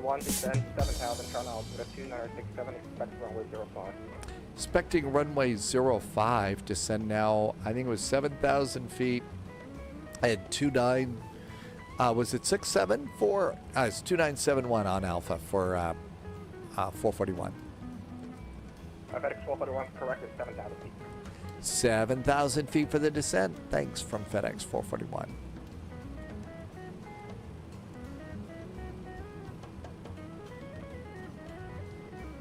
Those were some pretty good jokes, weren't they, Eric? I threw in everything and the kitchen sink. I don't know. I figure my future as a comedian is kind of sunk. Going down the drain here. You can do your own jokes on that one. Drums there. Hi, Sim Pilot. Welcome aboard.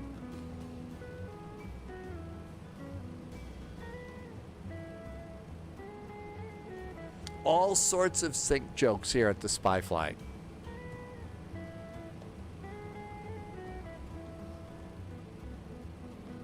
Yeah, I hear that's one of the things they didn't allow in the nightclub aboard the Titanic was sync jokes. I don't know. That wasn't that funny. What are you basing that assessment on? Oh!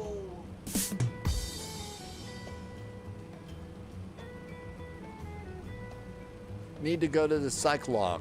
Oh, Mike, welcome aboard. You sure you want to come in here? The jokes have become absolutely terrible tonight, Mike. Not safe for people that don't like silly jokes. Sync log. All right, we're looking good here. Excuse me. 7,000 at Inkbat. I think we're in pretty good shape. Econ descent is set. Well, you kind of knew that that was probably the way it was going to be when you came in, right? We've got Frankfurt Friday for tomorrow. Saturday, we've got a quick Greek flight. We're going to go to a really cool airport called Samos Island. It's got a really interesting approach. We've done it a few times before. Every now and then, though, it's a fun thing to do. And we still have Polyot's really, really cool Asian tour. We took off from Hong Kong.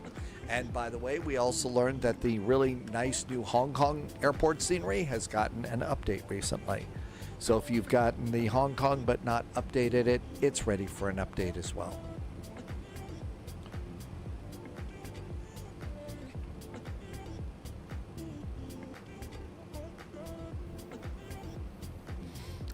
Altimeter is 2971.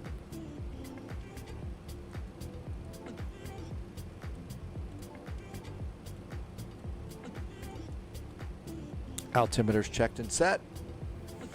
Captain Chris says it is raining in Toronto and got a minus 249. Okay, remember you're also flying a big old wide body, so 249 is in the butter zone for a wide body. I think it's in the butter zone. And no, I'm not just trying to butter you up on that. Yep, we've just switched over to butter jokes.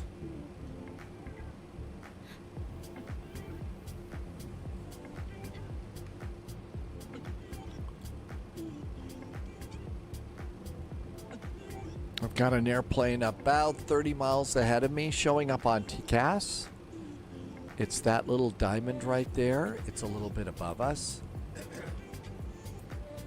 There's butter all over the runway in Toronto.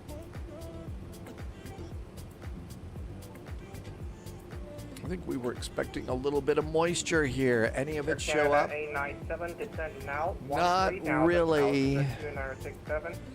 Left 06 right. 130,967 and 06 ring.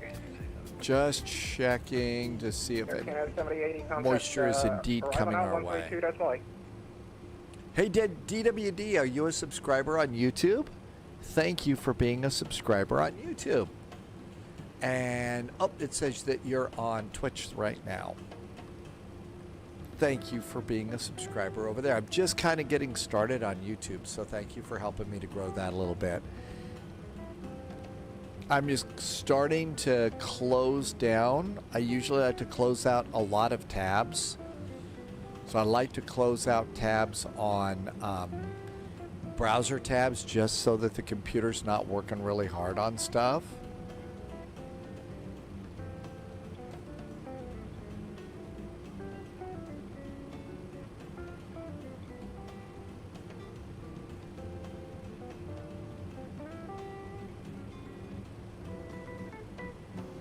Okay, looks good. We've definitely gone into the clouds right now. What's the temperature outside the airplane? 16 degrees is our total air temperature, so we don't have to do anti-ice. And we need to do landing lights. Landing lights are good. A little on the speedy side right now. Could probably slow down. Eric talked about a butter landing. Thanks again for being over on YouTube, DWD. Mateo's gardening service is back in chat on YouTube. Hey, welcome aboard. We are just coming into Toronto. Once we get on the ground at Toronto, we are going to stay in the airplane. And 132.8 now for FedEx 441. Thank you. 132.8.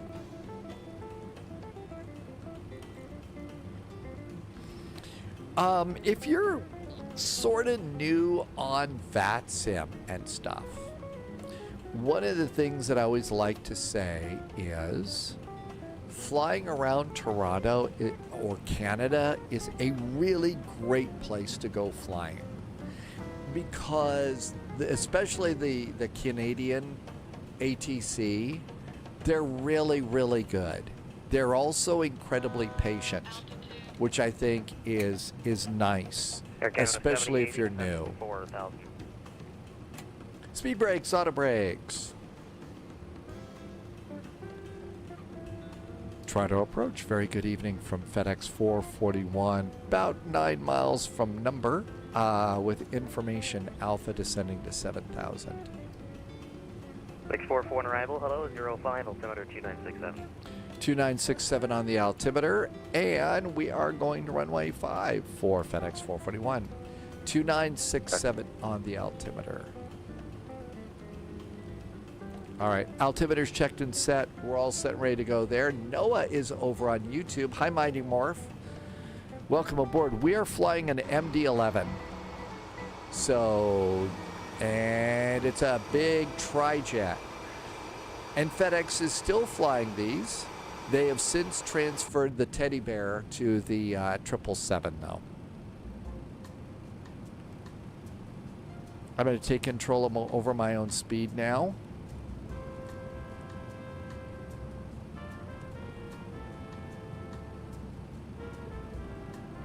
Flaps 1.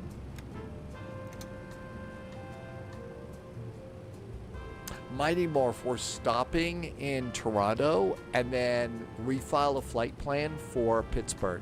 It's a double VATSIM event, so there's VATSIM ATC in Pittsburgh and here in Toronto. So it's that kind of a deal.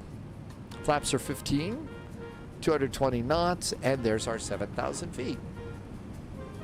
Absolutely, Noah. I hope it's good over on YouTube for you.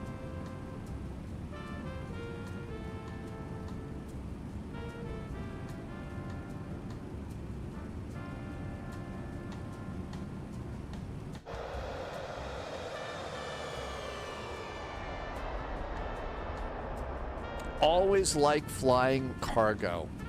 You don't have to worry, deal with crazy passengers.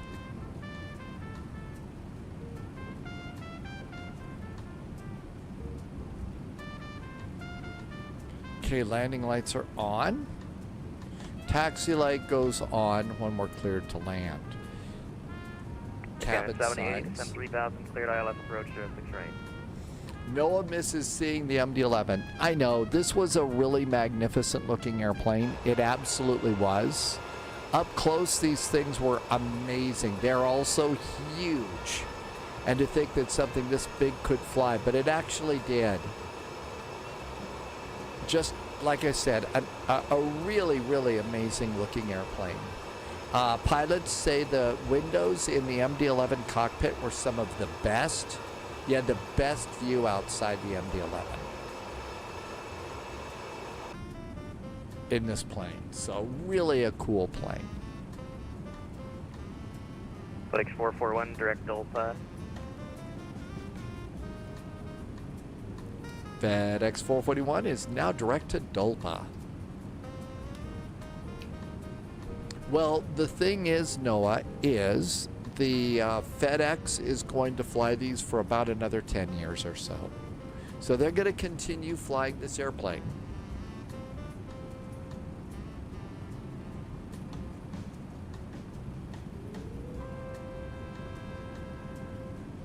Tim Dog got to step aboard an MD-11 at the Columbus Air Show. They're really, really big. FedEx 441, descend 5,000. Descend now 5,000 for FedEx 441. And 5,000 feet. There we go. That's right. So we've got Wilson volleyballs that we're delivering to Toronto for the annual Toronto Beach Volleyball Tournament. And then we're picking up Timbits to take them to Pittsburgh. Luke, it's from TFDI.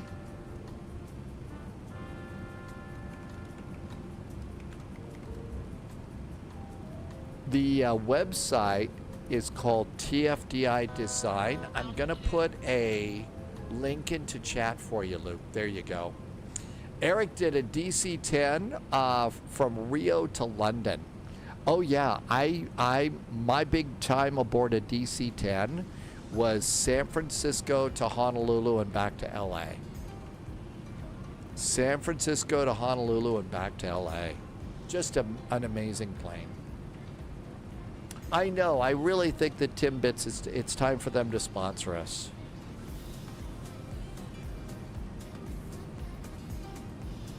Hey Mikey, welcome aboard. Oh no, Mikey's having a hard day today. You know what, Mikey? A lot of us are, for various reasons. I'm really sorry to hear that you're having a rough day today. You got released from another job. Mikey, it's not just you. I've got a couple of friends in real worlds. In the real world, they're getting the exact same thing. So, you know, and I'm sure you know that it's not you, but I hope it's refreshing just to hear.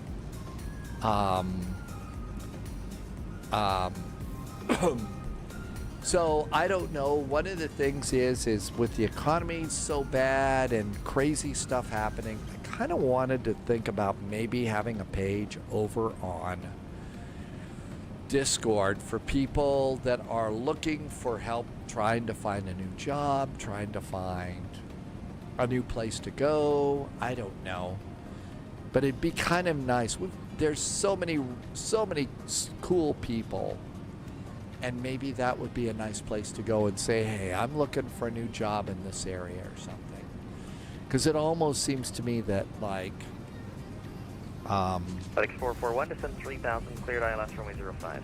Sending now 3,000 feet, cleared for the ILS, runway 05, FedEx 441. Hit the auto land button. Just get a little help there, and flaps 28. It's the second time this school year. And the thing is Mikey has put so much work into school, into being a teacher. So, I mean, definitely,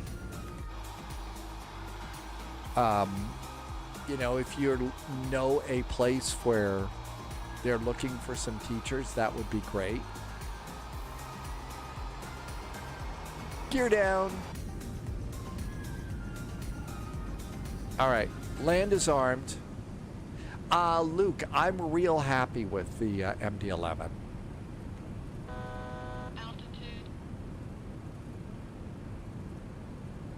And we're cleared for the ILS. Absolutely. So, again, I don't know exactly how that could work and stuff. I should probably, you know, say things like that to, you know, Polyot before I start saying, boy, it'd really be great if we could do stuff like this with our YouTube, with our, you know, but I kind of think that might be nice. 2,500. Very smooth. FedEx 441, Toronto Towers on 118.7. 118.7 is the tower now for FedEx 441. Thank you so much. See you on the outbound. See ya. 1187, 1187. 5005, please take off from 05. I know, we could only send virtual pizza. Flocala says they're looking for teachers in Florida. I kind of 78 for your parking. Luke, it is a little like it's kind of a little Boeing. It's a little bit Boeing, a little bit Airbus. Okay, 70, Roger. I like to say that this airplane's a little bit country, a little bit rock and roll. Toronto Tower, very good evening. FedEx 441 is on the ILS runway 5. FedEx 441, Toronto departures, good day, continue approach.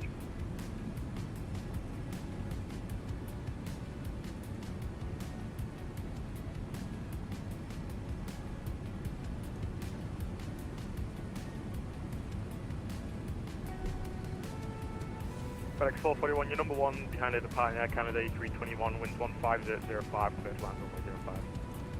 Runway 05, clear to land, number one for the runway after departing traffic, FedEx 441.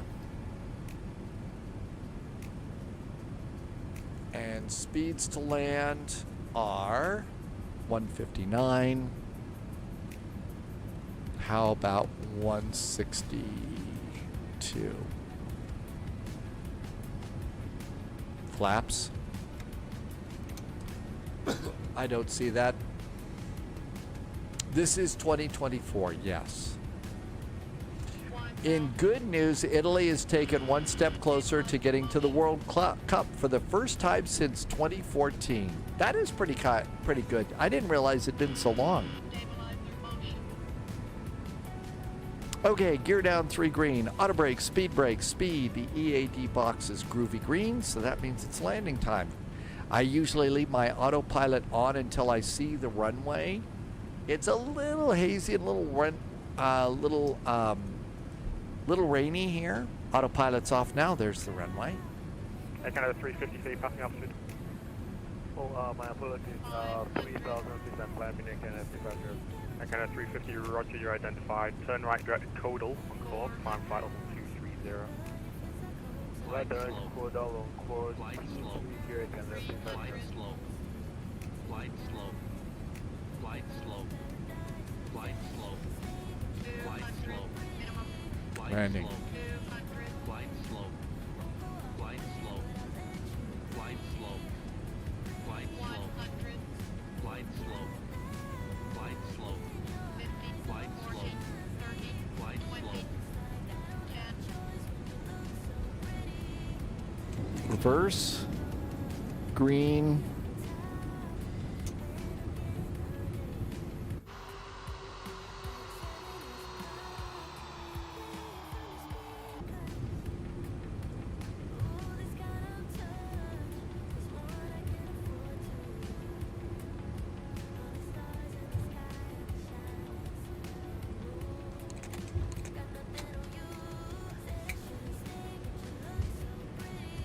That felt relatively good. FedEx 441 Heavy, welcome to Toronto, left turn enable. Left one able, FedEx 441 Heavy.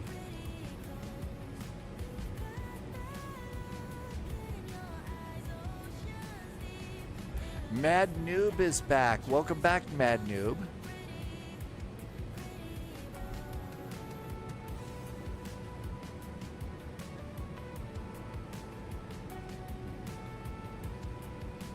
Oh my gosh. The brakes are terrible right now. I am all over the grass here. I'm going to get yelled at for being in the grass right now. How come I didn't have any braking? I wonder if it's because it's been raining here. Canada 350, contact Toronto Center 12577, have a good flight. I mean, I was just not...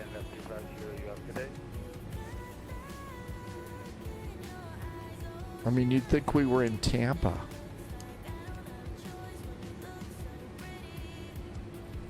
You'd think we were in Tampa.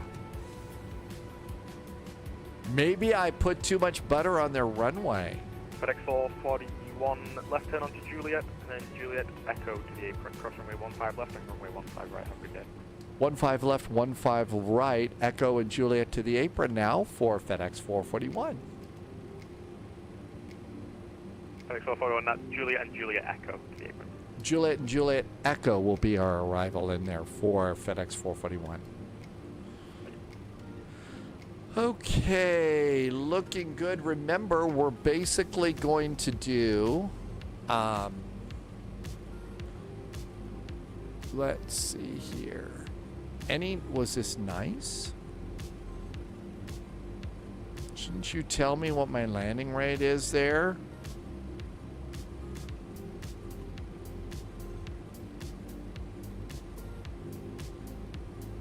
Landing report, minus 79, 1.25 Gs. That can't be correct, can it? That can't be correct, can it? Minus 79? Holy moly, are you kidding? I think you're right, Thalo. I got too much butter on the runway. And I wasn't able to turn off of that. That felt like really, really good. That felt insanely good.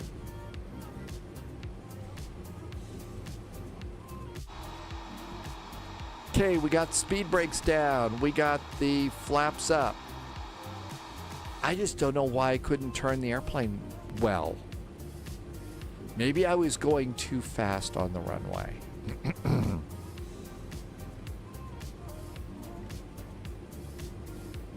Yeah, maybe I should fly this a lot more. I tend to do a little bit better in this old plane than other ones.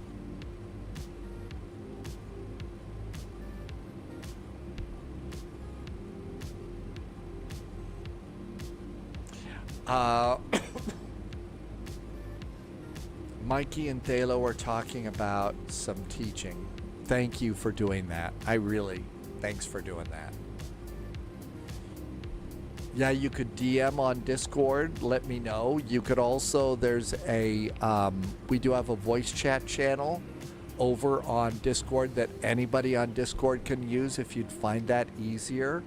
Also, if you want to use that as a way to interview, please feel free to use the channel for things like that as well.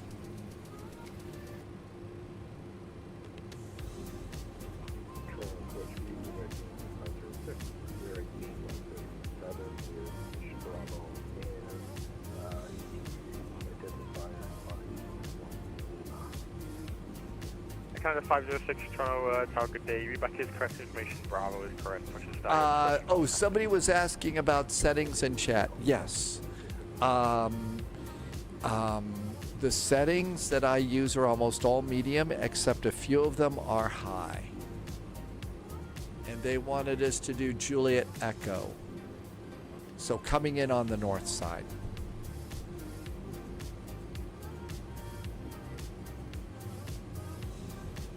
It's really not that complex. I've used it for some conversations. We've had some group conversations in there a few times, and it's gone fairly good. So that being said, I'm probably using Discord about 10% of what it could do. I am on TAA. Yeah, using the other one, it's just way too, what's the word? Mushy. And there's FedEx Land over there. Look at that. We got an MD-11 on the ground. We got a 777 on the ground. Rich says it's time for a beverage. Let me get parked and then we'll do a hydrate.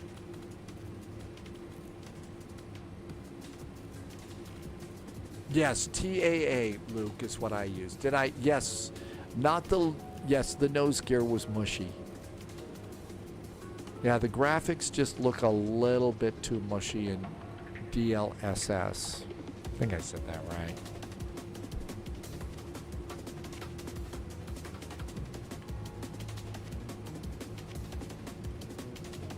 And we don't start up the APU. I do not use FrameGen because I have just too many applications to keep going. And I have too many other windows open, and it becomes a bit of a problem for something like FrameGen.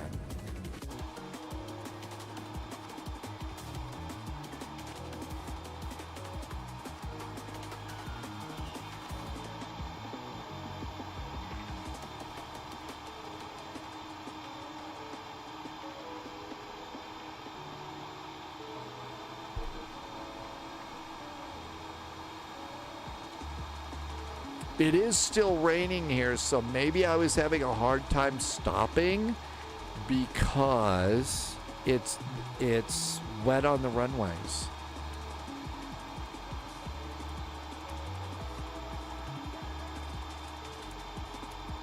There we go. And parking brakes on. Engine number 1 and engine number 3. Those can go off immediately. We'll go down here and turn off the transponder. And that all looks good. Now let's come to services and get chocks in place. Get ground power in place. And once we get ground power in, We can then come down here and do engine number 2. Come on over here. Let's see. We could see if GSX will give us a set of stairs here. Operate some stairs. FedEx stairs. So we'll get some stairs coming out here. This airplane, is this airplane connected on SimBrief? Yes, it is. 506 runway 06 left, altimeter 2967. We'll also come over here. I'll open up cargo main.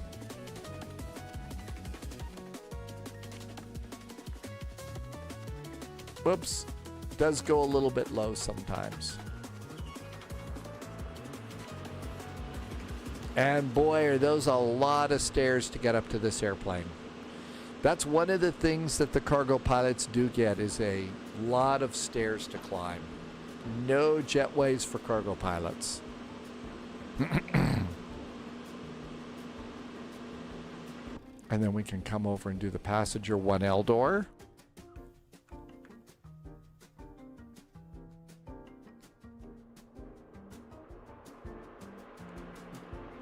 All right. I don't know that there is an unload button for this. There's the payload over here. So I don't know that there's a way to just unload it. So I kind of leave everything here.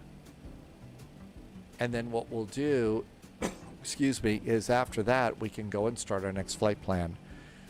So let's come over, and we got to complete this flight with an insane landing rate.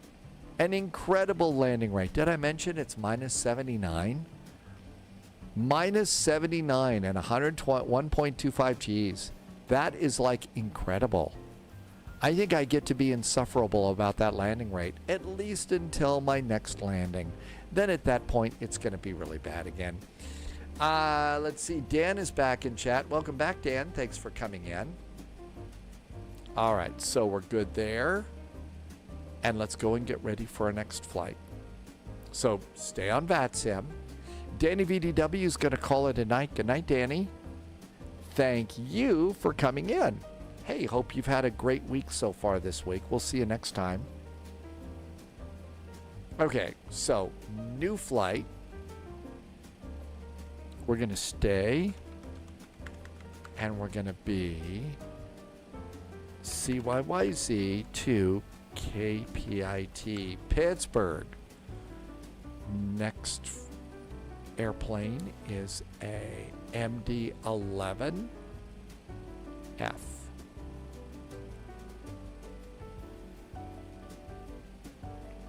And Panda plane. We're going to probably go off of runway 5, landing 28 left or right. If we want, we can come down to Pittsburgh and have a general look and see. So I believe FedEx is up on the north side, maybe. Yeah, they're on the north side. Sorry, the cough was. So I'm going to plan for 28 right. I'm going to plan for the right side for cargo. Thalos says it's a form of sports ball. Danny, good night to you. Thank you for being here. It's highly complex. I missed that part. I'm going to get just a little bit of VATSIM fuel. So we're going to board 15 minutes of extra VATSIM fuel and generate the flight.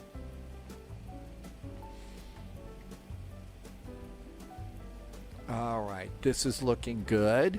Ryan is here. Hi, Ryan. Welcome aboard. Thanks for coming by. Ryan is L1011. I would love to see a great horror movie centered around the L1011, like Steve King. Oh, no, you're supposed to... it's a movie called The Langoliers. And Ryan 83 Bravo says if you want to see a horror movie about an L1011, go watch that. Really? I don't think I've ever seen The Langoliers before. Stephen King, so that's the kind of, you know, movie that makes you, like, not sleep and stuff. Because, you know, Stephen King. All right, let's do the flight plan. Luke bought the MD-11. There you go. There's the flight plan. Let's save it to the desktop. How would you rate it on the Ryan scale of movies, on a 1 to 10 scale? Is it a really good movie, or is it just sort of like, it's an okay movie? Pratt PT says the movie Passenger 57 had an L1011. Endemic liked the Langoliers and recommends it as well. Let's pre-file on VATSIM.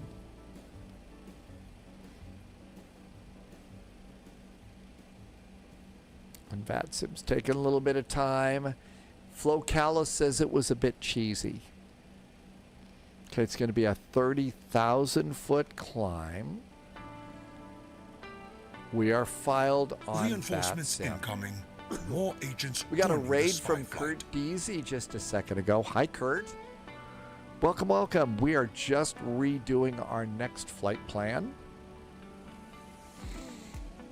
Just doing our next flight plan. Subscriber There's confirmed. all sorts of Top ATC up clearance between agent. Canada, Loyalty noted. Pittsburgh, Indianapolis, and Chicago. So it's kind of a Midwest kind of a deal here at the moment. So that's cool. Kurt just did a resub. Thank you for the nice resub today, Kurt. Thanks for being here for 10 months and keeping me going for 10 months. Okay. And let's clear this.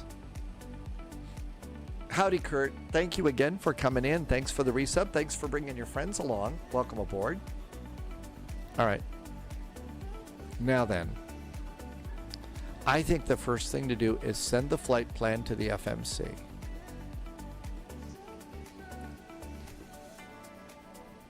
Now let's also do a fuel. We're at 22.1. So we're going to go and get ready to do the little math thing here. Well, you know, one person's cheesy movie is another person's comedy, is another person's horror movie. We all have different tastes. I know I certainly do. Loviz is wrapping up work. You're going to do a FedEx flight from Indianapolis to Pittsburgh. That sounds like a good idea. I hope it was an okay day today and everything got done. The good news is, Loviz, is you're coming into the Pittsburgh flight a little bit after we started, so all the pitiful jokes about Pittsburgh have been tossed into the pit. So there you go.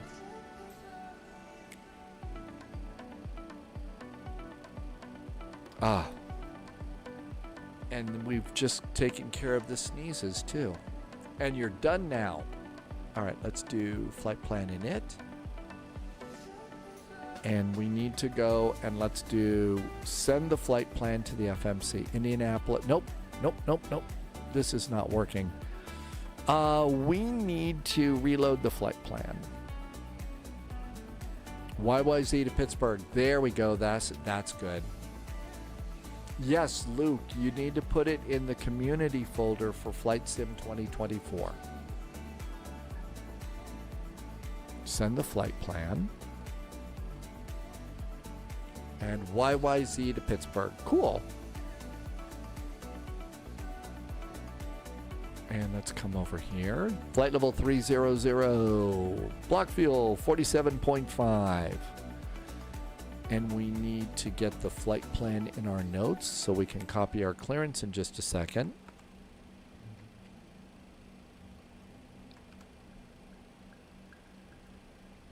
I'm going to cycle VATSIM really fast.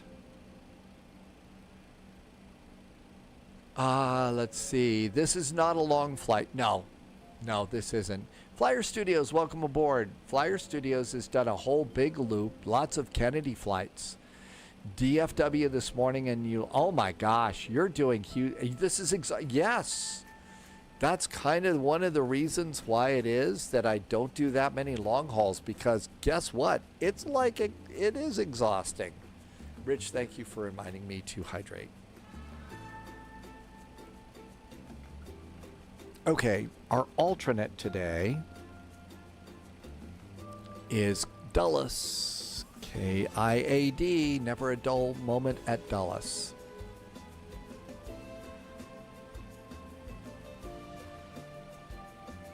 We are FDX, flight 441. Now my guess is we're going to need to recycle our nav. So off, off, and off. Let's wait a second. My last long haul was, I believe, it was across the ditch or something like that. I think it was across the ditch.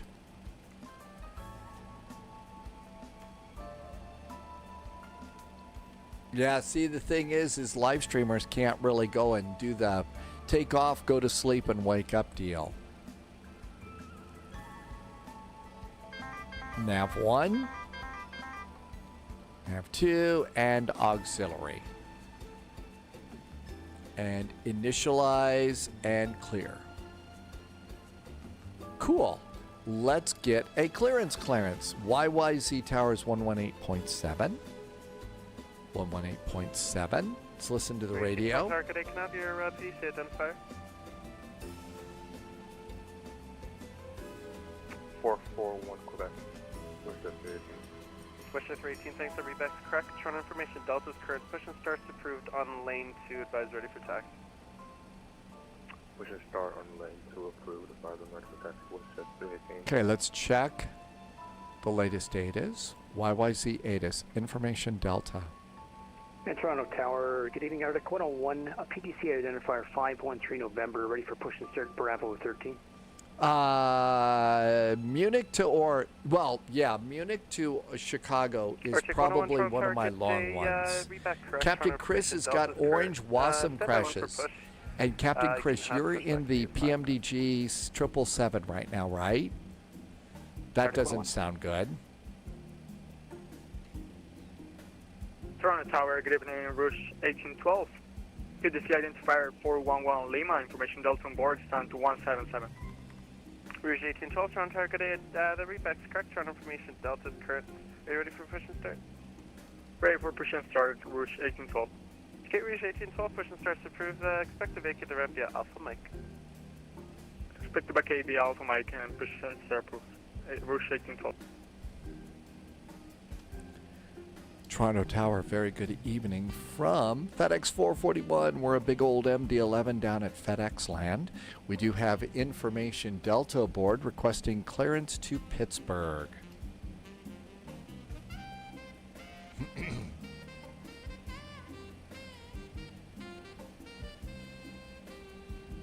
FedEx 441, heavy Toronto correction, Toronto Tower, good day. You are clear to Pittsburgh via the Beats 3 departure area transition, flight plan route, departure runway 05, squawk 1434.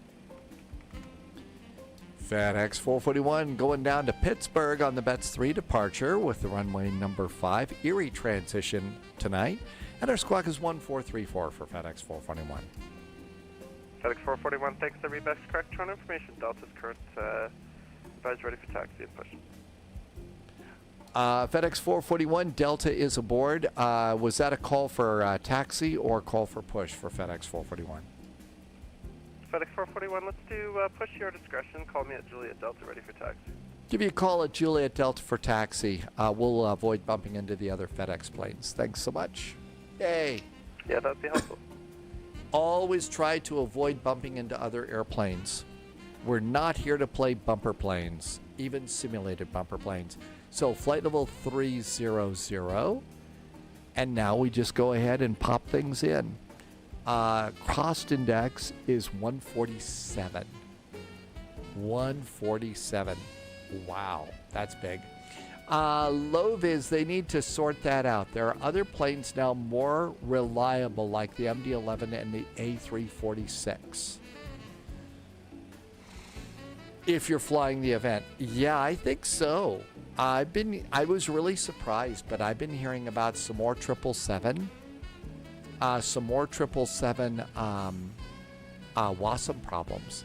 And Tim Dog says that Jamie will do a long haul. He'll start a long haul, go to bed, and restart the stream before arriving. I would feel weird.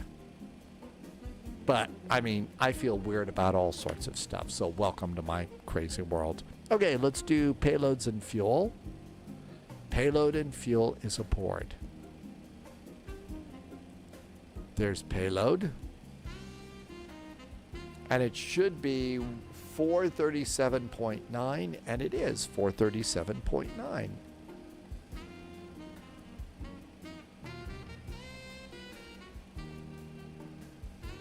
$437.9. And that goes in zero fuel weight. We should be getting 47,500 pounds of fuel. We do. 47.5 is aboard. And that's block fuel. And let's come up here, and our center of gravity at the current time is 21.6. 21.6 is our takeoff center of gravity, and then just push it for the zero fuel weight center of gravity. Okay, good. I'm glad I'm not the only one that would feel weird about that. Okay, taxi. 1.5. Trip. We don't do trip. We do route reserve. 5.2. 5.2. Alternate. We don't do alternate. We do 7.4 is final time. And we leave that blank. Okay, now then, I got the other fuel number, so we have to do math for this one. So what I did is we had 22,100 pounds of fuel when we landed. We have added in fuel for the trip. We've added our fuel. It's supposed to be 47.5. 47.5. So that's the math we do, because it wants to know how much new fuel we put in the tanks. So that's math. And we're going to use Mr. Calculator for this. 47.5 minus, oops, didn't do that right at all. 47.5 minus 22.1 is 25.4. And that goes in page 3. 25.4 is our refuel quantity. That's what we've refueled. So we are now done with refueling. Hey, AC. Yep, MD-11ing. All right, now that that's in, we can do the flight plan. YYZ SID. We're departing on runway 5. We're doing the BETS 3 departure. And we're transitioning out at Echo Romeo Indio. And that's good. That's right, that kind of refueling. The kind that Tom Servo keeps an eye on. Now coming into Pittsburgh, along with the incredibly pitiful jokes, we're going to be coming in on runway 28 right. We are expecting the Jersey 5 arrival. We're coming in via Yorktown, via Y-Town, and our transition is either AGC or nasty, and you know we're going to have fun with that, right? So charts. Let's see how the dispatch page works for us. View airport arrival charts. That's not working too well.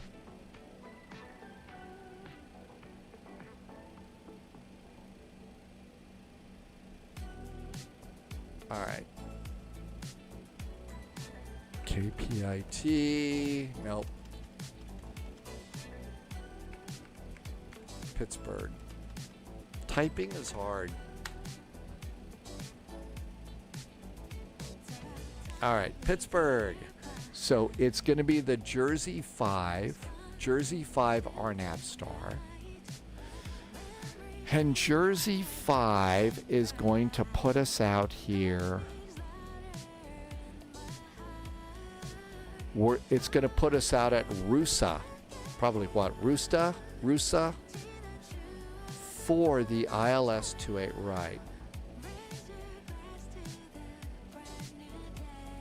So Rusa.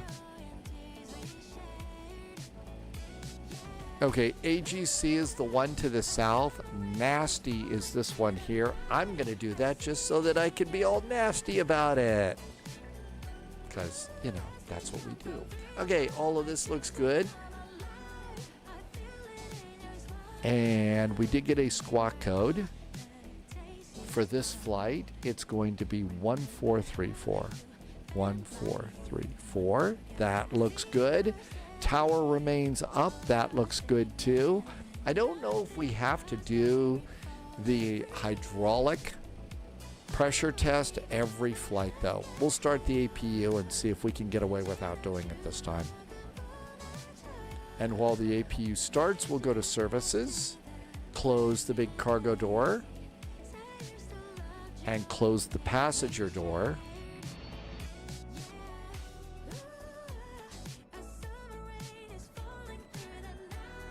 You hear the APU starting. Doesn't look like I got the passenger door closing.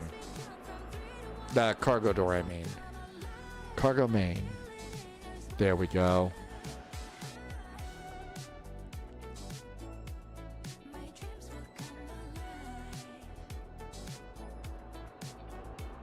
Hear the APU firing on up. GSX, let's prepare for pushback and departure. No, we don't want to play the ice game today. There goes our stairs.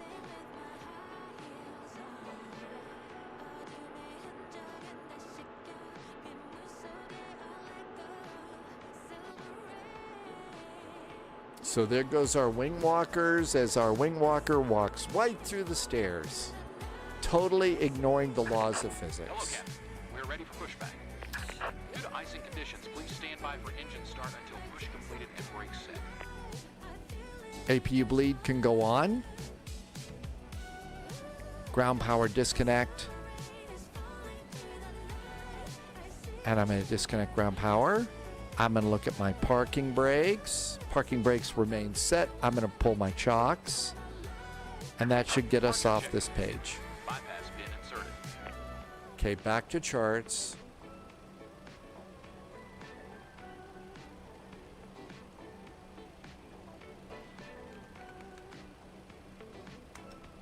Are we hauling the James Bond car today? The James Bond car is only over in... The James Bond car is over in the 777. I wanted to look at the SID. And Bet's departure for runway 5. They didn't give me a climb and maintain. So after takeoff, we've got an initial turn to 047 degrees. How about let's set 047, nose left, tail right. Release parking brakes. 047. But what we need to see is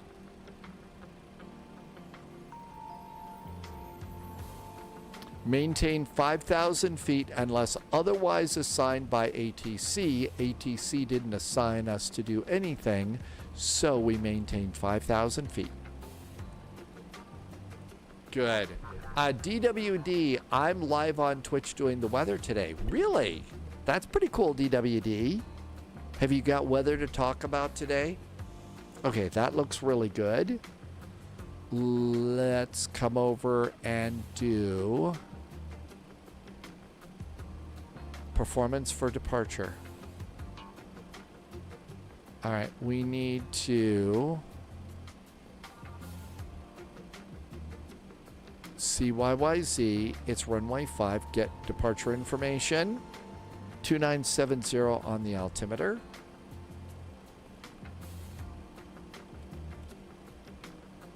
There we go, 2970 on the altimeter. Takeoff weights, and it's wet here today. Do we change it saying that it's wet somewhere? Flex, anti-ice flaps. No. Calculate. Let's see. I'm live on Troy. JSG Droid is good, heading to work. Holy moly, JSG Droid has got a 2-hour drive today. Wow, JSG Droid, 2 hours?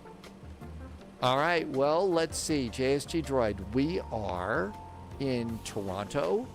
We've got the MD-11. We are taking it to Pittsburgh. I've already done the pitiful jokes about Pittsburgh, so I don't know how entertaining that's going to be. A bunch of us are getting ready to go over here. We've had some WASM crashes in the 777 has been reported today. I know that's not very entertaining. But we're waiting for people to get pushed back and started up here. DWD, if you live near the Great Lakes in Indiana, there are strong storms today. I know, they shouldn't be making JSG Droid work right now. It's time for JSG Droid to start flying pixel planes. It's that health kind of thing, right? Mental health is important. All right, let's do takeoff and approach. So we're going to do 59 degrees and flaps are 11. Flaps are 11 and 59 degrees. So let's do flaps 11 over here. Flaps are 11. There we go. That looks good. Uh-oh, it's raining even more. Okay, so with that, slope is minus 0.4 plus 3. So minus 0.4 slash plus 3 for a headwind. Our outside air temperature in Toronto is 8 degrees Celsius. And speeds for takeoff is 137, 158, 172. 137, 158, and 172. Speeds are good to go.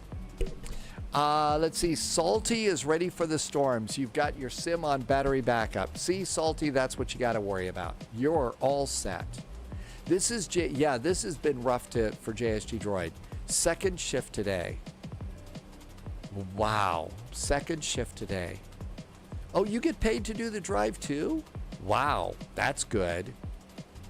Especially with $8 gas in the LA area. So, well, all right. I am so glad that we can keep you a little bit entertained on this. Drive safe. Watch out for crazy people. They're everywhere.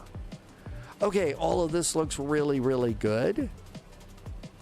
Let's see. I'm going to get a starter on. Ignition on, excuse me. Let's turn on a beacon. Let's do seatbelts. And everything looks good. Let's see if we're clear to push. Okay, we're still waiting for that airplane to go. And we'll wait and see. It could be other airplanes are ready to go too.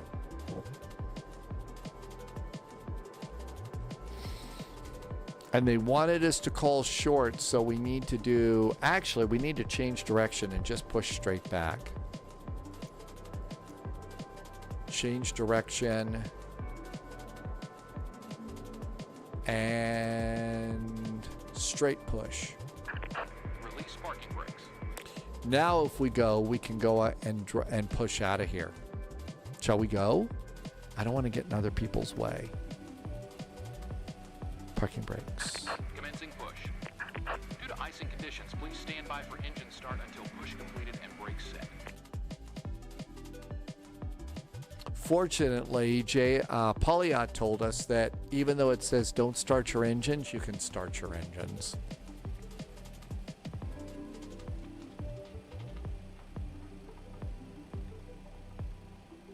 Starting 3. And engine number 3 starts. There goes the N2. There's oil pressure over there. DWD says 2 tornadoes and a bunch of severe thunderstorm warnings today. Do not take chances with tornadoes. When you get the alert, you take action when it comes to tornadoes. Those are incredibly important things to do.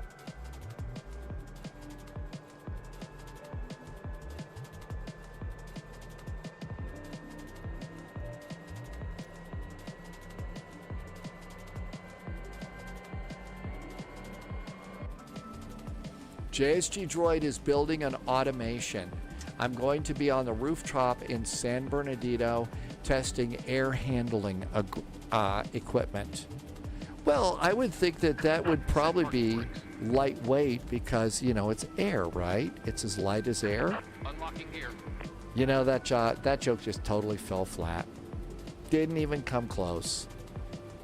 See what I get when my jokes are running on automation? Now that one worked. Hi, Captain Azores. Welcome back. And fuel. And we should start squawking. Let's get on the radio. Captain Azores, welcome aboard. And getting a good start on engine number 1. Disconnected. Bypass bin removed. Left is clear. Right is clear. Good start on that one. Starting engine number 2. Get this airplane out of everybody's way. Tornadoes are scary. 18%. Mission 318, contact departure is now 128.8, bye-bye. 128 decimal 8 for West Sector 18. See ya. See ya. 1288 for departures. And 18% and fuel. There's our wave. Good to go there. We'll taxi out because I'll bet these airplanes are waiting on us. Let's see. Get ready to go.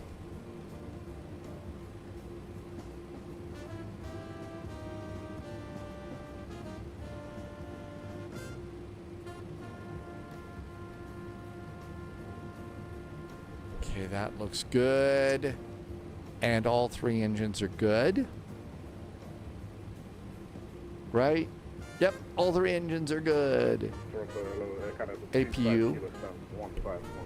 Parking brakes are going to go off. We'll set up everything else. Let's set up everything else. Kilo, Toronto Tower, good evening. Thanks for Echo. And we have to reset fuel used quantity, which is over here. Transition, flight plan route. Parking brakes are off. And out we go. Oh no, somebody left. I hope they weren't waiting for us. Pittsburgh. Posture check. Hi, Keyman, for you. Oh, they didn't. They just wigged it in and out of the space-time continuum. Arcan 25 Kilo, thanks. It must be like that time paradox that Captain Picard made in the Devron system. That's why they wigged in and out. American 17 Echo, information Echo on board, gate 153, I think, yeah. First clearance to Pittsburgh as far. American 17 Echo, Toronto Tower, good evening. Clear to Pittsburgh via the Beats 3 departure, area transition, flight plan route. Depart runway 06, left squawk 2747. Beats 3 departure, transition area, and... Now then, we're going to come out at Juliet Delta and Juliet. American 17 Echo, thanks. Come on, airplane, don't stop. Information Echo's current call ready for Keyman, posture check. Yeah, we got to be sitting up straight, right? Winds calm, clear for takeoff, runway 06 left. Clear for takeoff, 06 left, Arctic 101.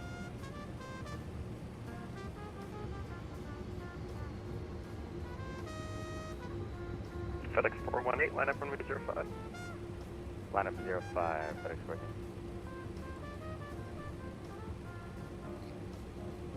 I remember when this airplane first came out, one of the first flights I took it on was coming into Toronto, and it was a bad kind of a crash short of the runway. Just it just wasn't ready at that point in time. We've got the plane rolling.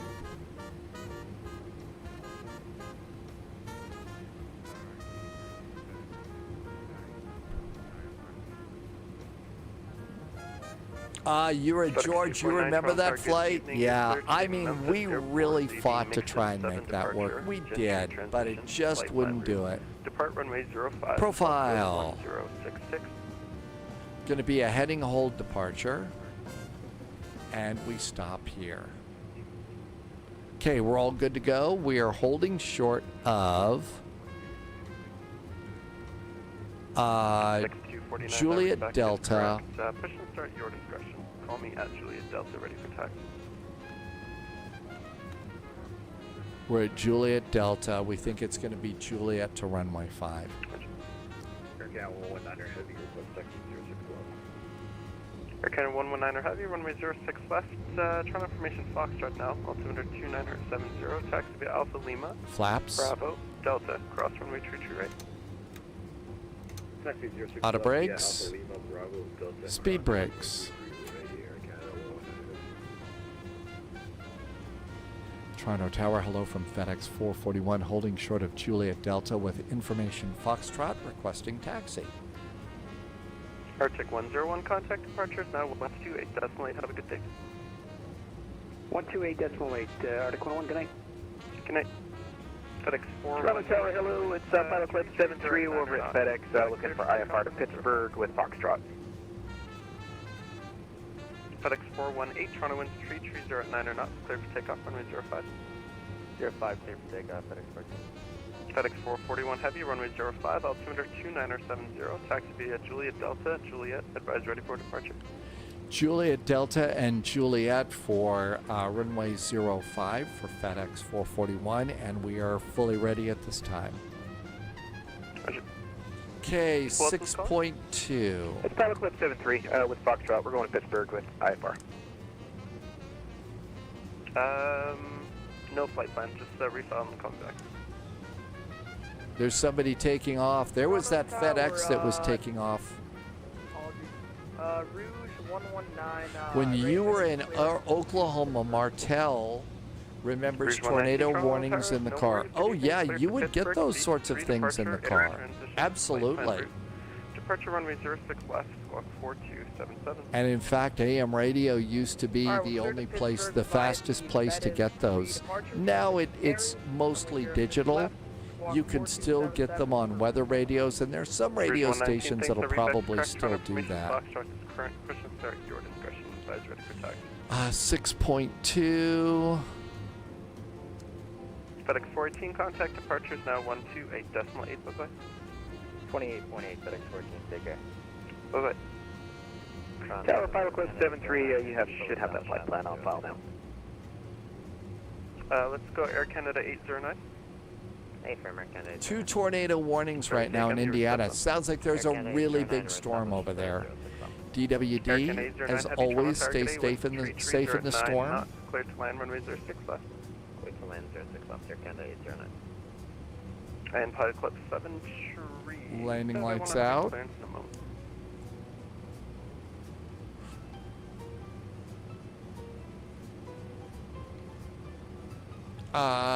Low vis, you could. I mean, back in the day, especially in places like Oklahoma, you could actually do storm chasing with the weather reports that were apparent, that would be on the radio. A lot of that's kind of gone now, which is too bad, but you could do that. Autoflight is armed. Never really did amateur or ham radio. A lot of the work that I did, we did have two-way radios, but they were all licensed to commercial broadcast stations. So we were on a band close to amateur and ham radio, but we were FedEx 441 Heavy, you said you're ready. Wind 330 at 9, clear for takeoff, runway 05. Runway 05, clear for takeoff. FedEx 441 Heavy. Strobes, let them know we're ready to go. But most all of our, comms of the day were on, another band of radios very similar to aviation radio.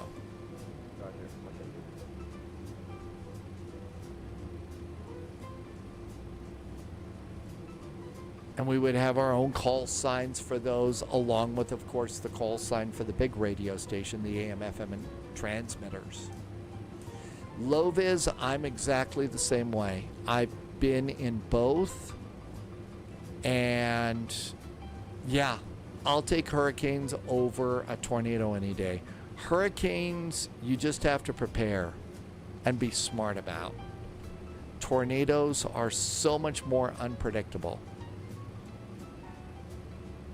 And it's kind of easy to see how it is that, some of the, I don't know, paranoia and stuff like that you saw depicted in the movie Twister. I haven't seen Twisters, but they're terrifying. Sorry for the delay. Are you able to do the Beat 2 departure? Shall we go? Landing lights on. We're in a turboprop, but we're in a caravan. Oakville 3 would be preferred.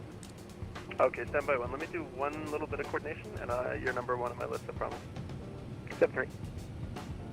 FedEx 331, line up runway 05.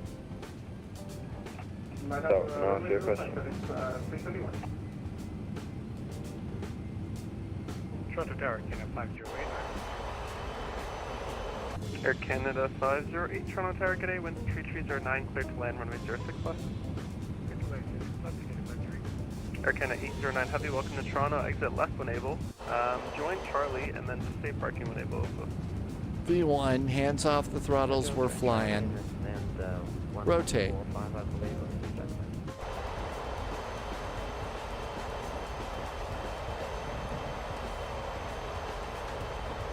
Here.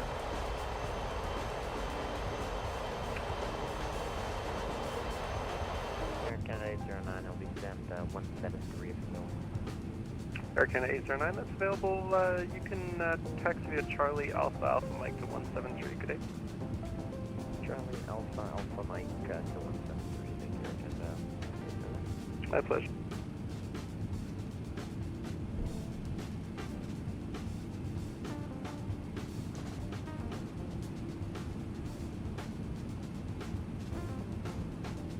Autopilot. I've got profile and heading hold right now. FedEx 441 Heavy, contact departures 128.8. Bye-bye. 128.8 now for FedEx 441. Thank you. Have a good weekend. My pleasure. 128.8, looking good. Toronto departures, very good evening. FedEx 441 is passing 4,000 feet, heading 047 degrees. FedEx 441, Toronto. Bye. FedEx 441 Heavy, Toronto, departure, good day, identified. Turn right direct to mobile on course, climb 15,000. 15,000, right turn direct to mobile and on course for FedEx 441. Betty is still aboard. And right turn.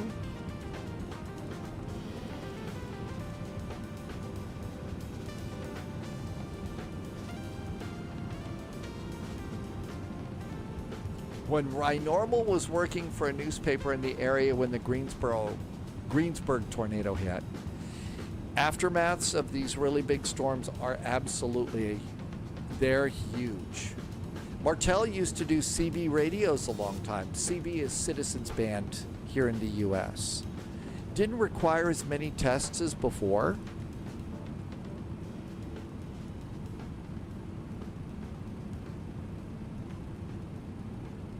Let's see, we can do flaps. But Rynormal, yeah, if you were working at a newspaper after a big tornado back in the day, Oh my gosh, would you have been doing so much work? But back in the day, that was how people got information, especially in a big natural disaster like we would experience. I honestly don't know how the information really gets out now that most media has kind of fallen apart in a way.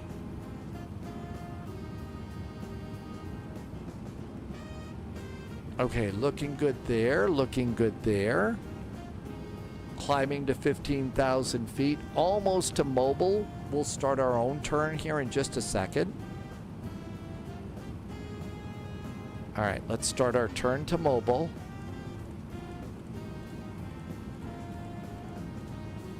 That's pretty good. FedEx 441 Heavy, just want to confirm you're making that turn direct to mobile. You need to be heading off in a different direction.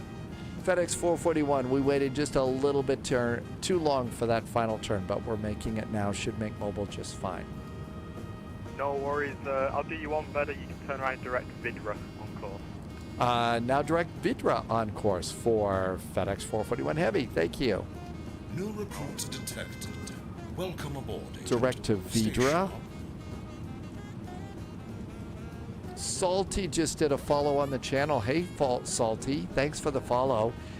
Tim Dog says it's stormy in Chicago and J-Dubs just arrived. Hi, J-Dubs. Okay, there's direct to Vidra.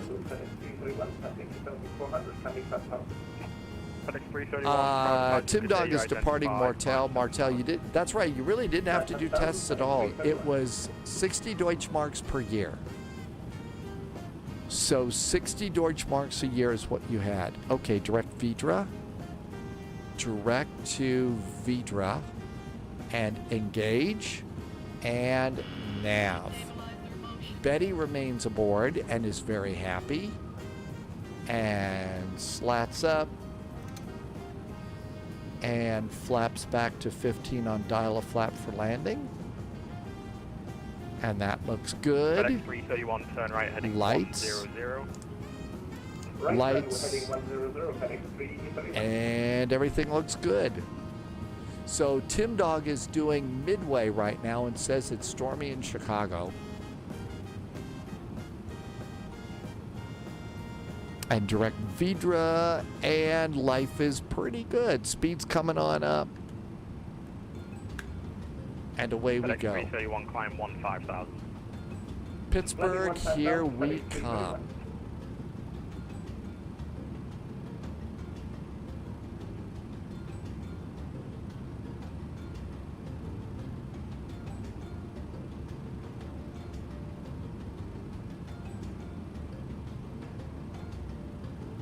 This is the hard part about this one. Is you have to select each chart each individual time. You can't select 331, turn right heading 160. So we're direct to Vidra right here. And then we're going to exit at Erie. Canada 119 heavy Toronto departures. There we go. Okay, cool. We know what we're doing. Tim J did a. That's right. You can do predictions for landing as early as now. Turn left direct Kedzie on course, climb 7,000. Left direct heavy on course. And the last landing rate that I did in this airplane was. 331, turn right direct early on course. Holy moly! Interesting clouds ahead. Interesting clouds going out of beautiful downtown Toronto. Canada 119 heavy, make that left turn direct to ASUS on course. Start with ASUS there, Canada 119 heavy. Seatbelts to auto. FedEx 441 heavy, contact Toronto Centre 12577. Have a good day. 125.77 now for FedEx 441 Heavy. Thank you. Have a wonderful weekend. Filled with Timbits and all those other things.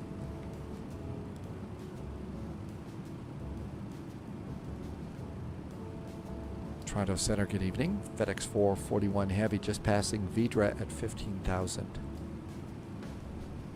441 Heavy, Toronto Center, hello, contact level 270. Flight level 270 now for FedEx 441 Heavy.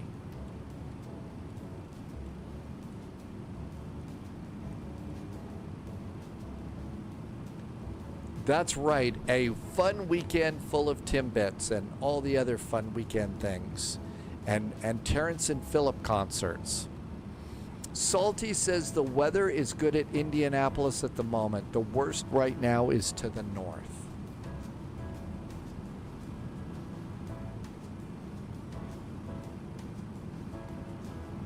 You can use the Navigraph app as a weather tracker. And you can do some interesting things with this. So here we all are. Toronto Gauge 708 to And let's go and do weather. Turn it on. And this should give us highs and lows. 708 Toronto Center, hello. And let's go ahead to layers, and we're going to turn off highs and lows. 310 at the sign. That will get radar, and then you can put highs and lows back in. So you can kind of see where some of the heaviest radar is. So south of Michigan, we've got some really heavy stuff. Now we'll turn off the highs and lows so we can see radar better. So you can see down here, here's some of the heaviest rain. Looks like there's one going out of Chicago here. I guess Toledo, Ohio over here. Fort Wayne, Indiana's in a really rough spot, but here's some of the worst weather at the moment. So you can go now. This is not the thing to do real world tracking with. If you're worried about the weather where you are, the National Weather Service website is your fastest way to get it. It's not as pretty, but it's meant to have good information.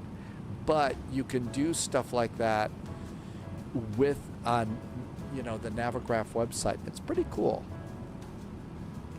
And we need to do transition, so standard altimeter and standard altimeter. Tim Dog likes to go to WeatherWise. That's probably a good one too. J-Dubs has an IRL flight on Sunday morning out of O'Hare. Oh my gosh, J-Dubs. It's really scary. It's really annoying. But holy moly. Web.weatherwise.app is what Tim Dog likes. And WeatherWise even has some of the models too. That's probably a really good one.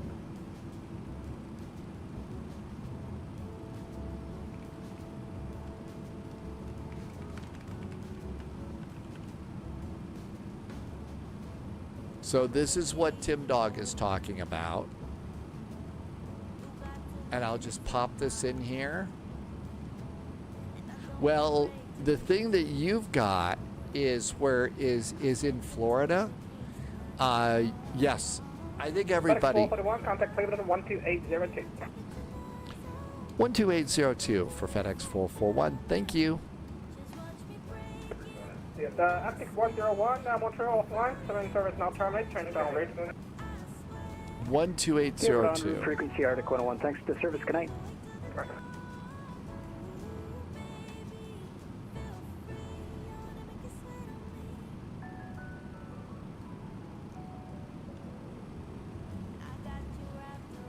Really amazing looking clouds tonight.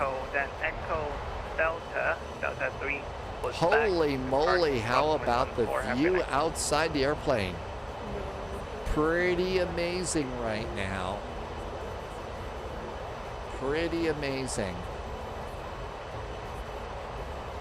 Hey Patrick, welcome aboard. Patrick just sent us a really, really big frosty beverage. Thanks Patrick, welcome on in. Buckeye says to hydrate. Perfect time too. Wild says the weather is bad north of Indianapolis. American 414 amendment to arrive with 530 copy. Virgin copy, American 414. American 414 change to Faro 22 read. Nothing's wing bad VATSIM here, Mikey. Patrick wants to lurk. Thank you for sending a really big amount there, Patrick. Take care. Hi, John DFW. This is a wing 2. Wing nut 2, Whiskey November Golf November Tango 2. John DFW is in Okay, I got it. Detroit. How you doing, John? Are you having a good trip? Cleveland, good evening. FedEx 441 is overhead bets and flight level 270. FedEx 441 Cleveland Center, hello, climb maintain flight level 300. Flight level 300 for FedEx 441. Tornado warning near northeast of Indianapolis.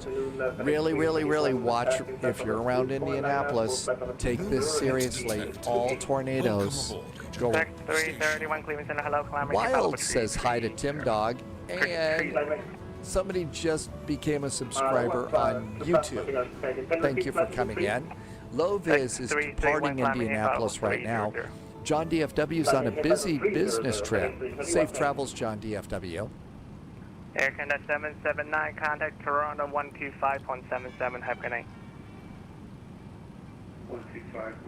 But yeah, if you're living in a tornado zone where there's watches, warnings, and stuff like that, take those seriously. If you've got a weather radio, that's really great to have. John DFW gets to fly on the 717 tomorrow. Not many of those flying around much anymore, are they? Hi, Flight Sim Max. I did. Flight Sim Max. There is a freeware at flightsim.to. And Low Viz checked it earlier for bumps in the runway and said it worked pretty good.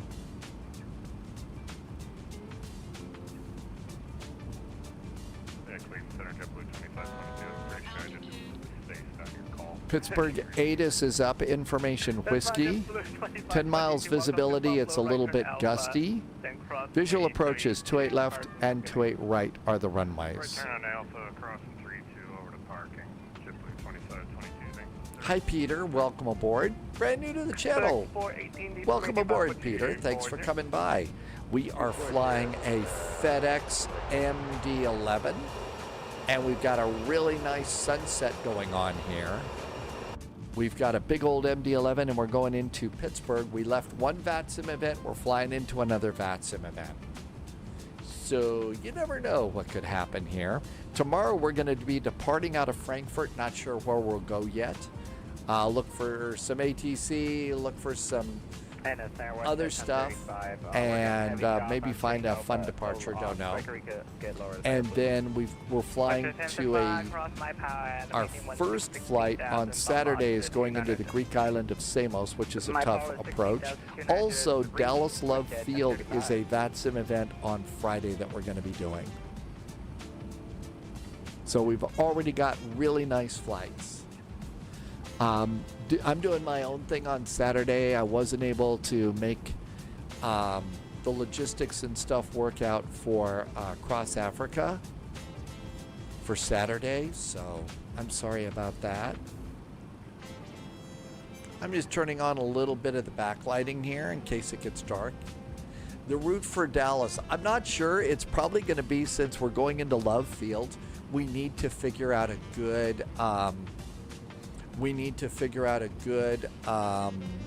Southwest probably departure. I thought it was tomorrow. Did I say that wrong, Mikey? So let's see here. How do I have this set up? We've got Frankfurt to someplace and someplace into Dallas, and that's for Friday is what I've got. And then Saturday we're going into Samos is kind of the way I've figured it out right now. So hopefully I've got all those right. Darn right, I'm flying a Phoenix. Flying a Phoenix into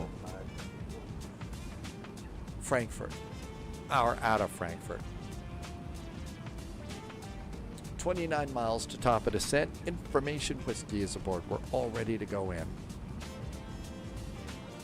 Select 418 contact Cleveland Center 119.87. Have a good night. John DFW is saying, yeah, if you're flying in the real world right now, be nice to the TSA people. I actually always try to be. I always try to be nice to the TSA people.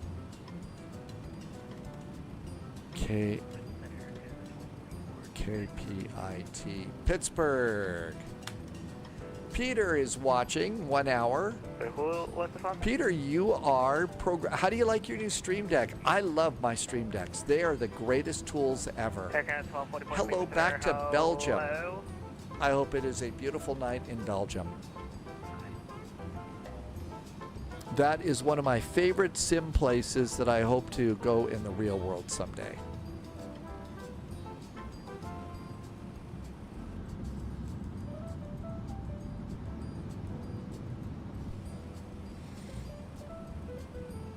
That's right, they can't do that. I don't know if you feel like, you know, I don't know if you can drop a Starbucks card or something like that on the table. I don't know if you could do that or not. Peter is new. You have no experience, but oh, you mean with Flight Sim or with your Stream Deck? You can do an awful lot of cool stuff with Stream Decks.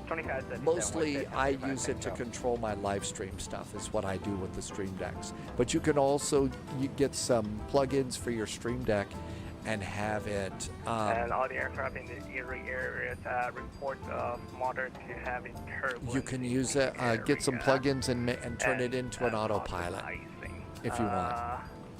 Plus minus 10 knots and left, right 10 degrees. We're pretty close to top of descent about now.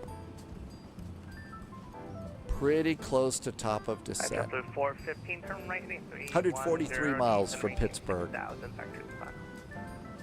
heading 310 to Peter's been doing lots of flight simming for a long time now. Yeah, since version 2.0. Salty uses Stream Decks at work. Oh God, I would love to have had Stream Decks back when I was producing content at the TV stations. Stream Decks and OBS Studio. Wow, could we have done some nice things.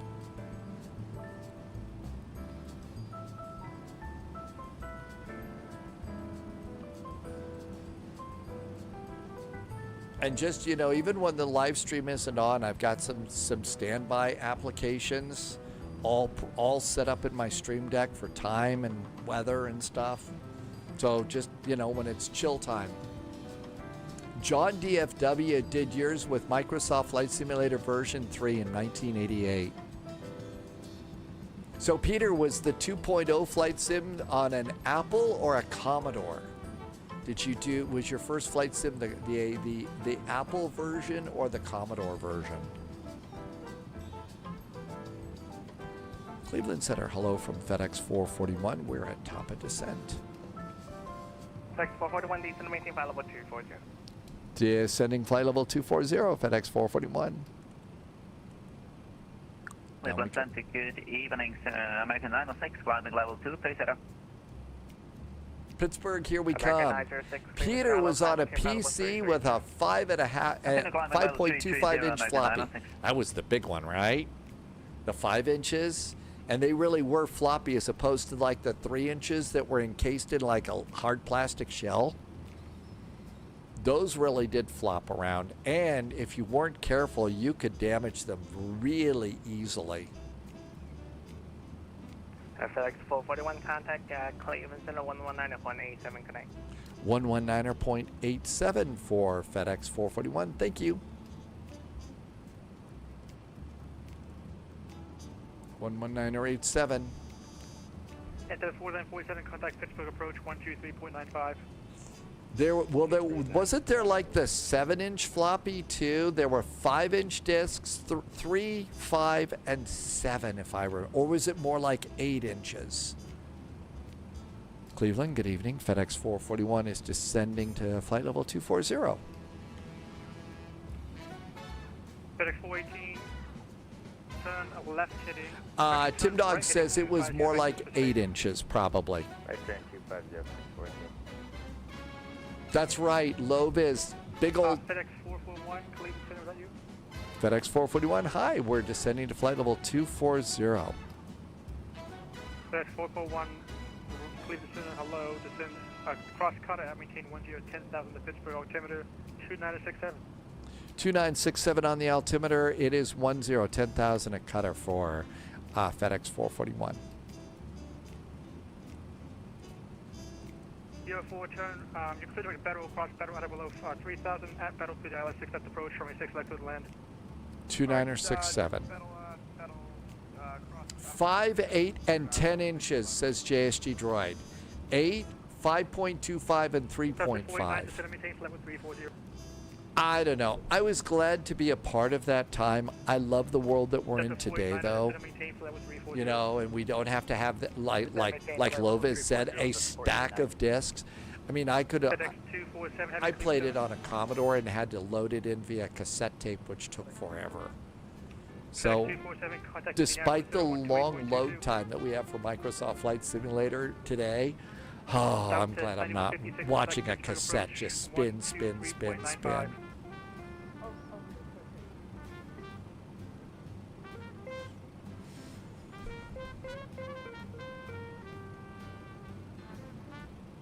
We're set for approach.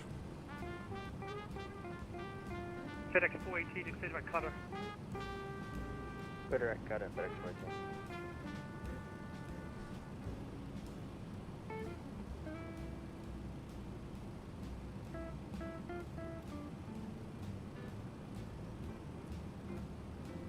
Cleveland Center, Sun Country 8725, flight level 350, traffic in sight. Looking for the Jersey.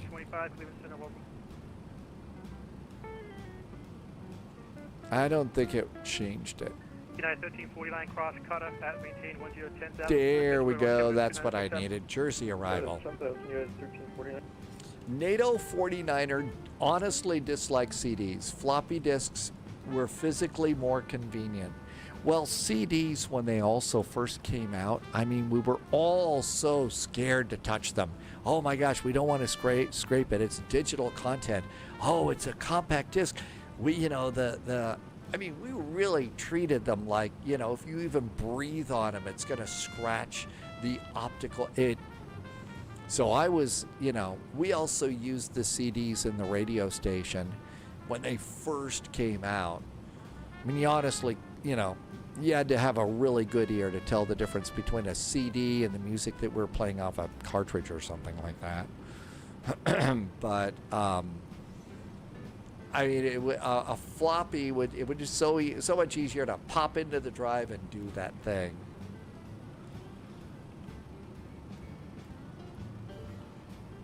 Delta 1710 to airspeed. We are. And then there were these external drives that you could get. Oh, what were they called? That FedEx 411. FedEx 441 to airspeed. FedEx 441 is at 300 knots.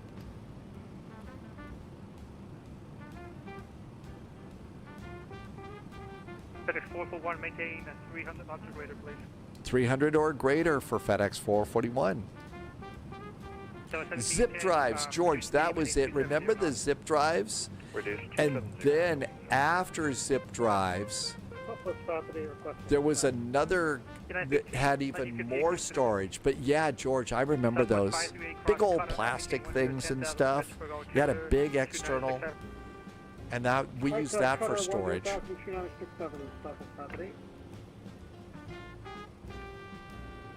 FedEx 418, contact Pittsburgh approach 123.95. 123.95. And you have to adjust your own CRTs here. Otherwise, things just start blazing. That's right. We had, I never had an internal. All of my zip drives. Yeah, Hermit. That's where, yeah, zip drives. I only had an external zip drive. And it worked pretty good. That maintains 10,000 the altimeter up to the 67 FedEx 331. WestJet 3T, the maintain 3,000. Yeah, never had one of the externals before. The 100 megabyte and the newer 250 megabyte. Remember those days? Now we have gigabyte and terabyte drives. And the sheer amount of data that gets shoved around just for a flight simulator is amazing. I mean, I remember when like 100 megabytes or 250 megabytes was like, wow. Was it WestJet 319 calling? Last time I called 950 call sign. Call sign.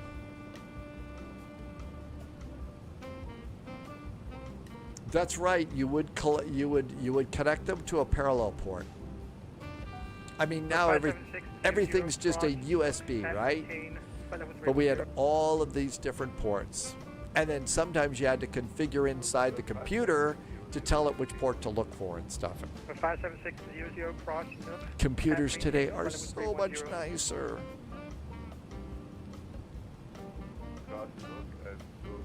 256K of memory was huge compared to 64. So it's a 49 contact Chicago Center. And I'm also, another thing I don't miss is dial-up internet. I don't miss dial-up. Ugh.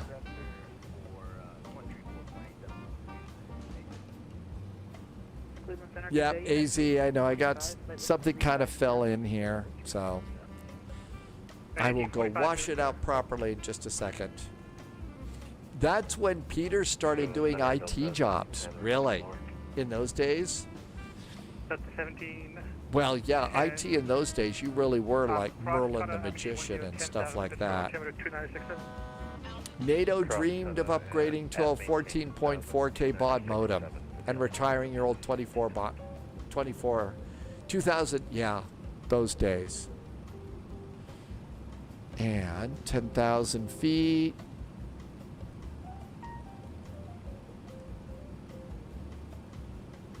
They said 300 knots or greater, so. FedEx 331 Pittsburgh cutter.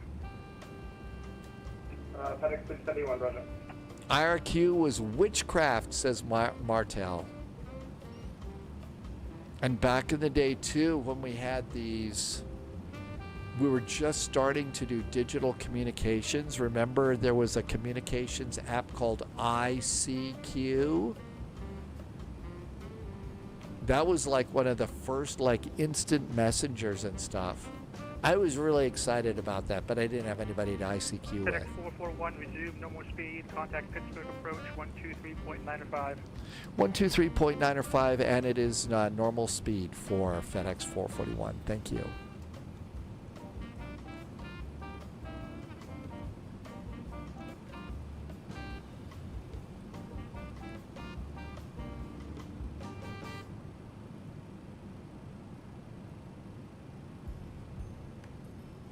Yeah, it's 567, connect the power, 128.2. Whiskey is still current.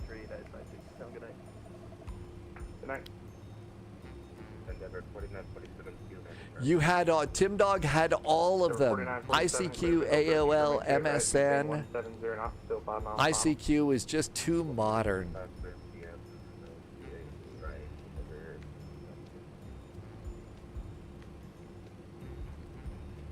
Pittsburgh approach, good evening. FedEx 441 heavies at 10,000 feet. A cutter with information. Whiskey. So the 9156 is going to maintain 3,000. 3,000. FedEx 441 heavy, check your altimeter setting. I'll show you at 9,700. The Pittsburgh altimeter 2967. It'll be the visual approach 28 right.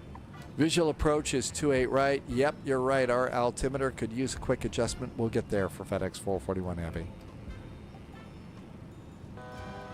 FedEx 441 heavy, maintain 250 knots. Going to maintain 6,000.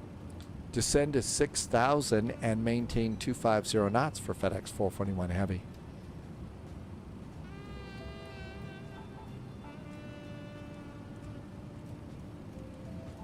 I've gotten so lazy with my Airbus, it always tells me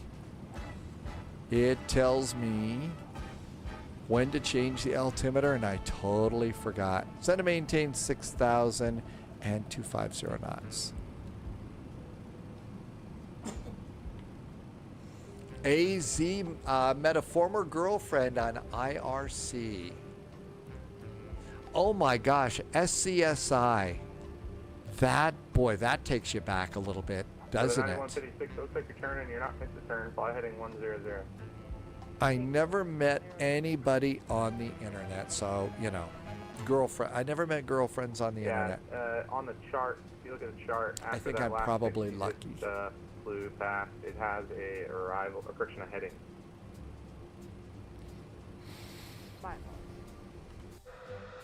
No problem.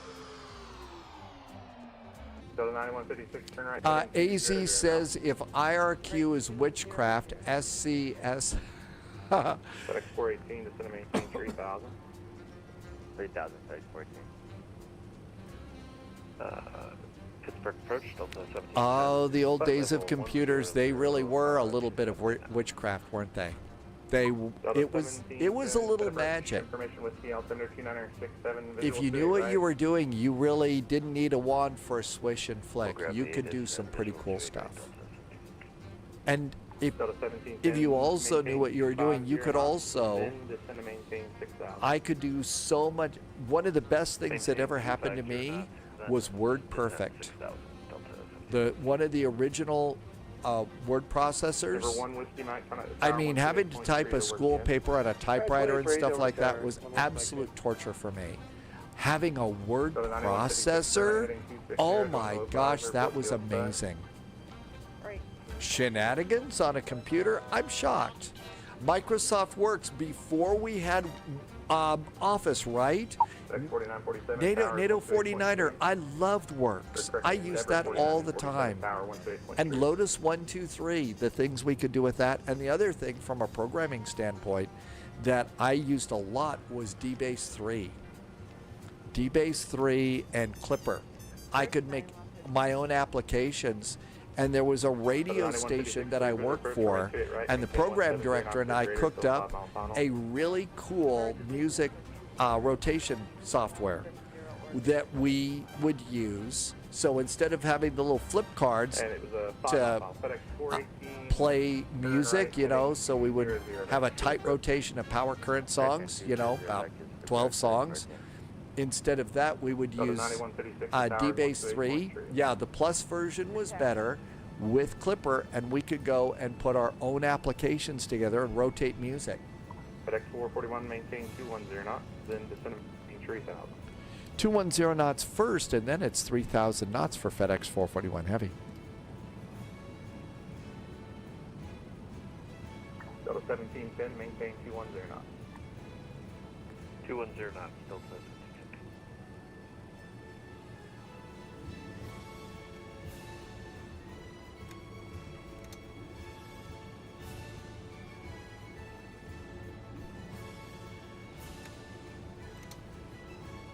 There goes some flaps. Tim Dog's company had Lotus Notes for email.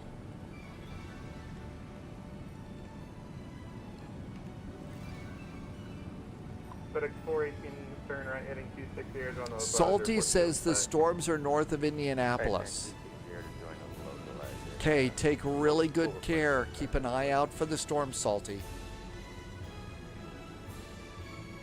That's right. That's what we would do, Peter. We would create an application using DBase 3 Plus, and then using Clipper, we would then export it or do whatever magic with Clipper to turn it into a standalone app.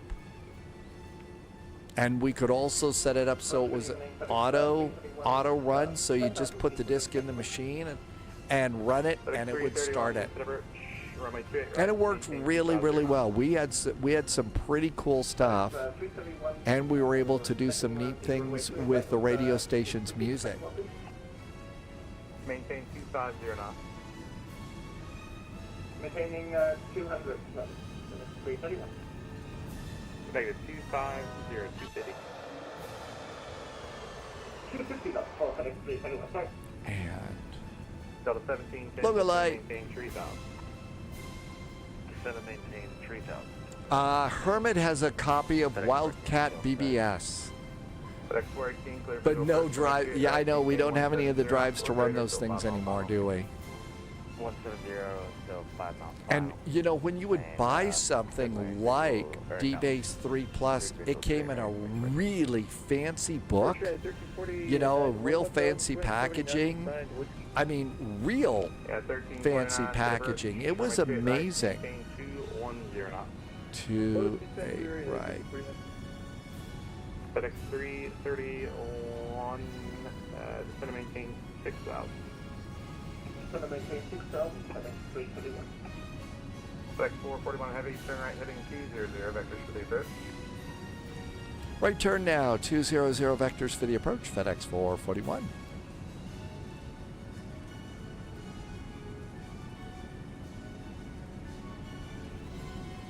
Peter's still got all the software. It won't. That's right. It was all meant to run on MS-DOS. I mean, we didn't have Windows at the radio station for a very long time.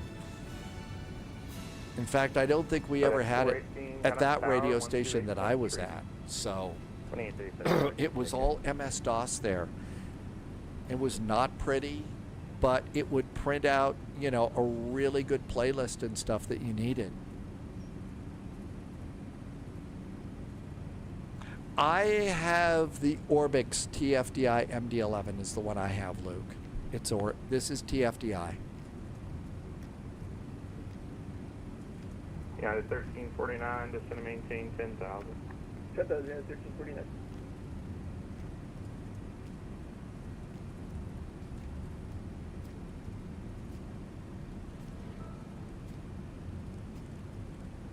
FedEx 441 heavy, turn right heading 260, join the localizer, report speed on site. Right turn to 260 and join the localizer, and we had the airport before we made the turn. FedEx 441 heavy, cleared visual approach, runway 28 right, maintain 170 knots or greater, till 5 mile final. 170 knots or greater till 5 mile finals, cleared for the visual, 28 right, FedEx 441 heavy. Delta 1710, turn right, heading 200, vectors for the approach. Right turn. Mike, hoping for butter again. Got the airport, got the runway, Yeah, there's the right side. Maintain 8,000. 8,000, yeah, 1341. Flaps are set.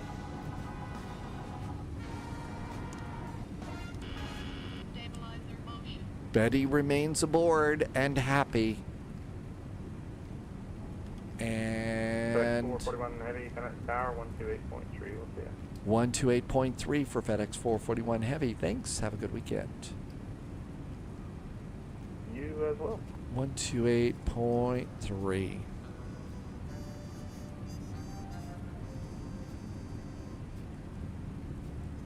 Contact ground 121.8. Actually, stay with me. Okay, sure. Crossing 28 Center at Quebec, and we'll stay with you for 21 West Line.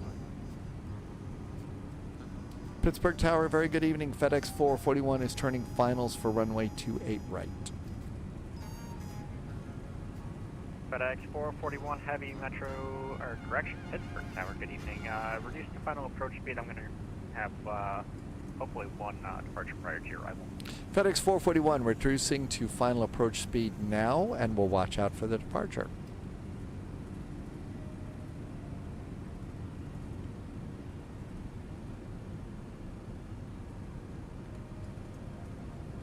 Vision 930 Juliet, runway 28 right, line of line.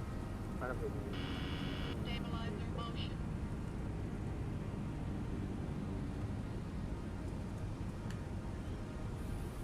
FedEx 418 heavy, left one Able, and join Bravo. Left one Able, join Bravo, thanks, right.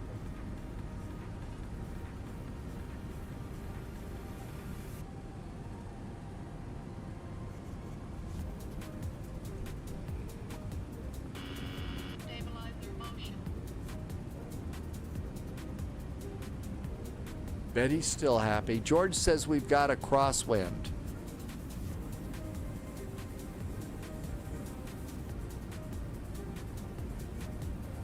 Vision 930 Juliet. 20 knots of crosswind, 29 knots down the runway. Runway 28 right, corporate takeoff. 310, corporate takeoff.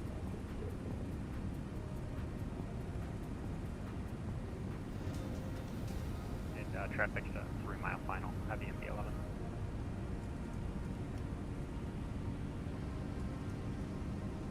Beechcraft 1, Whiskey Mike, cross runway 32 on Gear down Quebec, 3 green. and November to the ramp.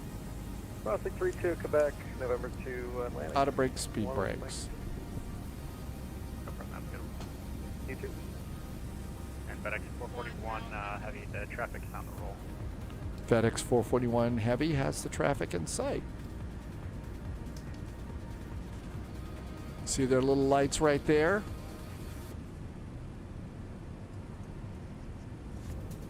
AP is off. Cab's got the airplane.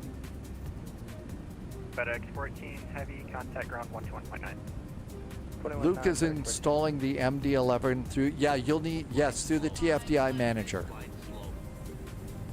I'd better pay attention. I lost the airplane. I saw it. I don't have it anymore. I don't see him. And Tower Delta 1710 on the visual to it, right? Delta 1710, Pittsburgh. There they are. Wind 230 at 9, runway 28 right, clear to land, caution wing turbulence, previous to landing MD-11. Clear to land 2A right, Delta 1710. Reverse. Green.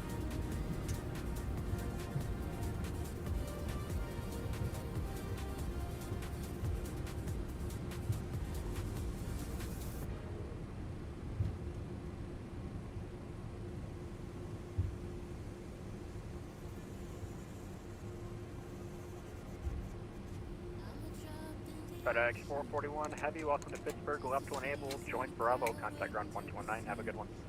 Left and Bravo, grounds 0.9 for FedEx 441 Heavy. Thank you.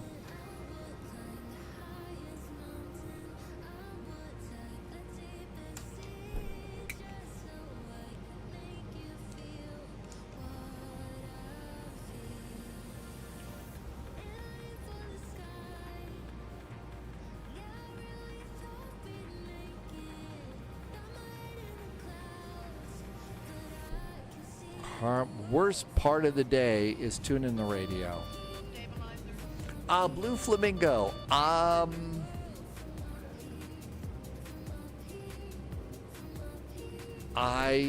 don't know. Did I have time to do taxi lights? No, I didn't have time to do taxi lights, and I don't. There's a chance that maybe not. Minus 157 though, that's a good landing rate. Pittsburgh ground, hi there. FedEx 441 Heavy is just off runway 28 on Bravo. Parking's at FedEx land tonight. FedEx 441 Pittsburgh ground, welcome to Pittsburgh and good evening. You can taxi the ramp via Bravo, join November. Taxi the ramp via Bravo, joining November for FedEx 441 Heavy. Bravo and November. I guess they're sending us over to Cargo Apron A. Holy cats. What's going on? Blue Flamingo, I don't remember. I know I remember coming in and we got caution. I think they said slow down. You're number 1 for the runway after departing traffic. I'm not 100% sure if we did or not there, Blue Flamingo. Empire Delpo is back in chat. Welcome aboard. Thanks for coming in. But that's a good question, Blue Flamingo. I'm not sure. Throx, my graphics settings are really relatively simple. Almost everything is set to medium. I have my clouds set to ultra. And if you look in graphics settings, the lower the graphics settings at the bottom of all the graphic stuff, one of the things that you're going to notice is there's things like turn on or reduce the number of boats and ground traffic and stuff like that, right? So if you see those things, I've turned mine either off or set to low. So fauna, boats, ground traffic, a lot of that I've turned either off or so low it doesn't even show up. Clouds I have set to ultra. Everything else is medium, maybe.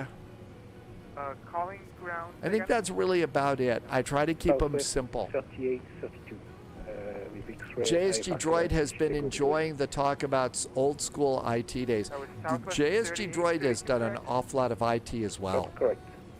Southwest 3832. So I'm going to guess that, and if you're driving, don't type or anything, but I'm going to guess you probably related to just about everything we were yammering about there. Southwest 3832, your microphone came in very garbled.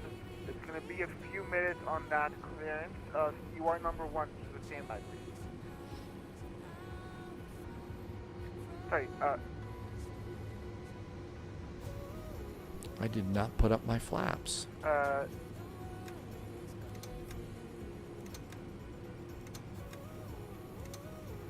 Southwest 3832, I have clearance available for you. I think that elevation does not look good. Southwest 3832. Southwest 3832. That is quite the hill over there, isn't it? I think going into the terminal would have been a problem. Tim Dog's on downwind. Fixes into the MD-11, so I don't do like the landing fixes. There is a fix over here. I'm wondering, so RW 28 right. International Jet Pittsburgh 5 departure, radar vector, Bravo Sierra Victor that are filed, except direct. No, it didn't like that one. Climb 5,000, expect flight level 320 10 after departure. Departure frequency 119.35, squawk 1071, Southwest 3832. Southwest 3832, the readback is correct. KPIT 28 right. 28 right for departure today. Didn't like that either. Okay, there's November. Cargo's going to be up here off to the left. 331, if you're on frequency, are you expecting to go to the FedEx gates today? FedEx 331, next one, we go to the FedEx.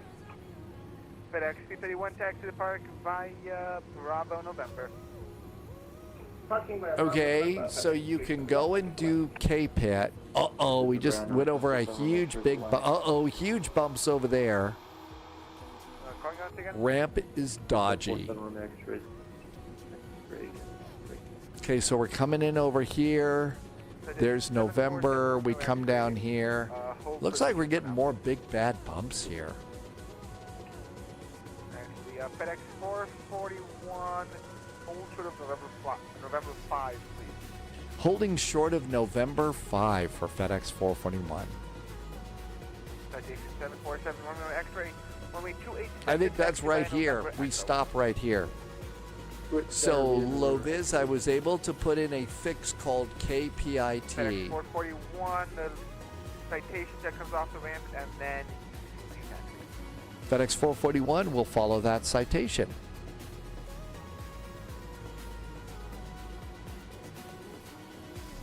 I don't see any citation here. So next here we have DNT KFX. So DN, that would be distance, so maybe 5 miles, and then slash. And then there's the citation there. And then the fix would be the opposite direction, 101. 101. And that maybe goes in there. Doesn't like that one. How about 5 miles for DN for distance? Doesn't like that for distance, so I don't know about that.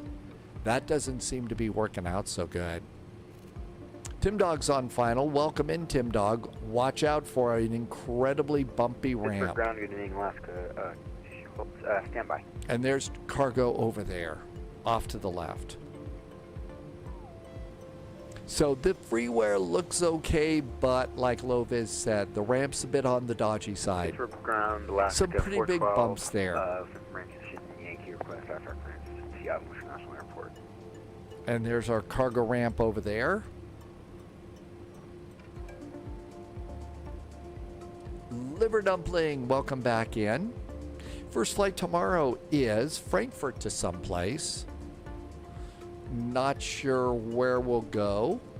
We'll figure out something. 412, good evening. And then we've also got a flight into Dallas Love Field. So we'll be showing Southwest the love then. Wondering if we're going to have this problem. We're in a 737-800, not a MAX. Is that a problem? Shouldn't be. And this is supposed to be cargo over here.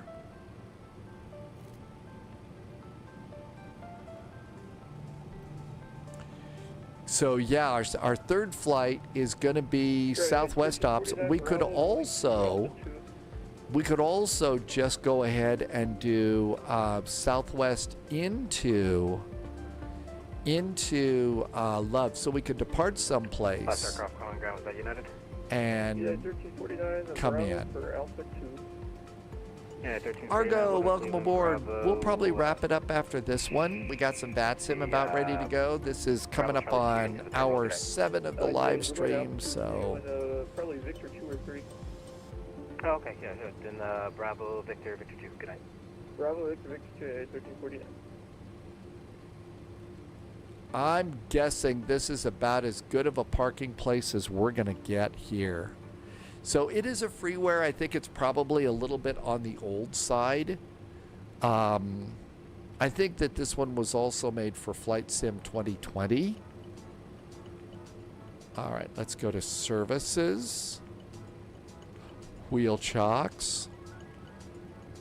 Ground power. And GPU pops in. I could have done engine 1 and 3. And since we have ground power, we could do number 2 as well. And then we'll come up here. And we're done with nav, nav, and nav. Those can go off. And we'll turn off the beacon. And the taxi light should have gone off too. Cabin signs can go off. Come over here, go to cargo main. I doubt we're going to be able to get ourselves a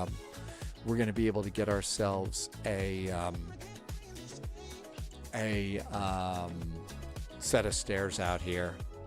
JSG Droid is passing Ontario right now, and JSG Droid is driving past Ontario. That's the cargo airport in California that we fly to all the time.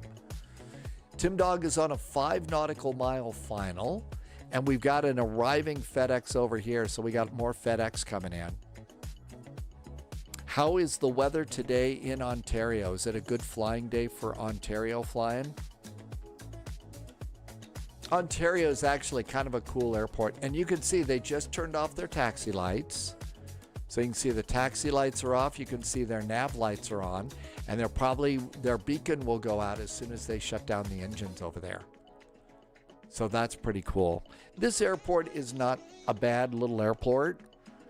And I think that was Tim Dog landing. That looks like a Southwest over there. So we kind of taxied in all around here. They did a nice job. It's just the elevation is kind of hard. 90 degrees in California today. And that was Captain Chris who came in just beside me there. This airport's actually pretty cool. The only thing that you're going to run into is a huge big bump here with elevations and stuff.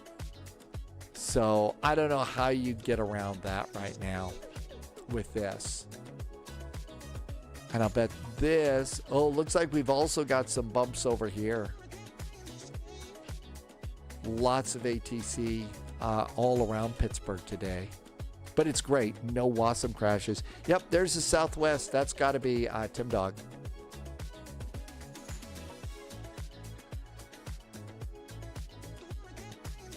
And so we'll be flying a little Southwest tomorrow for sure.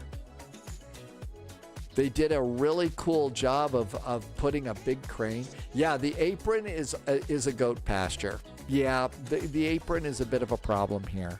And I don't know how you would go about fixing it. They did an incredible job on that crane there. I don't know, JSG Droid. We got a crane right in the middle of the airport here. If you were flying with us today, I'm pretty sure they would have put it at the end of the runway for you.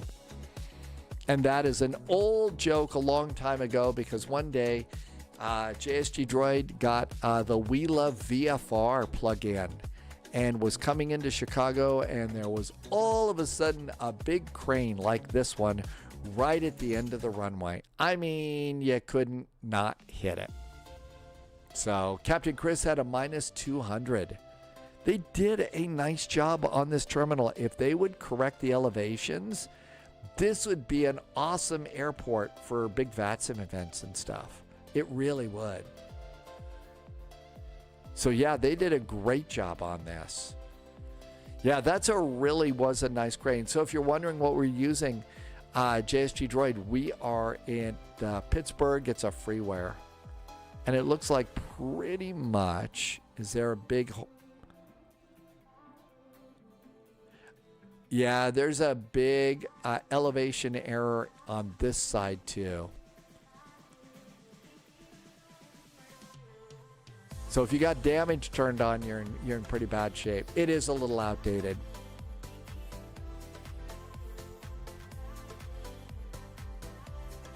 Not a bad airport though. I think they did a good job. George, gonna call it a night. Good night, George. Thanks for coming in. And Peter's calling it a night too. Peter, thanks for coming in today. Tim Dog says that the terminal is outdated. There's a whole new terminal here now. And there was also FedEx over on the other side as well. So there was all sorts of FedEx. Not a bad day. Hey, thank you for coming in today. I really missed getting to fly on Monday. Really do enjoy Vectors to Copenhagen. That is one of my favorite events. So hopefully the internet continues working. Our first flight tomorrow is Frankfurt. I'll try and find ourselves a real nice little departure. Arrival or something like that for Frankfurt Friday. And then we've got some nice events. We've also got a nice event all around Texas, but probably a good opportunity to go and do some flying, Southwest flying into Dallas Love Field, which is a really nice little airport too. Fukuno, thank you for coming in. Appreciate you stopping by today. There was also some real generous gift subs today. I have to always say a huge big thank you for some of those really nice generous gift subs and keeping the number up where it's working for me. So thank you so much for the awesome support and great jet fuel in the flight plan. Let's see. Cross Hyparu is doing Pittsburgh to St. Louis. Stu is flying into Pittsburgh. I think Stu is flying, or I'm not sure. It says Indianapolis Center. I don't think Stu is flying. Stu's doing center. Melvin Leroy is flying a jet actually right now. Melvin Leroy never flies a jet. So we could go to one of those. Those might be kind of cool. Do you want to go and see Cross Hyparu, or do you want to go and see Melvin? Cross is always entertaining. Loviz is coming in right now to land.